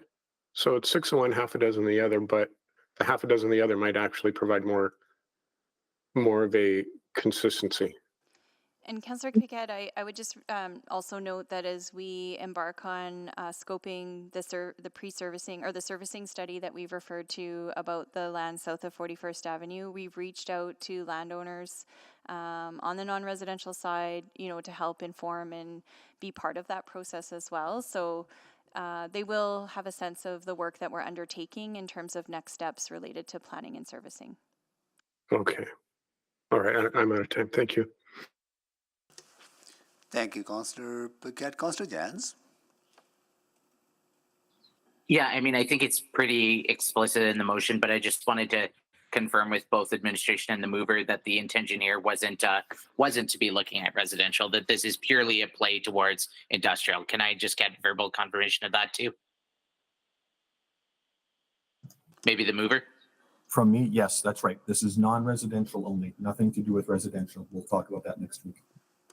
Okay, and administration reads it the same way? Correct. Okay, thank you. That's all I have. Thank you. Councillor Rice, go ahead, please. So we're talking about subsequent, we talk about referral, but we're not mentioning amendment.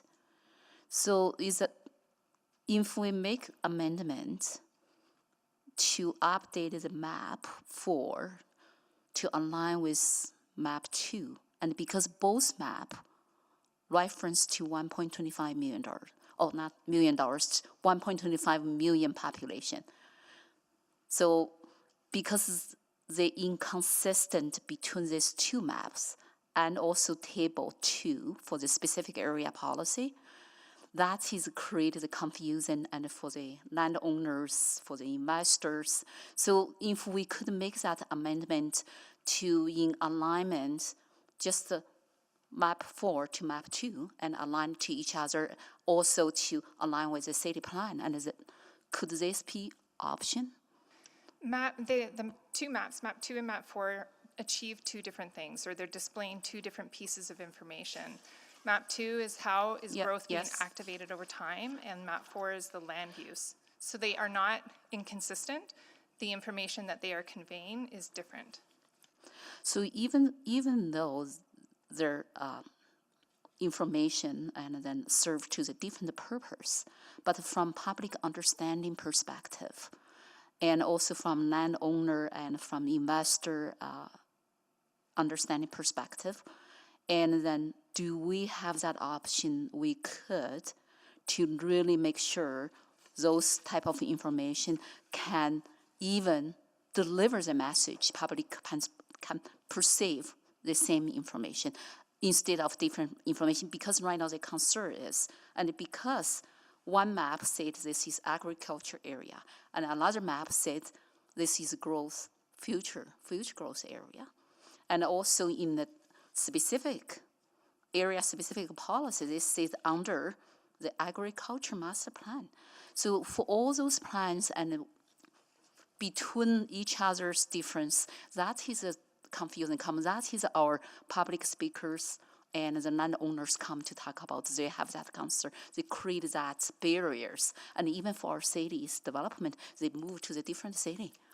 So can we just do that from that perspective to make the change, to avoid refer back or to avoid the subsequent and make amendment? So I don't know. I just want to explore the option, and also the same question to the mover as well. So if I may assist in this one, Councillor Rice, any amendments, pardon me, to the maps like that would require a re-advertising and have this brought back to a future public hearing.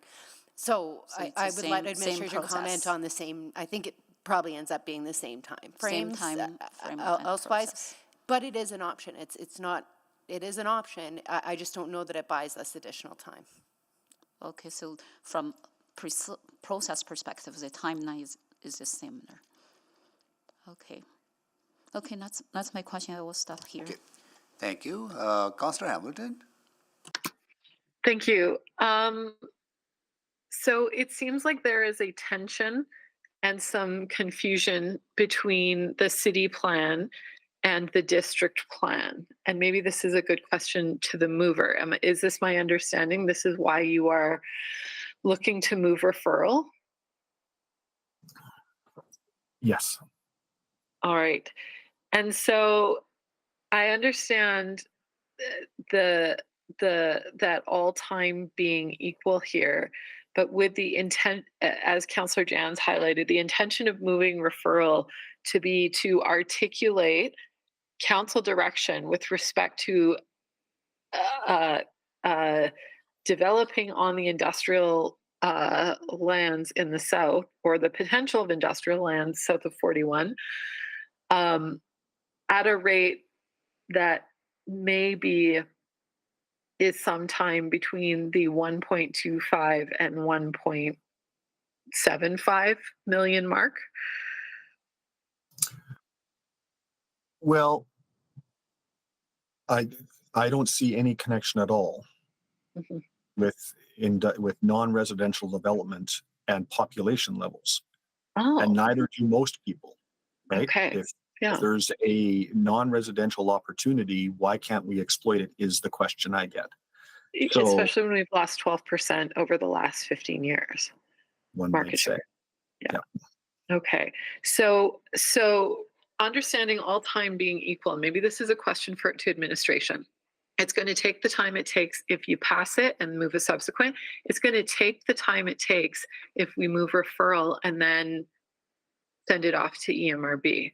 But which strategy gives you the clearest direction on council's intentions around moving with haste on the growth of industrial land specifically in this district? Which of the two options before us give you the clearest direction on what council's intention is? The subsequent motion would give us the clearest intention, and it would also allow us to hear the conversations that council will have with respect to substantial completion and the outcomes of the IMP or Industrial Investment Action Plan. I'm sorry, I would disagree, because this thing could come back in 2025, and if Councillor Cartmel, God forbid, gets hit by a bus, this completely disappears. This is the problem with industrial growth, is it not? We just didn't have a champion for the past 3 years, either on the admin side or on the council side. Am I to understand that? I'm sorry,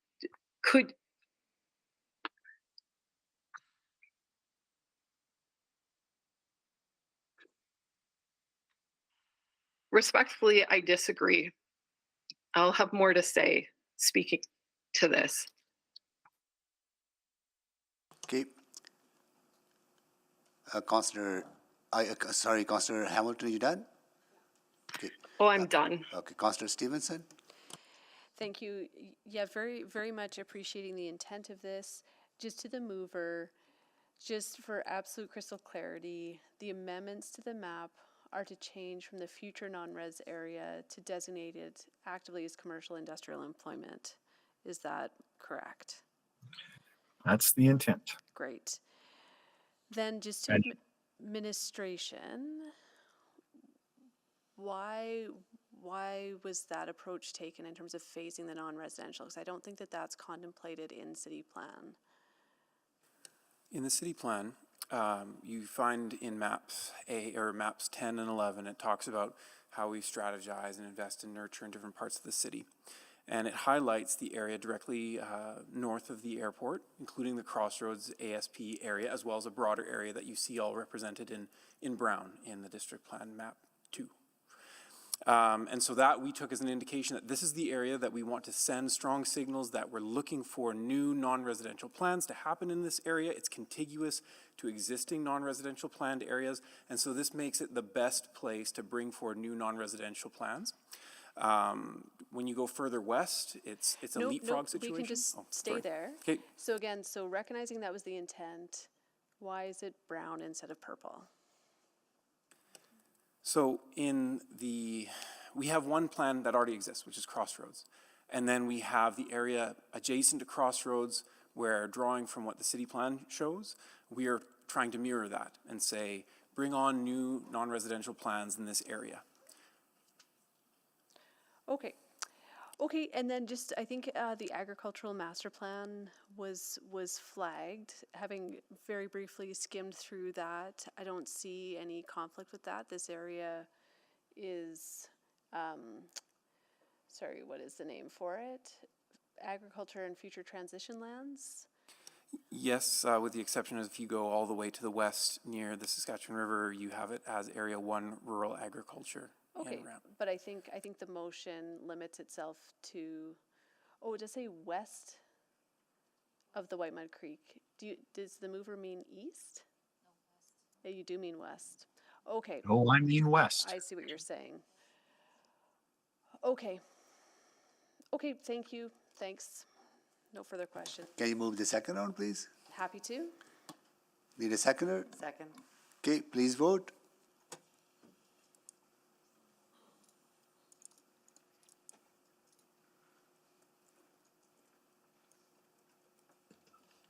Sorry, you tried to click me on. I'm a yes. Thank you, Councillor Knack. Just waiting on one vote. I'm a yes. Thank you, Councillor Jans. We have all the votes. Display the votes, please. That is carried. Okay, Councillor Paquette. Thank you, Mr. Mayor. I just want to back it up a little bit because I think we're getting some overlap here with a larger strategy, but we're talking about something very specific. So this is where I'm having my struggle thinking about the overall industrial strategy and what we plan to do versus sort of like picking things in an isolated fashion to advance. And I just need some clarity on this about the needs of an area and where it fits into the needs of the entire city for industrial, and just what is the optimum way forward. That's all I'm looking for. I'm super agnostic about all of this stuff that we're talking about right now. I just want to know, as far as the economic health of the city, as far as non-commercial goes, what is the best way forward, and would this referral get us there? So Councillor Paquette, the Industrial Investment Action Plan has one of the priority actions that we identified in our discussion last week was to establish an industrial infrastructure prioritization tool, and then also look at what planning needs we need to do to support industrial development in those areas. So we have to do that work in terms of where we would want to focus our prioritization. Now, given what we're hearing from the landowners of this area or representatives of this area in terms of non-residential land east of the creek, our city plan talks about it as agriculture / non-residential development. I'm hearing from the speakers that spoke at the last public hearing and where Councillor Cartmell is looking to go with this motion to change that, to show it as non-residential development both in city plan and in the district plan, to provide that clarity for those landowners in terms of non-residential development. So we can do that, and whether that's through a referral or subsequent, doing a referral means that council doesn't approve this district plan. So then that inconsistency, I guess, or that clarity piece, I'll call it, won't exist because the developers or the landowners won't have an approved plan to look at. They would only have city plan, which shows agriculture / non-residential development. So that non-residential development signal is in city plan. So Okay, that's clear to me. I get it now. Thank you. Okay, and then just process-wise to clerks, if this referral were to fail, can it be brought back as a subsequent?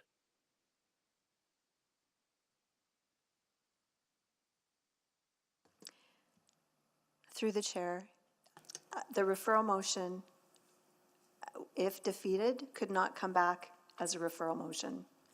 Oh, as a subsequent, sir. It's as a subsequent. If it's a subsequent specific to an item on the on an agenda, it would be in order. Okay, so, all right, okay. So either way, the work can go forward. Okay, all right, that makes sense to me. Thank you. Okay, Thank you, Mr. Mayor. Councillor Salvador? Yeah, okay, so I'm just looking at city plan again and really want to ask about sort of that original intention around land being held in the future growth areas for agricultural purposes west of the creek. Because that's my read. When non-residential opportunities identified within Edmonton's future growth area will be held for agricultural development over the long term, contributing to the city's economy, climate, food systems, etc. Is that not what the original intent was west of the creek? that's what city plan says, yes. Okay, so this would be a I don't know if you want to call it significant, but it would be a change from the direction in the city plan. So you've flagged ramp as a potential plan that we should probably cross-reference and make sure things are okay. Is there anything else you'd want to flag, like any other implications? Now I'm just a little worried that if we're doing this on the fly without having that broader context, I'm open to the conversation, but I just want to make sure we're doing it in a strategic way. I think if it's a referral motion, it's something we would take back, we would collect, look through all of our documents and be mindful of the regional conversation that we need to have as it relates to the regional area master plan, or agriculture, master plan. So yeah, I think it's okay that there's a number of policy items we'd want to look at. We'd look at how we change the maps and things like that, but definitely we can do that through a referral. And when that referral comes back, will there be, I guess, explanation and contemplation on why was this originally designated as agricultural west of the creek? Absolutely, that would be part of the analysis and the planning land use rationale that we would use to justify, supporting a land use change of this type. Okay, thank you. Thank you, Councillor Salvador. So that concludes the questions to administration on the referral. And can we put the referral on the floor, on the screen, please? Here we go. Now to speak to referral. Okay, Councillor Hamilton. Yeah, this is, so I believe that the mover brought this forward because of the confusion, real or perceived, that is heard between the district plan and the city plan in terms of what the medium to long-term intention for this land is. There's also some apprehension about what the city's timelines are to develop it, and the perception that it is tied to population growth gives people, including myself, some real concerns about our industrial land base. In practice, at council, for the last 7 years, when council has wanted to be clear on the direction we are given, we have been told that we can only do it through motion and through policy.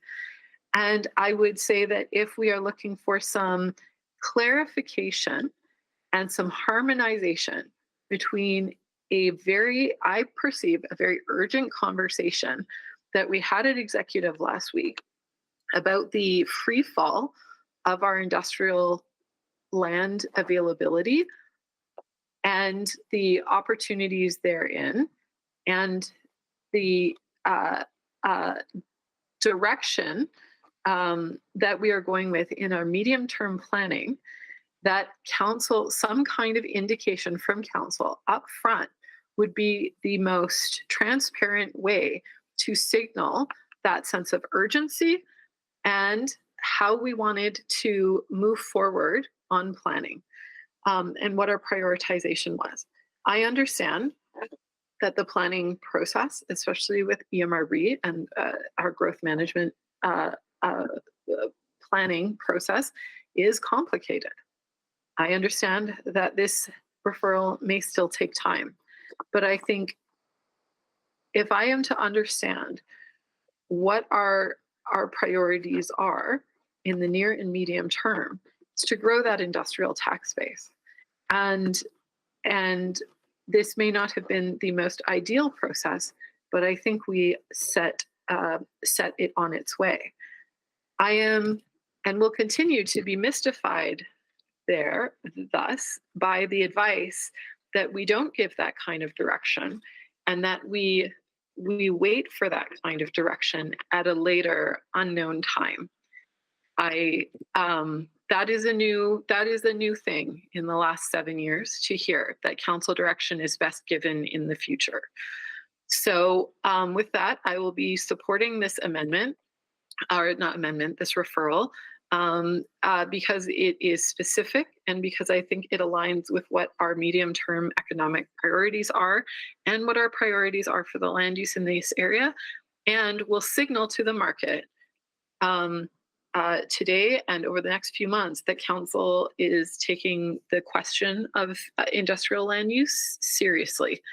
And it will also serve as a record moving forward, regardless of what happens this year, next year, or in future councils, that this council was curious and interested in the land use planning around this area, specifically as it related to the non-residential growth.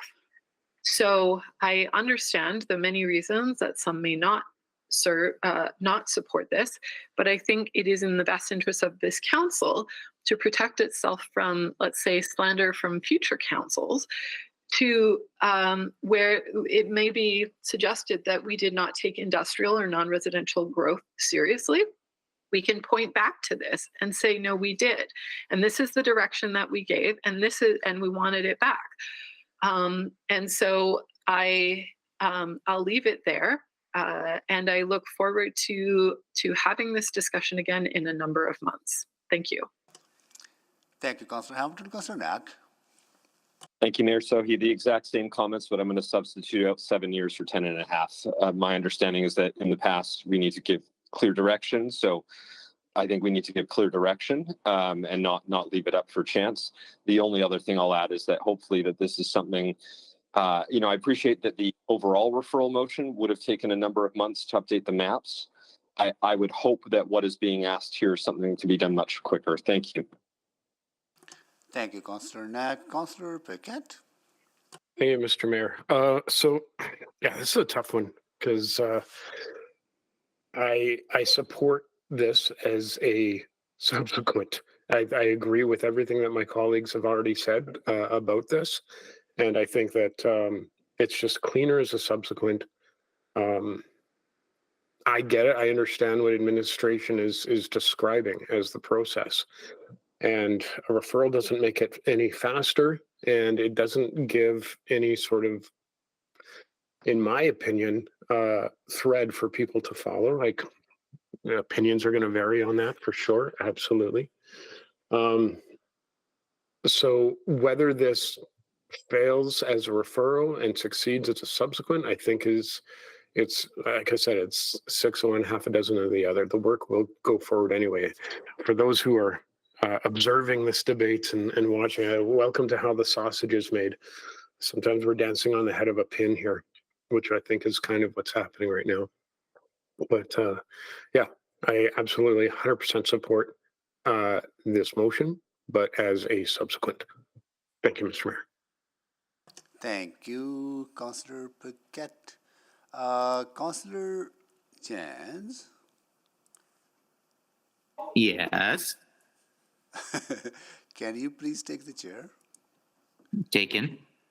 Thank you so much. I just want to, not going too much into the detail, I just want to make some comments around how we have fallen so far behind in our non-residential tax base. The report that we had at the Urban Planning Committee last week was pretty sobering in a way that the information that I have been seeking ever since being elected as mayor and emphasizing that how critical it is that we grow our non-res base, particularly our industrial tax base, whether in the northeast, whether in the southwest, whether in the south or northeast or southeast, right?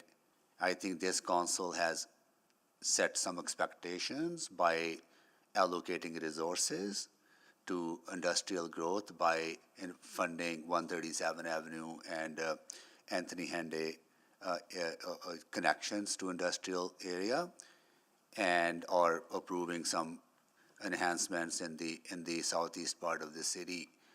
And I had hoped that those investments would have given strong indication to our administration that we are taking industrial growth very, very seriously. And I think administration had got that signal.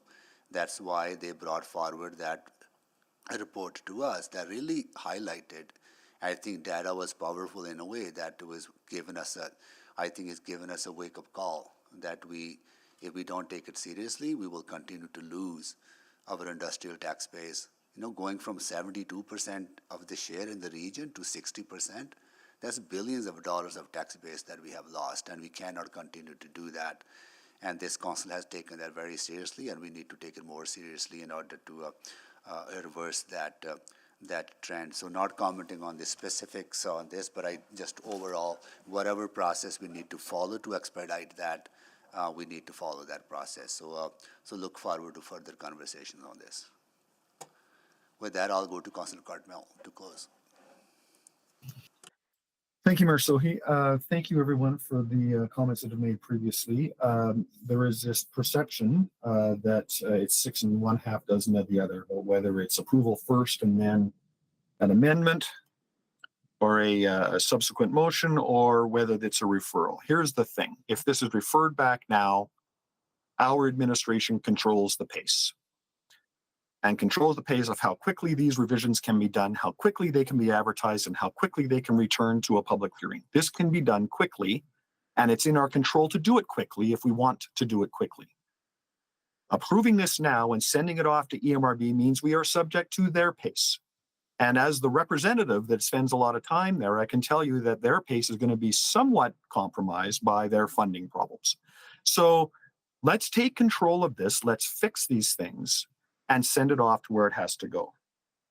Right now, if this is approved right now, we're going to have two plans that contradict one another. That creates confusion. If this is referred back, we have one plan, the city plan. One plan without contradiction is more easily understood in the interim. So it is better to have one plan, which means send this one back now. Want to offer a couple of other comments. You know, when I was running for election in 2017, one of the things I did do was go to the annexation conversations that were being held out in the county. And the submissions that were being made at those engagement sessions were the same submissions that were put to the municipal government board during annexation.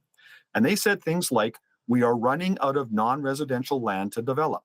Things like, the airport is going to be a catalytic development that's going to have major employment going to it, and the people that are going to be working there are going to be living in the south of Edmonton. It said things like, we need your land to grow. And then we took the land, and then we somehow, in somebody's mind, approved a growth plan that says, don't grow. That is not what happened. That was not the conversation that I was participating in, and I just do not understand how we got here. I understand that we don't want leapfrog construction. I understand we want to do construction sequentially. There is an opportunity to start sequentially constructing in a non-residential area right next to one of the fastest growing non-residential nodes, employment nodes in the entire region, if not the entire country. The opportunity is there. What's more, the landowners, when I asked them questions when they appeared at this public hearing, said that they were prepared to take on the costs to do servicing plans on these lands at their cost. Something that cannot be said for some of the other pockets of land where people want to develop. They are ready. They have opportunity. They want to get going. And what they find is that the people they want to get going with see contradictory plans and do not have confidence that they will be able to proceed. We need to restore that confidence. So let's refer this back, get the work done with haste, and get it to the EMRB as quickly as we can. Thank you. Thank you, Councillor Cardinal. So please vote.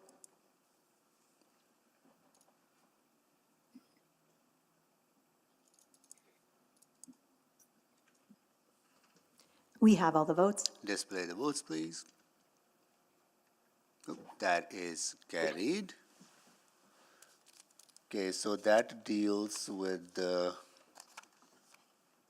Bylaw 304, Charter Bylaw 24009. Next, we are going to cross-referenced bylaws 3.5, 3.6, 3.7, and 3.8. What? Point of order, Councillor Paquette, your mic is Sorry. on. That was Councillor Paquette? Councillor Paquette, can you mute yourself, please? Councillor Paquette.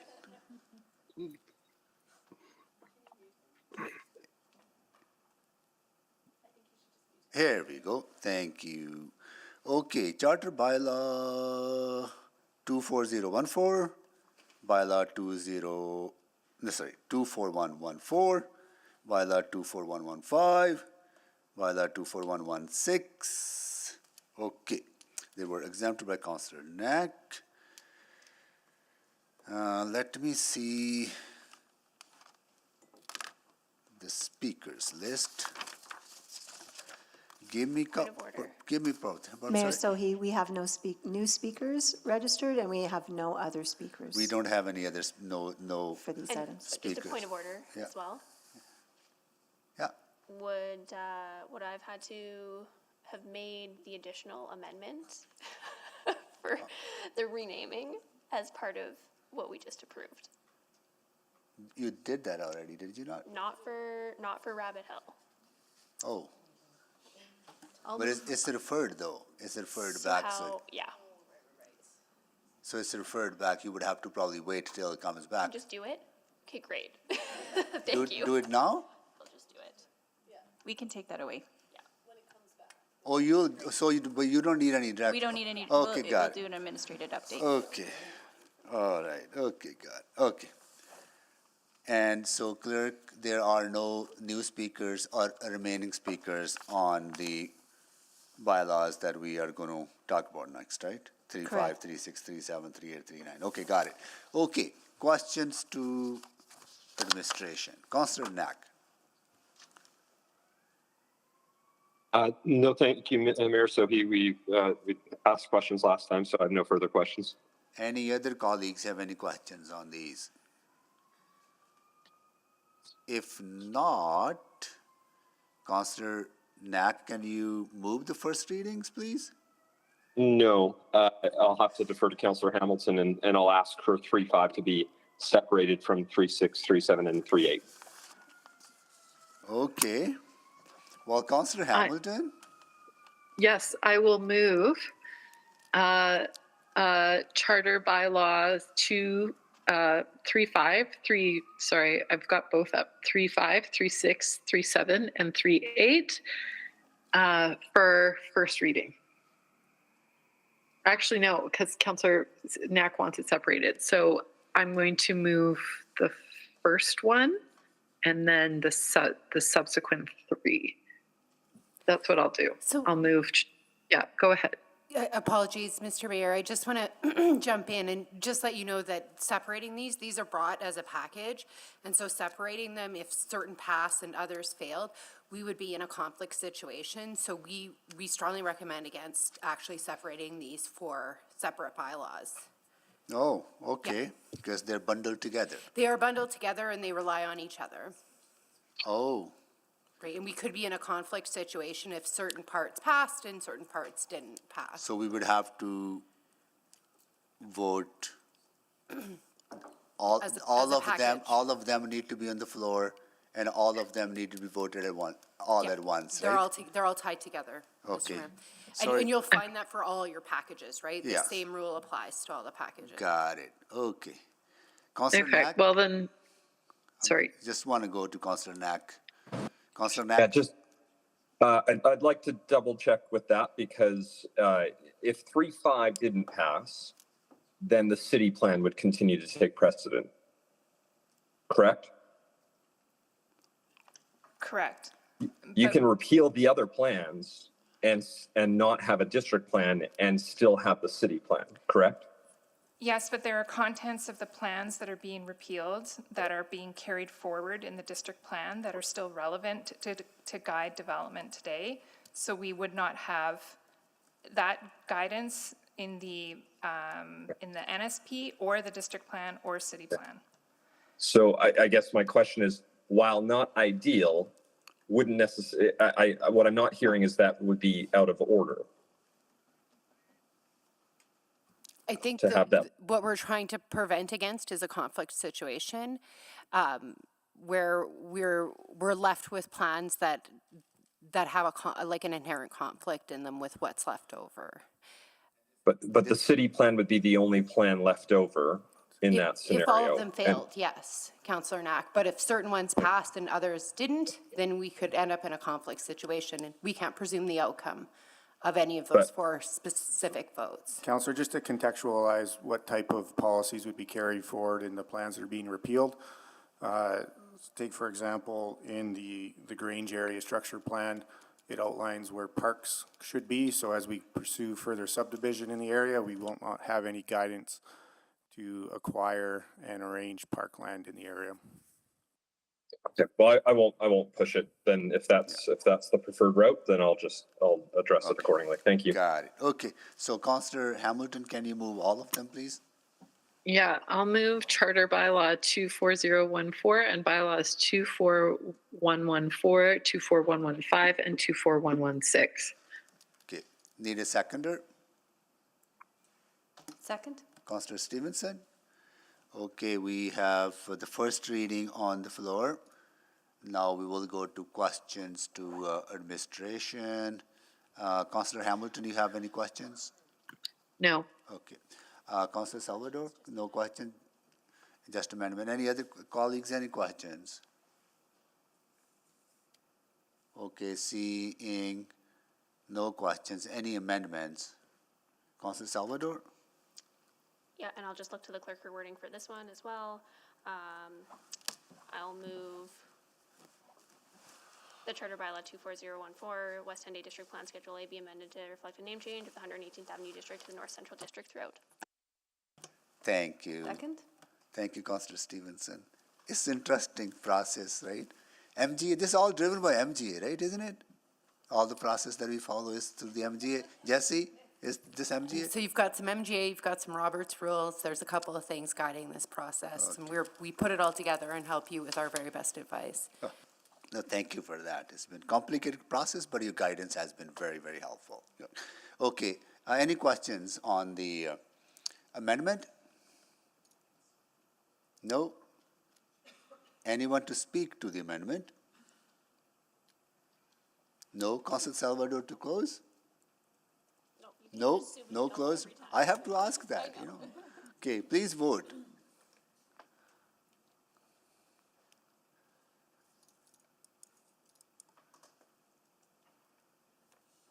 We have all the votes. Display the votes, please. That is carried. So the amendment, any other amendments? Seeing none, at this time, I will ask if council members have any question, new information, right? Any on new information arising out of the previous conversation, those questions could be to administration or to the members of the public. I see none. We have first reading of the bylaws on the floor. Now to speak. Councillor Knack, go ahead, please. Thanks, Mayor Sohi. Yeah, and I'll hopefully be able to do this once and not with each subsequent plan for the remainder of the 13 district plans. I'll offer a few thoughts. While I would, part of me wants to really push on the not being able to split these. It's not a big enough hill for me to die on, but I would offer why I wanted to split them is because I'm completely comfortable with the subdivision, or rather the repeal of the plans that we're going to be discussing, in part because I believe the city plan provides a lot of great guidance in a number of areas, and where there be remaining gaps, I'd rather just address those through a subsequent than through retaining older plans that aren't current anymore. Nevertheless, we've received the advice that we've received, so that puts me in a position that I will have to vote against all 4 parts, and in the case of anything else going forward, all of the parts, because I can't separate out the repealing of the plans. So at this point, it should probably be of no surprise my concern with the district plans, each of the specific ones beyond the first 2, because those were in areas with not a lot of established residential or rural residential and industrial base. These are areas where we have established residential, and I do have concerns, as I've already flagged, with the notion that the plans and the maps within them are at odds with what we've identified in the city plan. I believe they set unrealistic expectations for what residents can expect, and I worry about how long it will take us to fix that. And I mean, based off our conversation on the last item, I feel that's found even more likely scenario. What we had heard is that it will likely take about 2 years for us to update the plans and the maps to accurately reflect what we already allow for in the city plan. And that's fine. And again, I'm glad, I expect that will be a subsequent motion that we will get to upon completion of all of these. But I am very worried about what happens between now and that point in time. And I'm worried about not being clear with people when our primary guiding document says one thing, and in my mind, the visuals that we have in these district plans say something very different. The words are great, and I think they align properly. But I'll go back to the point I've made, I think, a few different times over the course of this multi-day meeting, is that I think the average person is not going to read the text of our policies and the text of our plans. They're going to open up a plan and go to the map to get a sense of what can be developed around them. And I think if you look at the visuals, it is not clear, especially with the amended 2526, of what can happen and where. We've set out in the city plan a 3 to 5 block wide primary corridor as an example. And in a number of these plans, that's not reflected. And while I think we could do some refinement on that, it's going to create situations where there will be rezoning applications between now and whenever this is updated, that I think we'll have rezoning applications come forward that will be supported by administration, that will be supported by the text of our district policy and the district plans, and not supported by the visuals. I'm concerned about what that means. So for the sake of expediency on the remainder of the items, unless there is something particularly unique, I won't speak to each of them as to why my feelings are on that. But because I have to vote on this as a whole, I am therefore required to vote no on all 4 of these versus just no on the district plans, which is what I think is the actual issue. And being able to vote yes on the repeal of the plans, which I think is a very valid and important step. Thank you. Thank you, Councillor Knack. Councillor Hamilton to close. Nothing to add. Okay, thank you. So please vote.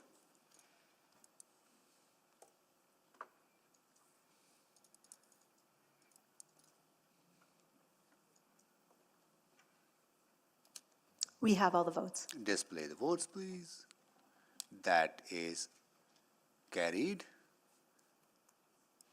Councillor Hamilton, can you please move to close the public hearing on these bylaws? Yes, I'll move closure on items 3.5, 3.6, 3.7, and 3.8. Second? Thank you. Please vote.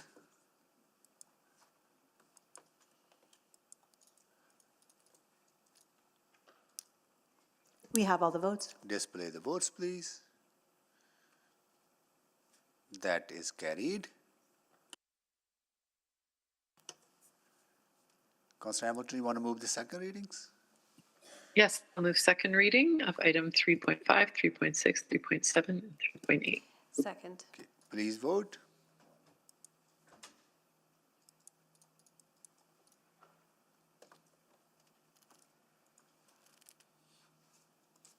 We have all the votes. Display the votes, please. That is carried. Okay, next we have Charter Bylaw 24012 Southwest District Plan, cross-referenced with the Bylaw 24112 to repeal plans in the Southwest District. So items 3.9 and 3.10 exempted by Councillor Cartmill. Let's see, I don't see any speakers, new speakers or remaining speakers on these 2 items, right? That's correct, Mayor. Okay. We'll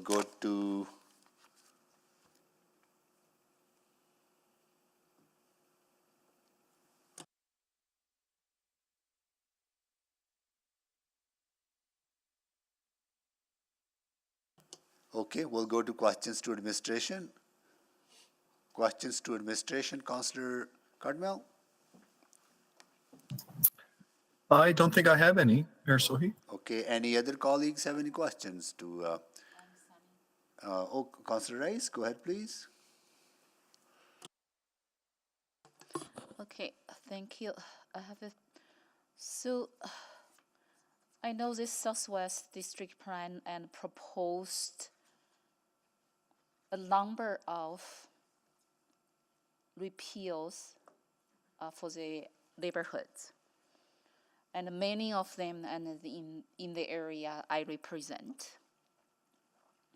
So the question I have is, and because right now, if we're going to repeal all those NASP and then use the district plan as a new plan and to guide in those areas. And so I have 2 related questions. So first question is, all those repealed NASP area, those neighborhoods still under development, is not complete yet. So the development is still not complete. So I would like to know the why we repeal them.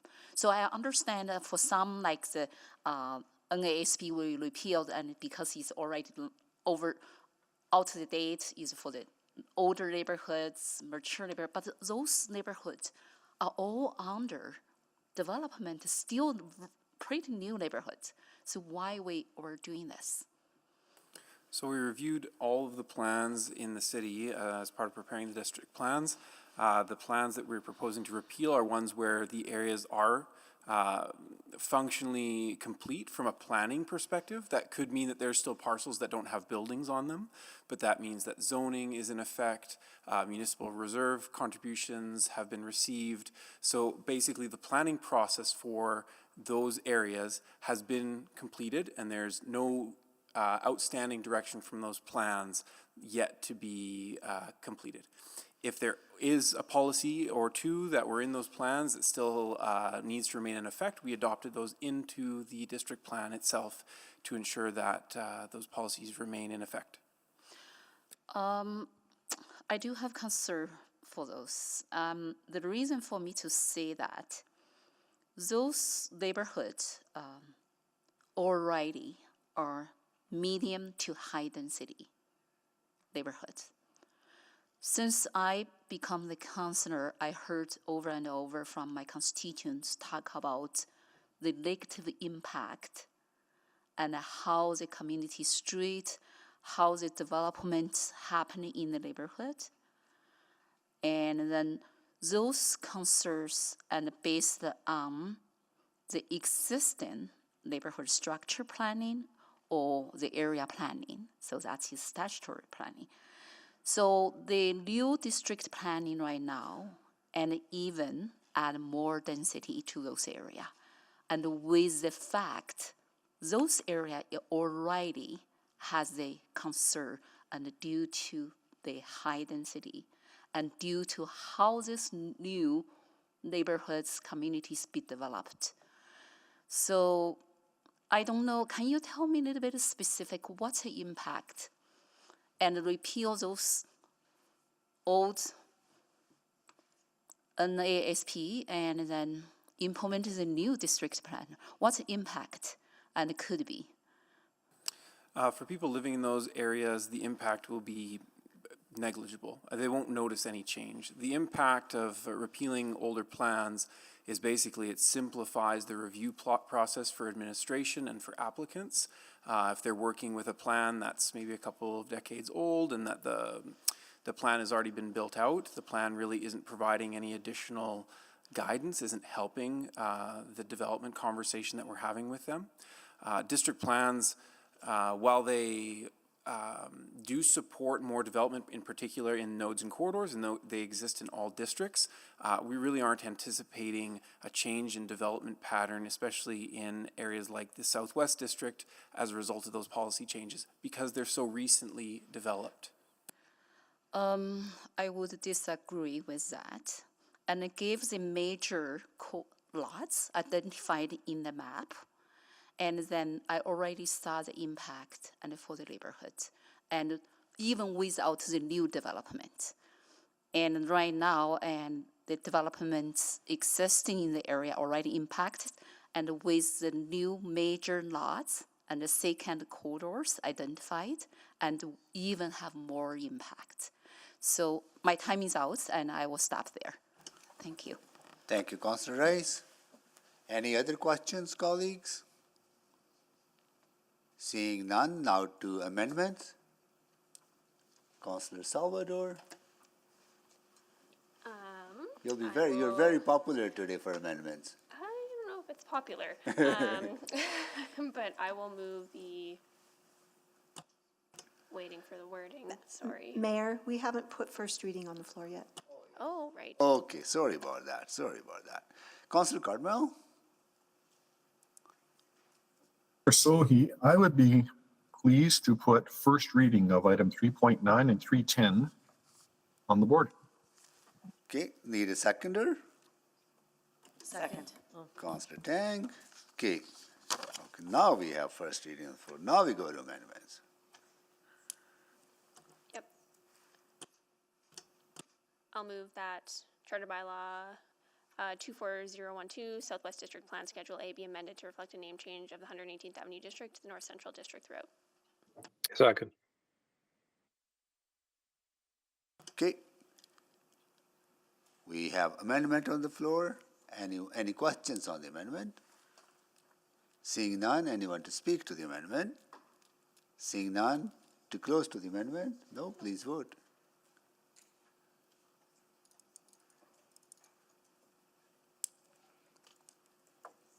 We have all the votes. Display the votes, please. That is carried. Okay. Any other amendments? I see none. At this time, I will ask if council colleagues have any questions to administration or to the members of the public on any new information arisen out of previous conversation.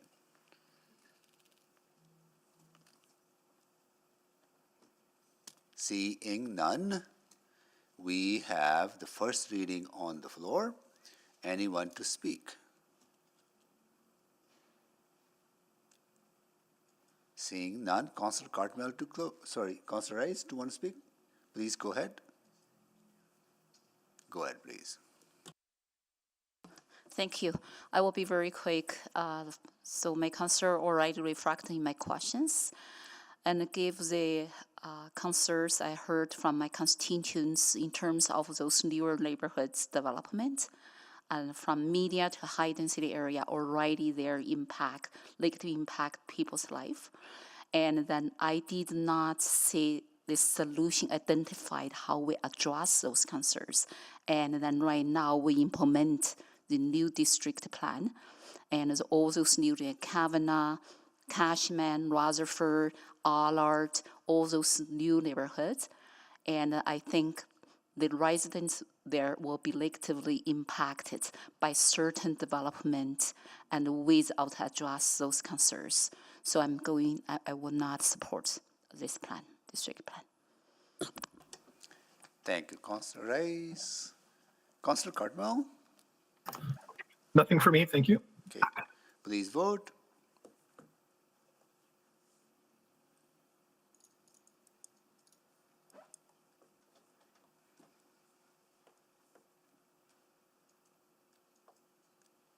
We have all the votes. Display the votes, please.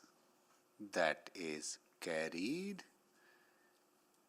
Okay, Councillor Cartmel, can you move the closing the public hearing on these two?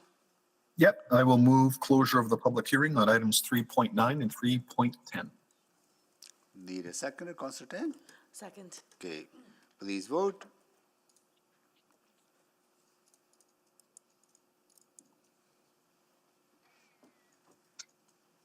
We have all the votes. Display the votes, please. That is carried. Mayor Sohi, I'll move second reading of items, of Charter Bylaw 24012 and Bylaw 24112. Second. Okay, please vote for the second reading.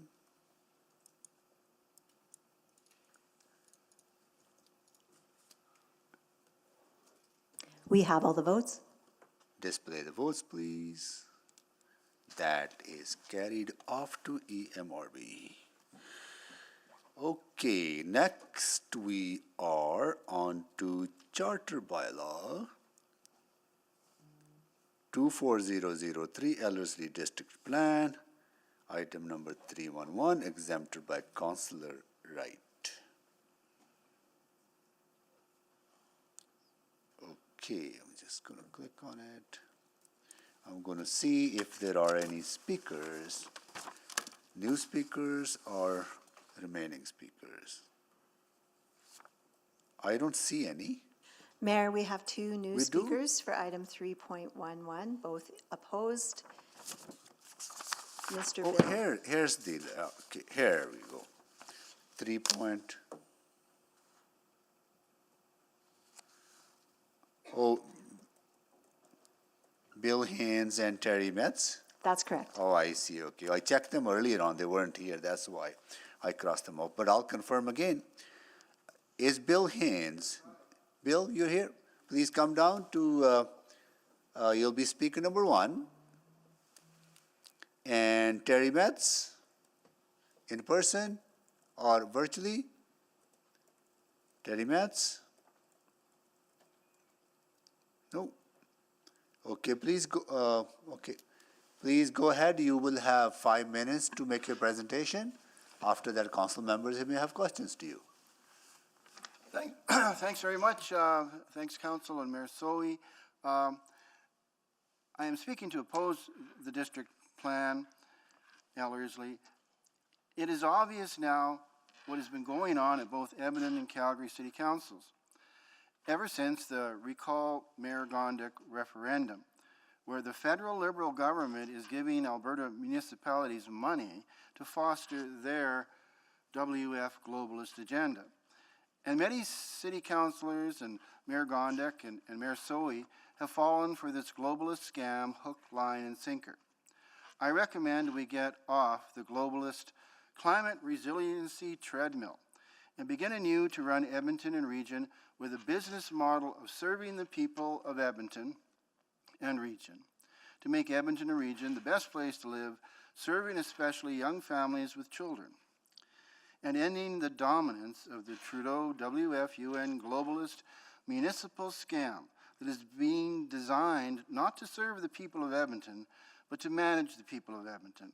And so I'd like to ask, perhaps a councillor or Mayor Sohi would inquire of the administration, is there any federal globalist funding for any of the items in the plan and how that all works? And maybe there's not, but if there is, of course, then you're effecting policy at the behest of a globalist federal government, and that's not good for the people of Edmonton. Thanks for the opportunity to speak. Thank you. Thank you so much for your presentation and joining us. Any questions to Speaker Haynes?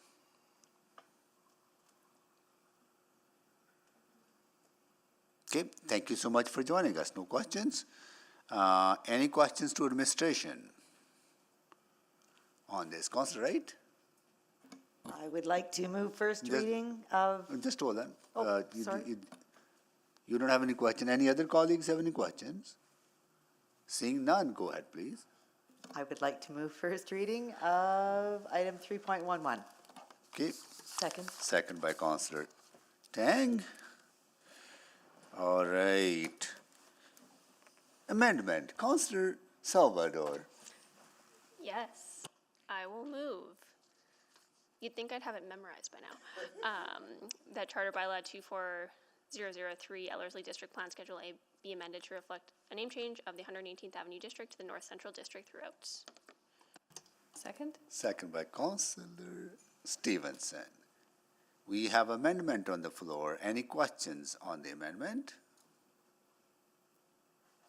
Anyone to speak on the amendment? Councillor Salvador to close on the amendment? No. I'll be repeating this all night after this, in my sleep. Okay. All right. So please vote on the amendment.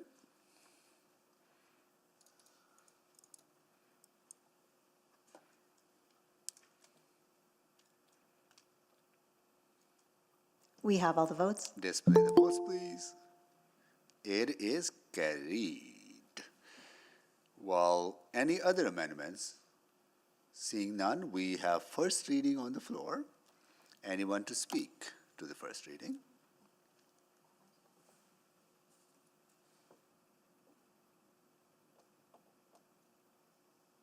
I see no one to speak. I will go to Councillor Wright to close.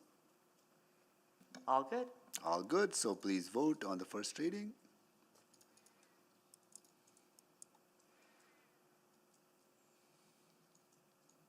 We have all the votes. Display the votes, please. Oh, actually, can you recall the vote? I forgot one process, new information. Yeah. Want to make sure we do follow the process. Okay, here we go. Okay, before I go to Councillor Wright to move the first, we have the first reading on the floor. So do council members have any questions to administration or to the members of the public on new information arising out of the previous conversation? Councillor Rice, you have a question? Please go ahead. So, this one really similar as 3.4. There inconsistency on the map. So I just want to get some information here. And in map 4, it's all on the beyond 41 Avenue is marked as agriculture. And however, based on our city plan in map 2, and then is all about future growth area. So it's the same, and then this district plan gave the different map than city plan. So in map 2 of the district plan, these lands are identified as future growth area. That's reflects what the city plan says about these areas. So that's the activating and phasing growth to 1.25 million map. That shows what the long-term intentions, or sorry, not the intentions in the near term are for this area. The land use concept map shows these areas as agricultural lands because that's what those lands are being used for at present. Yeah, it's the same concern and the same principle behind. So that's my question. Okay. Thank you. Any other questions? Okay, seeing none, now I'll go to Councillor Wright. To close? No, to, No. well, we have the first reading on the floor, so no one else is speaking. You're not closing, right? Right. So we are voting now, right? Right. Okay, please vote.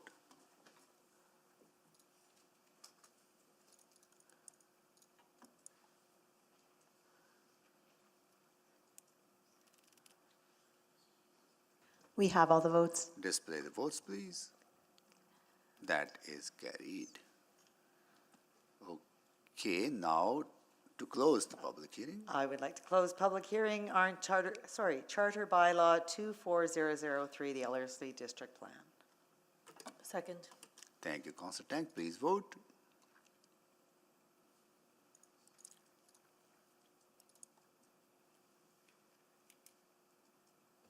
We have all the votes. Display the votes, please. That is carried. Second reading. I'm sorry. Move second reading of item 3.11. Second. Okay, please vote.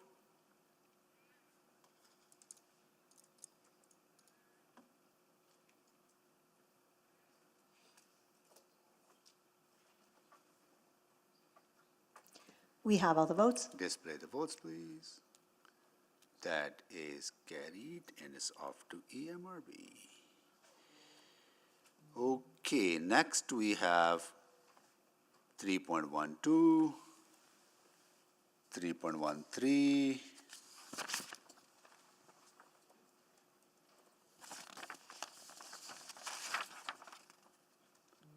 and 3.14.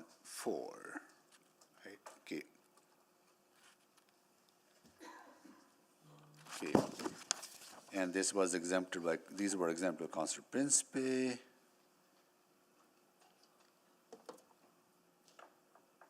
I'll see if there are speakers, new speakers, or previous speakers. Yes, we do, actually.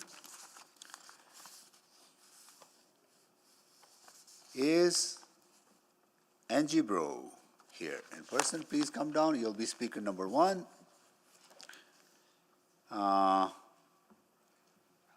Rhonda Lupaschuk.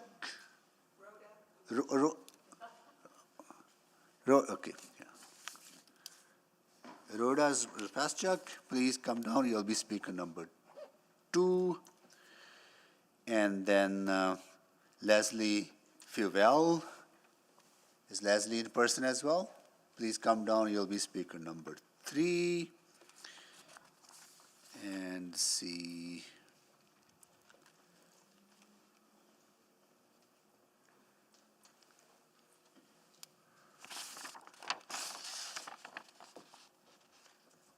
That is it, right? Yes, Mayor. Yeah, okay.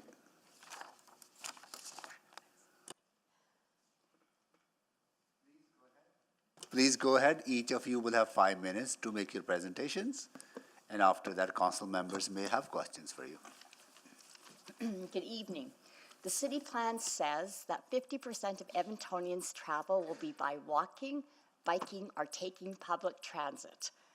Please, listen carefully. How is this even possible in a climate where the elements are not predictable, where it could snow, freezing temperatures, rains, winds, or extreme heat? How will the city monitor its citizens on this walk, bike, or take transit 50% of the time? Why is this even in the city plans? It has many of my friends concerned on how this would be administrated. Your administration has determined that the best way to accommodate growth was to double the infill densities and force people to change their behaviors and expectations. The fact is you're basing all of your decisions on a plan that was developed by administrators, so-called experts, and not the wishes of the citizens. How many plans in the city have failed because of common sense? The city has become a technocratic, not a democratic. The city is quickly heading towards Politburo, and Politburo means it's the highest policy-making committees of a communist party.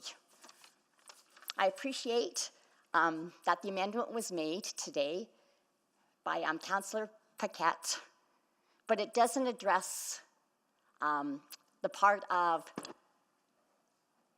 not sure why 50% of the Edmontons will travel, be walking, riding your bike, or taking rapid transit. The amendment states it will not restrict our movement, but does not address if we are free to travel in vehicles. Thank you for your time. Thank you. Next, we'll go to Rada Lubaschuk. Please go ahead. Greetings, Mr. Mayor and City Councillors. I have lived, worked, and paid property taxes in the City of Edmonton for almost 50 years. And during that time, I would often listen to the traffic report on my drive to and from work.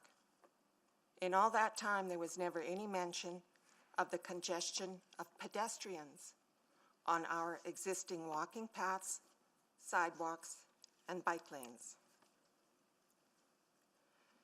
To this day, they all appear wide open without any mishaps or overusage. In fact, you could increase sidewalk usage by 500% and there still wouldn't be any congestion. You've already heard that your jobs are on the line and that our existing sidewalks and shared bike lanes work fine for 99% of Edmontonians. Good evening. Thank you. Next, we will go to Leslie Fuvell. I think we strike a common theme. I just want to say that I really do not wish to be hyperbolic, but from what I have witnessed over the past year, intermittently, because I have a busy life, I can't be here all the time, and I don't think I should need to babysit every single session and watch what's happening. I thought I had a sense of trust. I was very earnest when I voted. I was very cautious when I voted. And I've been dearly disappointed. And I'm really sorry about that. And you'll never feel as sorry as I feel about it. There seems to be an impetuous rush to develop our city. And this is a common goal of maladapted ideas that just want to see the finish line and don't really care as much as they are required to figure out how to get there. So the sky is falling, it seems. Well, we actually can control how many people we accommodate. We're doing that right now as citizens by voting out a government who has opened the floodgates to way too many people. The universities have actually curtailed how many foreign students come in because they'd had enough. I don't know if any of you have bothered to ask Prime Minister Trudeau to please slow it down. We all love all the different people that come. It gives us a glimpse of the world we live in. But we don't need a globalist agenda instantly placed upon us. It feels like city upon city upon city layered upon us. And I don't know if you realize this, but one of the reasons that North Americans are so friendly and welcoming is because we have the space to do it. We're animals, we're territorial, we can get aggressive, and we can get very impatient if we're having to rub shoulders too closely. And I really fear that this plan is going to really destroy a lot of our culture and our goodwill, and I think that would be very sad. I think this plan has shown itself to be overambitious, extremely aggressive in its development intensity, and I don't think it needs to be. I think we can take some time, take a breath, think about it. We know that the citizens of Edmonton are made to pay whatever is decided. We don't get much choice about it. Our taxes have increased, we all know that. But it starts to make one feel abused, like there's an abusive relationship going on here, and that we're being taken advantage of. And I just want to say that I have been involved in my long life interacting with city planners. I found them to be extremely knowledgeable, patient, and insightful. I can't say that I find this as an example today. I don't know what's happened. One of my friends was recently at a community meeting to discuss these district plans. And at first, a couple people said, hey, maybe we could get the planners to come and help us figure this out. Get them to help talk to us and understand this better. And after a few groans, a long-time community volunteer said, well, you're thinking about the past. Forget your past experience with the City of Edmonton. The planners that worked with us to develop the mature neighborhood overlay and the ARP that we worked so hard on, they were pushed out. The new planners do not care how you feel or what you think or how this impacts you. It seems like we don't have a community planning department. We have a development facilitation department, and sadly, that says it all.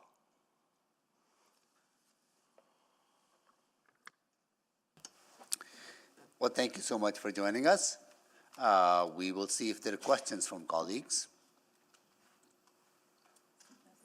No, Councillor Paquette?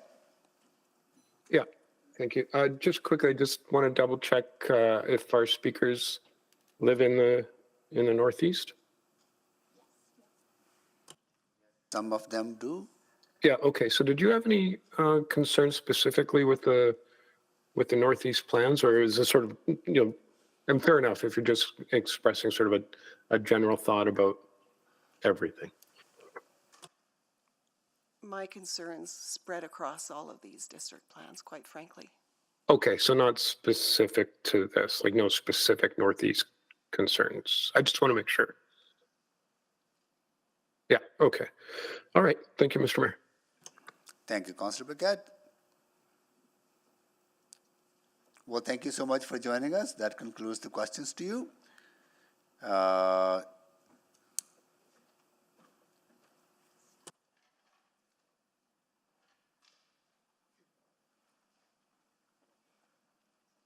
Yeah, question to, all right, question to administration. Questions to administration now? Councillor Paquette? Yes, thank you, Mr. Mayor. So we've heard this concern a little bit about the wording in the plan about 50% of trips will be made with different modalities, and a lot of people are reading that as that's what's going to happen, no matter what. Is that really the intent of the wording? The target comes from the city plan, and it's a long-term target over the course of the city plan, but it reflects our intent, and it will be implemented through the policy. Right, and so that implementation, is that intended to be, okay, we're going to make it harder to drive, we're going to reduce roads, things like that, or does it mean we're going to offer other opportunities for travel that people might find attractive? The latter, and yeah, so it's about making those other modes of travels safe and attractive, so people can make that choice in terms of how they want to travel, whether that is by vehicle, active transportation, or transit. So it's not about providing less opportunity and choice for people who choose to drive, but providing more opportunity and choice so that people can choose not to drive if that's what they want to do. Correct. Okay. All right. I think it's important to get that on the record. Thank you, Mr. Mayor. Thank you, Councillor Pickett. Councillor Jans, can you take the chair? And now Councillor Stevenson is next. You just need to step out for a couple of minutes. Councillor Stevenson, go ahead. Thanks very Yeah, much. okay, got the chair, Councillor Stevenson. Thank you. Similar question, and something I'm reflecting on. I think my understanding. So the latest municipal census was done in 2016, but I understand at that point, one of our most central neighborhoods, what is now Wequentawin, they did have about a 52-48 mode shift split between vehicle driving and active transportation. So is that your understanding that we are sort of seeing that desired mode shift happening in certain neighborhoods in Edmonton? Yes, through some of the tracking that we're doing, but we are also doing the household travel survey this year, next year. And so that will give us a good indication across the city of how that mode shift is happening. Right, and again, sort of that shift that we've seen happen, sort of where the land use and transportation network support those choices, I guess. Again, that's happened through people making those decisions for themselves, through finding convenience in the options that are being provided. There's no requirement for those neighborhoods or those residents to travel in any particular way, but it's just naturally fallen out that way because the options are there and available. Yes, correct. Okay, that's great. Thank you. Appreciate the conversation.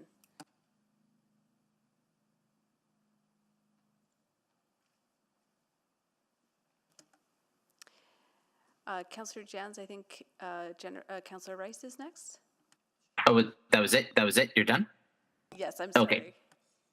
Okay, no, just I thought you had another volley. Okay, Councillor Rice. Okay, thank you. So for this district, and then I noticed there are many planned district connector bike route. So it seems like compared to the other district, and this district has more. And then I have two related questions. So first question, what's the criteria and for the city planner and to determine the district connector bike route? So can you provide more information on that? That information is coming from the bike plan. So we're drawing upon that information that was through the bike plan, which was endorsed by council in 2020. So back to 2020. Correct. Okay, so that is a fundamental principle we used to determine and where to build in this district connect bike route. Yes, in terms of the location, and then there's also an implementation component of the bike plan, which talks about timing and opportunities. So then the next question, and if you look at the map 3 and for the roads and the corridors, lots and corridors, and those planned new bike routes actually link to the second corridors. I think I asked a question in earlier public hearing and regarding what's the connection here, and when we plan the location of bike nodes and link to the lots and corridors. If I understand your question correctly, we're Yeah. trying to draw those connections between nodes and corridors, and then also for destinations, but also where those bike routes can be accommodated safely on certain roadways or in certain locations. So back to that safety question, and I asked earlier, because lots and corridors usually more linked to our major traffic roads. And then that means more traffic on the corridors and lots. And how could be the bike routes and besides the major lots and the second or corridors, major corridors, and to ensure that safety there. So what you're seeing on Yeah. map 6, that active transportation network, and where those district connectors are, it's representative of the arterial road cross sections that are required at subdivision development. So part of that cross section on all arterials right now is for a shared use path, which is a bike lane, which is being represented on this map as purple right now. So the cross section ensures the safety of each mode of transportation. There is a buffer, including a boulevard of trees, to that shared use path on all new arterials right now. So what I heard here is so for bike line for the district's connector back routes, and we are intentionally to build to align with corridors and lots. Yes, and those facilities, in terms of what they look like on the ground, will be determined as as those connections are made, and specifically through council's budget recommendations in 2023. That will be determined through that process. So I'm not sure, and then you can stop me if this question is not relevant. So I want to go back earlier, my question again, and because that is what I heard over and over and from residents, the major roads and the more traffic, and if we build the bike routes just beside the major roads, and the safety becomes a big concern. And I don't know how that could be addressed through this district plan, or because right now what I see here, the bike roads actually planned just on the second corridors in this district, and also linked to the district lots as well. So this is a concern and for me. I don't have enough time here, and I will stop there. Thank you, Councillor Rice. Okay, any other questions to administration? Seeing none, who would like, oh, Councillor Principe is not here. Councillor Paquette, do you want to move the first Sure, reading? it's your neighborhood. I'd love to. I will move first reading of items 3.12, 3.13, and 3.14. Second. Second. Second by Councillor Rutherford. Okay, I believe there's an amendment. yeah, we'll come to that. Just hold on. We have first reading on the floor. Now to amendments. Councillor Salvador. I'll move the Charter Bylaw 24007, Northeast District Plan, Schedule A be amended to reflect a name change of the 118th Avenue District to the North Central District throughout. Second. Councillor Stevenson, second that. We have a motion, amendment on the floor. Any questions on the amendment? Seeing none. Anyone to speak to the amendment? Seeing none. Councillor Salvador to speak? Nope. No, close, sorry. Please vote.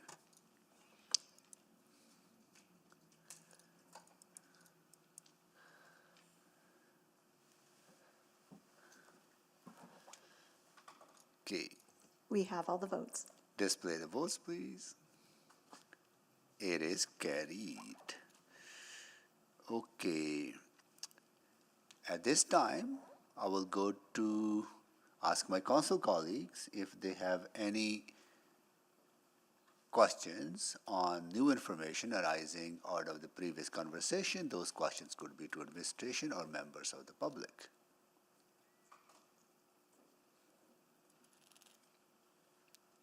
Seeing none, we have the first reading on the floor. Anyone to speak? All right, we'll start with Councillor Knack. Yeah, thanks, Mr. Mayor. Sorry to jump in. I know this isn't my neck of the woods, but it was more, I wanted to speak just to some of the comments we heard both today and actually over the course of a lot of the public hearing here. I'm even as somebody who's been voting no to these things, I want to be very clear that our planners have been doing a phenomenal job, and they go out of their way to try to engage each and every day. And so I think it's really important to just make sure that they're governed by council decisions. And they work their darndest within that to try to create plans like this one that we're discussing today, and work hard to engage. I think about, one of our panelists was out at a rally on White Avenue a few years ago, maybe a year and a half ago. Sorry to bring it back up, because it probably has some. There was some. It was really intense. I watched some videos from that, and how all of our city staff, and in particular at that moment, watching that, how they handle themselves so calmly, so thoughtfully, so respectfully, even when they're in front of people who are calling them names, who are accusing them of all sorts of things. They worked so hard to try to bring forward policy for council to approve or not. And so I really wanted to take a moment and recognize their incredible work, how they have been doing this over and over and over again. I've seen it year after year after year. I've seen it on these plans where they've come out when invited to community meetings outside of the other public engagement they've been doing. And so I really wanted to make sure they know that how appreciated they are. And I know many of you thanked them in the beginning when we approved the district policies, and I don't think I did that when I was speaking to it. So I just want to make up for that and make sure that everyone knows how hard this group works. All of our city staff work each and every day to try to help make our city better each and every day. So sorry for jumping in on that. Thanks, Mayor Sohi. Thank you, Councillor Knack. Councillor Paquette to close. Oh, thank you, Mr. Mayor. I think it might be important to mention another item that's been coming up as a little bit of a theme, and that is immigration.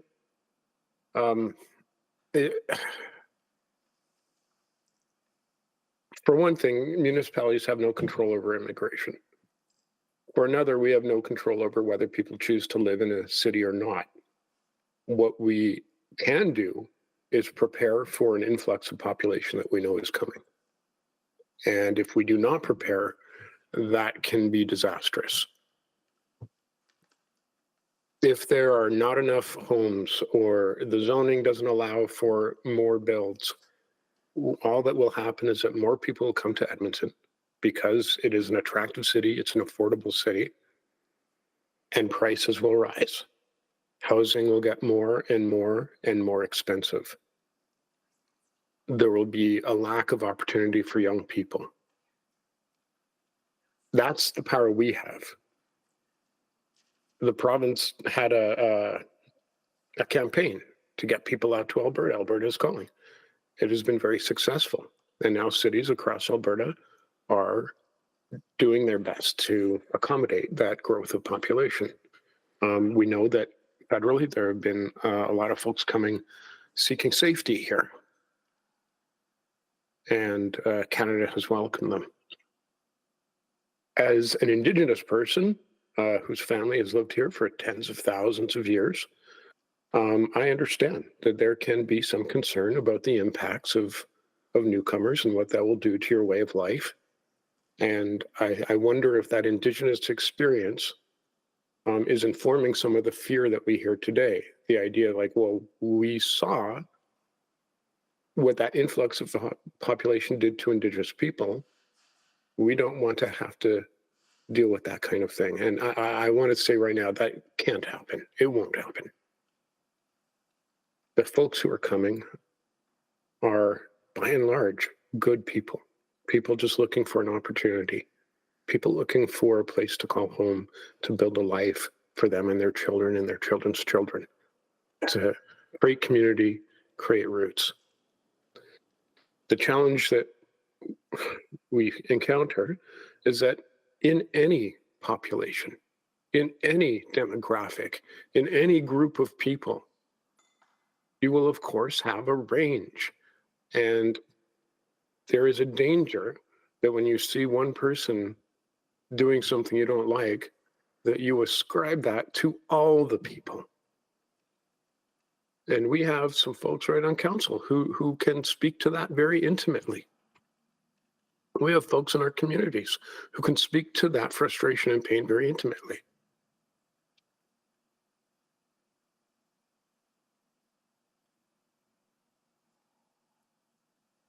Our community is what we make of it. And we make community by reaching out and connecting with others, to get to know them, to hear their story, to let them know ours. If we are constantly putting up walls, then we are going to feel scared. But if we can create that community, things will get better. That is a guarantee. No people who have ever reached common understanding would say that that was a bad move. And so as we continue with this conversation, I hope we can put some of those concerns to rest, especially on a municipal level. What we do on a municipal level is try to build good communities, safe communities, strong communities. Having said all that, I also want to quickly address the idea that there will be some sort of ban on cars, which obviously won't happen. This is a car city. This is a car province. This is a car country. We are so spread out that that is the way of life if you want to go from point A to point B. We don't have the public infrastructure that allows for people to have far more options like you might see in a more populated area like Europe. And so I think that I hope we can put that to rest as well. For the foreseeable future, we are a car city. And some people will love that, some people will hate it, but that's the way it goes. Thank you, Mr. Mayor. Thank you, Councillor Paquette. So please vote on the first reading.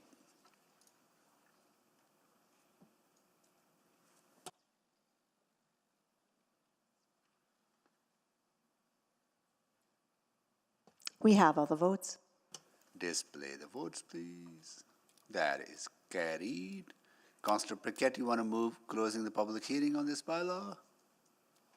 Or these bylaws? Yeah, absolutely. I will move closure of Charter Bylaw 24007, Bylaw 24107, and Bylaw 24108.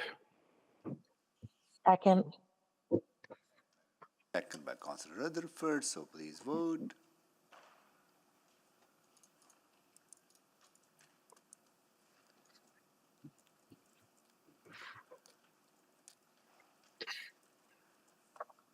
We have all the votes. Display the votes, please. That is carried. And Mr. Mayor, I will move second reading, I believe. Is this correct? Yep. Yeah, second reading of the aforementioned bylaws. Second. Thank you, Councillor Rutherford. So please vote.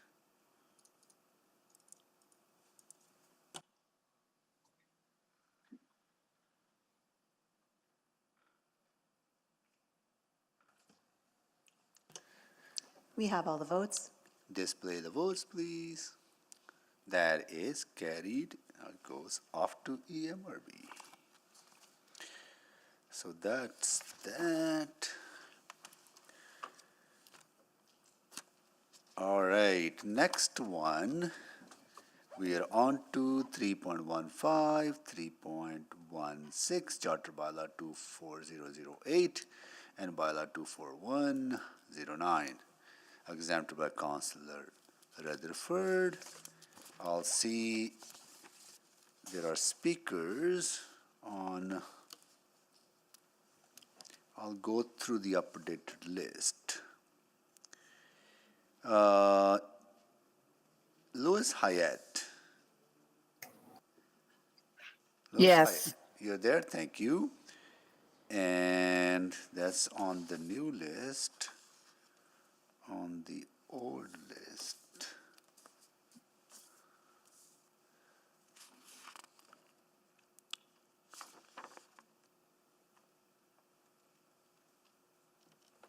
No, that is it. Please go ahead. You have 5 minutes to make your presentation.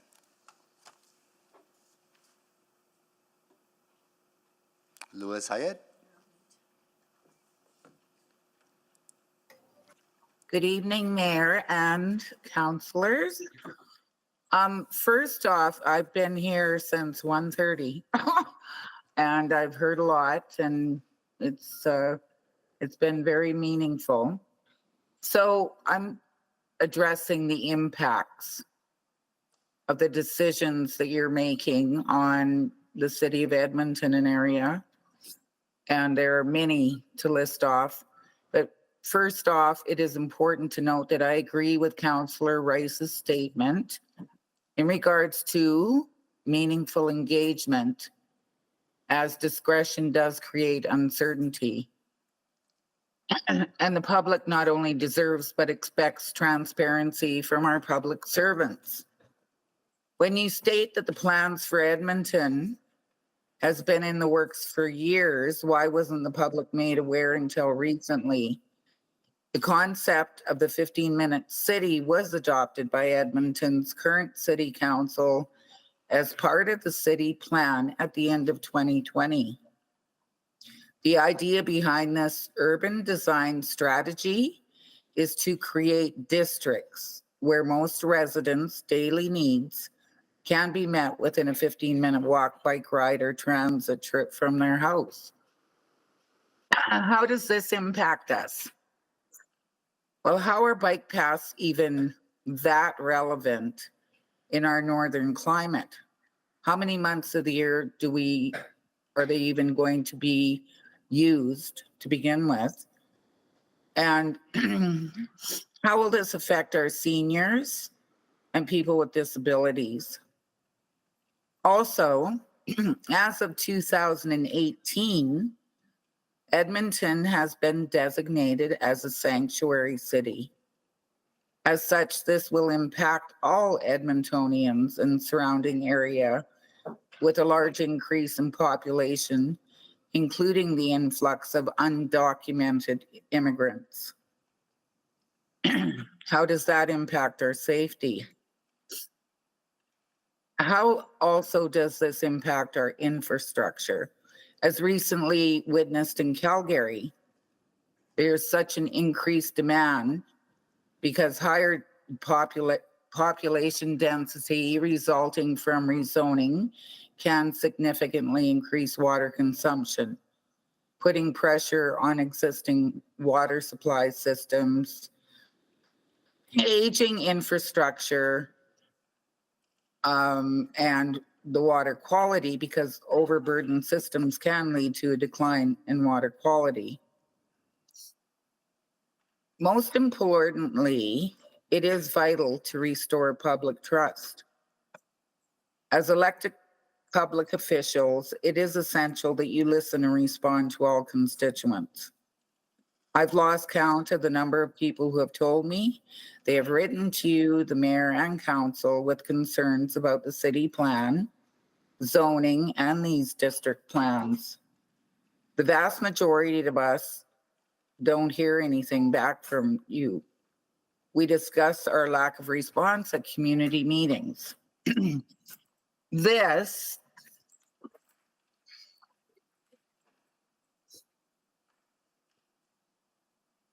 is the only council that has a reputation for ignoring their constituents.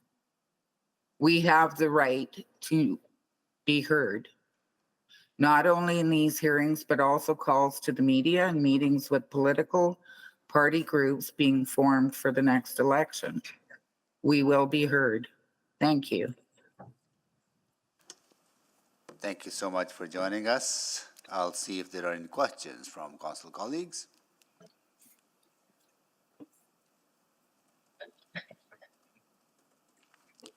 Seeing none, thank you so much. And Thank you.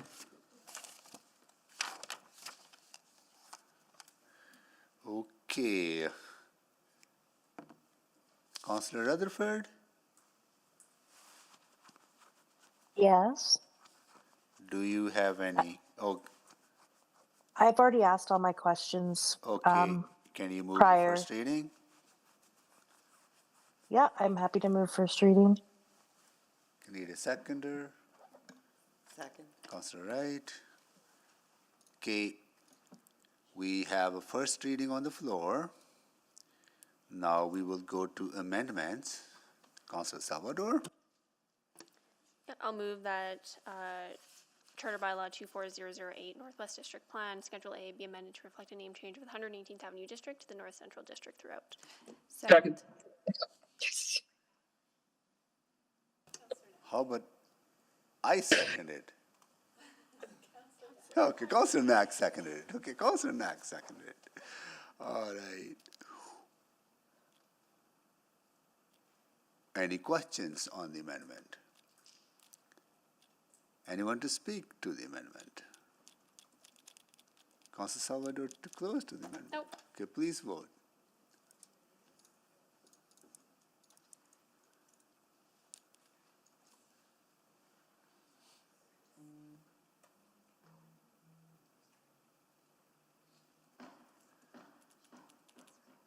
We have all the votes. Display the votes, please. That is carried. Okay, we have first reading on the floor. Anyone to any further amendments? Seeing none. Councillor Rutherford, can you move the first reading? Sorry, we have first reading on the floor. Anyone to speak?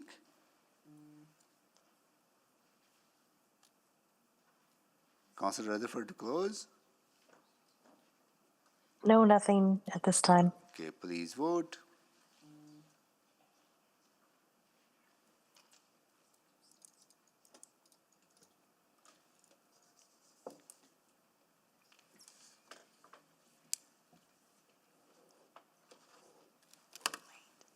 Just waiting on one vote. Councillor Stevenson, thank you. We have all the votes. Display the votes, please. That is carried. Mayor Councillor Sohi, I'll Rutherford. move closure of the public hearing.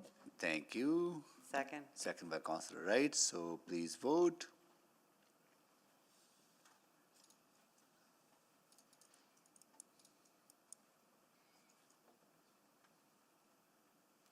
We have all the votes. Display the votes, please. That is carried. I'll move second reading. Second. Please vote for the second reading.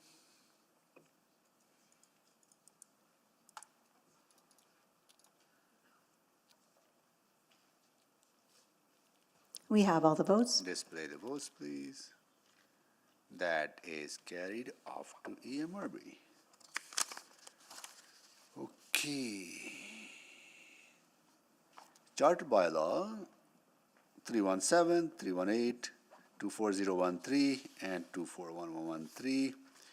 Let me see if there are speakers. Well, we have a number of speakers on. Mayor, we have 8 speakers. Okay. And we don't have any, we have one previous speaker as well, right? That's correct. All right, we will start the process of hearing from the members of the public. We only have 10 minutes remaining, but we'll at least hear from 2. I will call if Rhonda Bards is here. In person, can you please come down? And Suzanne Liviel in person. You'll be speaker number 2. Take down there, please. Number 1, number 2. Patricia Lineker, speaker number 3. Linda Wolf, speaker number 4 in person. Linda Wolf.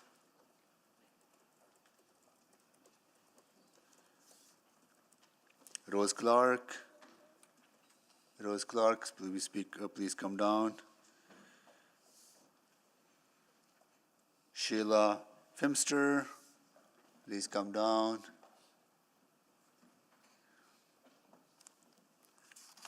And then we have from the previous list, this is a new speaker, sorry. Emot Kelsey in person. Emot Kelsey, please come down. Then I'll also check if Stacy Bula is joining us remotely or in person. No? Okay, we will start with Rhonda Bartz. Please go ahead. Good evening. Thank you for listening to me tonight. My name is Rhonda, and I am a resident of the West End. I do not have any fancy degrees. I'm not even very well spoken, and I definitely have no powerful position that I hold. I am a taxpayer. I like to think I have common sense, and I definitely have integrity. My grandfather was a settler here in South Edmonton. It's now a commercial area, but it was the last house standing that he had built in that area, and from there, he built one of the first homes on White Avenue, just off of White Avenue. That house still stands today. My mother raised me as a single parent. She was a little bit before her time. And I have been raised here in this city predominantly during all of my growing years. I'd like to speak something a little bit more general as far as the West End is concerned. Not necessarily the West End, but the planning in general. And it's about creating certainty or uncertainty, depending on how the plan is written and stated and worded. My husband and I, we chose the neighborhood that we wanted to be in, the side of the city that we wanted to be in for specific reasons. And then, yes, it came down to the neighborhood also for specific reasons. I used to love living here in the city, but now I'm not so sure.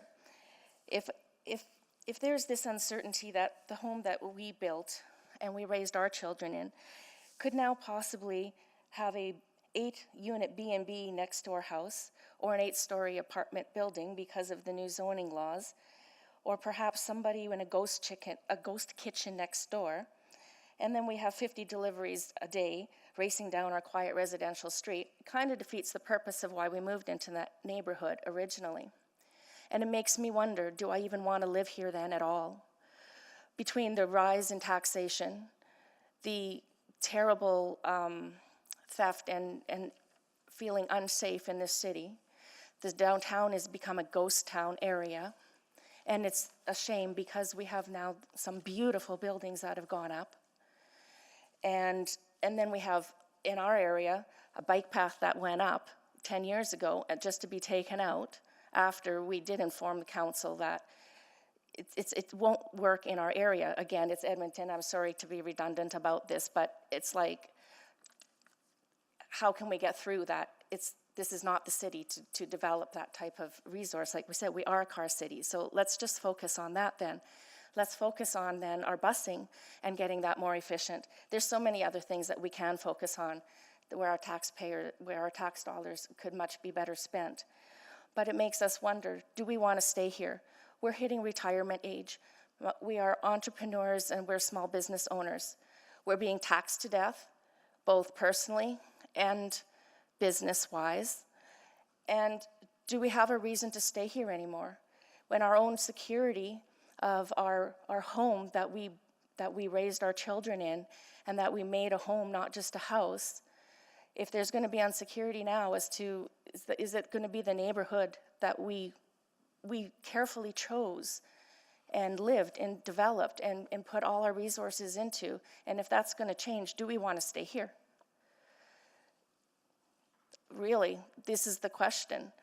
Everything's just seems to be out of control. And I mean, I know there has to be development and growth, and that's a wonderful thing. It really is. I hear everything everybody's saying, and I understand it's a very difficult job, but we need to be careful how we proceed forward. And sometimes, looking too far into the future, we forget what's right in front of our noses. Thank you. Thank you so much. Next, we'll go to Leslie Fauvel. Nope. Wait a minute. Sorry. Suzanne Lavelle. Hello. I want to thank you for allowing me to come and speak. But speaking about public engagement, I have lived in Edmonton for nearly 45 years. I've lived in 4 or 5 different parts of the city, from the south end to the north end to the west end, and currently downtown. And this is the first time I've actually been compelled to engage publicly with any city council. The average hard-working person does not have time to sit in meetings and give up his or her paycheck, as they need to pay bills and, yes, taxes. You get to do this job, but you get paid. And you also can give yourself a raise, even if it was an independent company that assessed your raise. You did hire that company, so the chances of them saying no to a raise would be, I don't know, I'll leave that unanswered. But please, I'm asking you to use proper planning and foresight. Hindsight is always 20/20. Now let me tell you a personal story, a little narrative. It's true. I'm not making this up. Imagine my surprise. My brother lives in Edmonton. My sister lives in Spruce Grove. And I have another sibling and another brother that live elsewhere in the province. I have many nieces and nephews, and one of my nieces and nephews, her husband, who are in their late 30s with 2 children, told me that they'd finally saved enough money for a down payment, enough to buy a house. It took them 8 years, but they did it. And all by themselves while having 2 babies, scrimping and saving and going with no luxuries. But imagine my surprise when they told me that they were not going to stay in Edmonton, that they were considering to move to either St. Albert, Sherwood Park, the Duke, Spruce Grove, anywhere. They both have lived in Edmonton all their lives. They are strong believers in the environment and preserving it. So I was surprised because commuting from St. Albert to their jobs in Edmonton would be much longer and more expensive, and I asked them why. They replied that COVID had changed the value of living close to their jobs because they had less travel time now. They could work remotely from their house 4 days a week. What was also important to them was the ability to install solar panels and have a large backyard in their new home with plenty of room to grow a garden and play. And then they told me that something else that surprised me. They would not risk living in the city of Edmonton, allowing a building developer the right to develop any adjacent lots that would destroy the possibility of sun shining on their solar panels or on their garden. Why has the city not factored in this change of work options? Or have you? I don't know. How many people now work from their homes? Perhaps the council should think outside the norm or the box, and please think before other people give up living in Edmonton. We all pay the taxes, we all support the city, and we all want what we need, and that is the freedom to live like we want to. Well, thank you so much for your presentation. Unfortunately, we're going to stop the proceedings here now. It is 9 p.m. and we will carry on with the rest of the speakers at 9:30 tomorrow morning, right? And so until then, we are on recess, right? And see everyone at 9:30 tomorrow morning.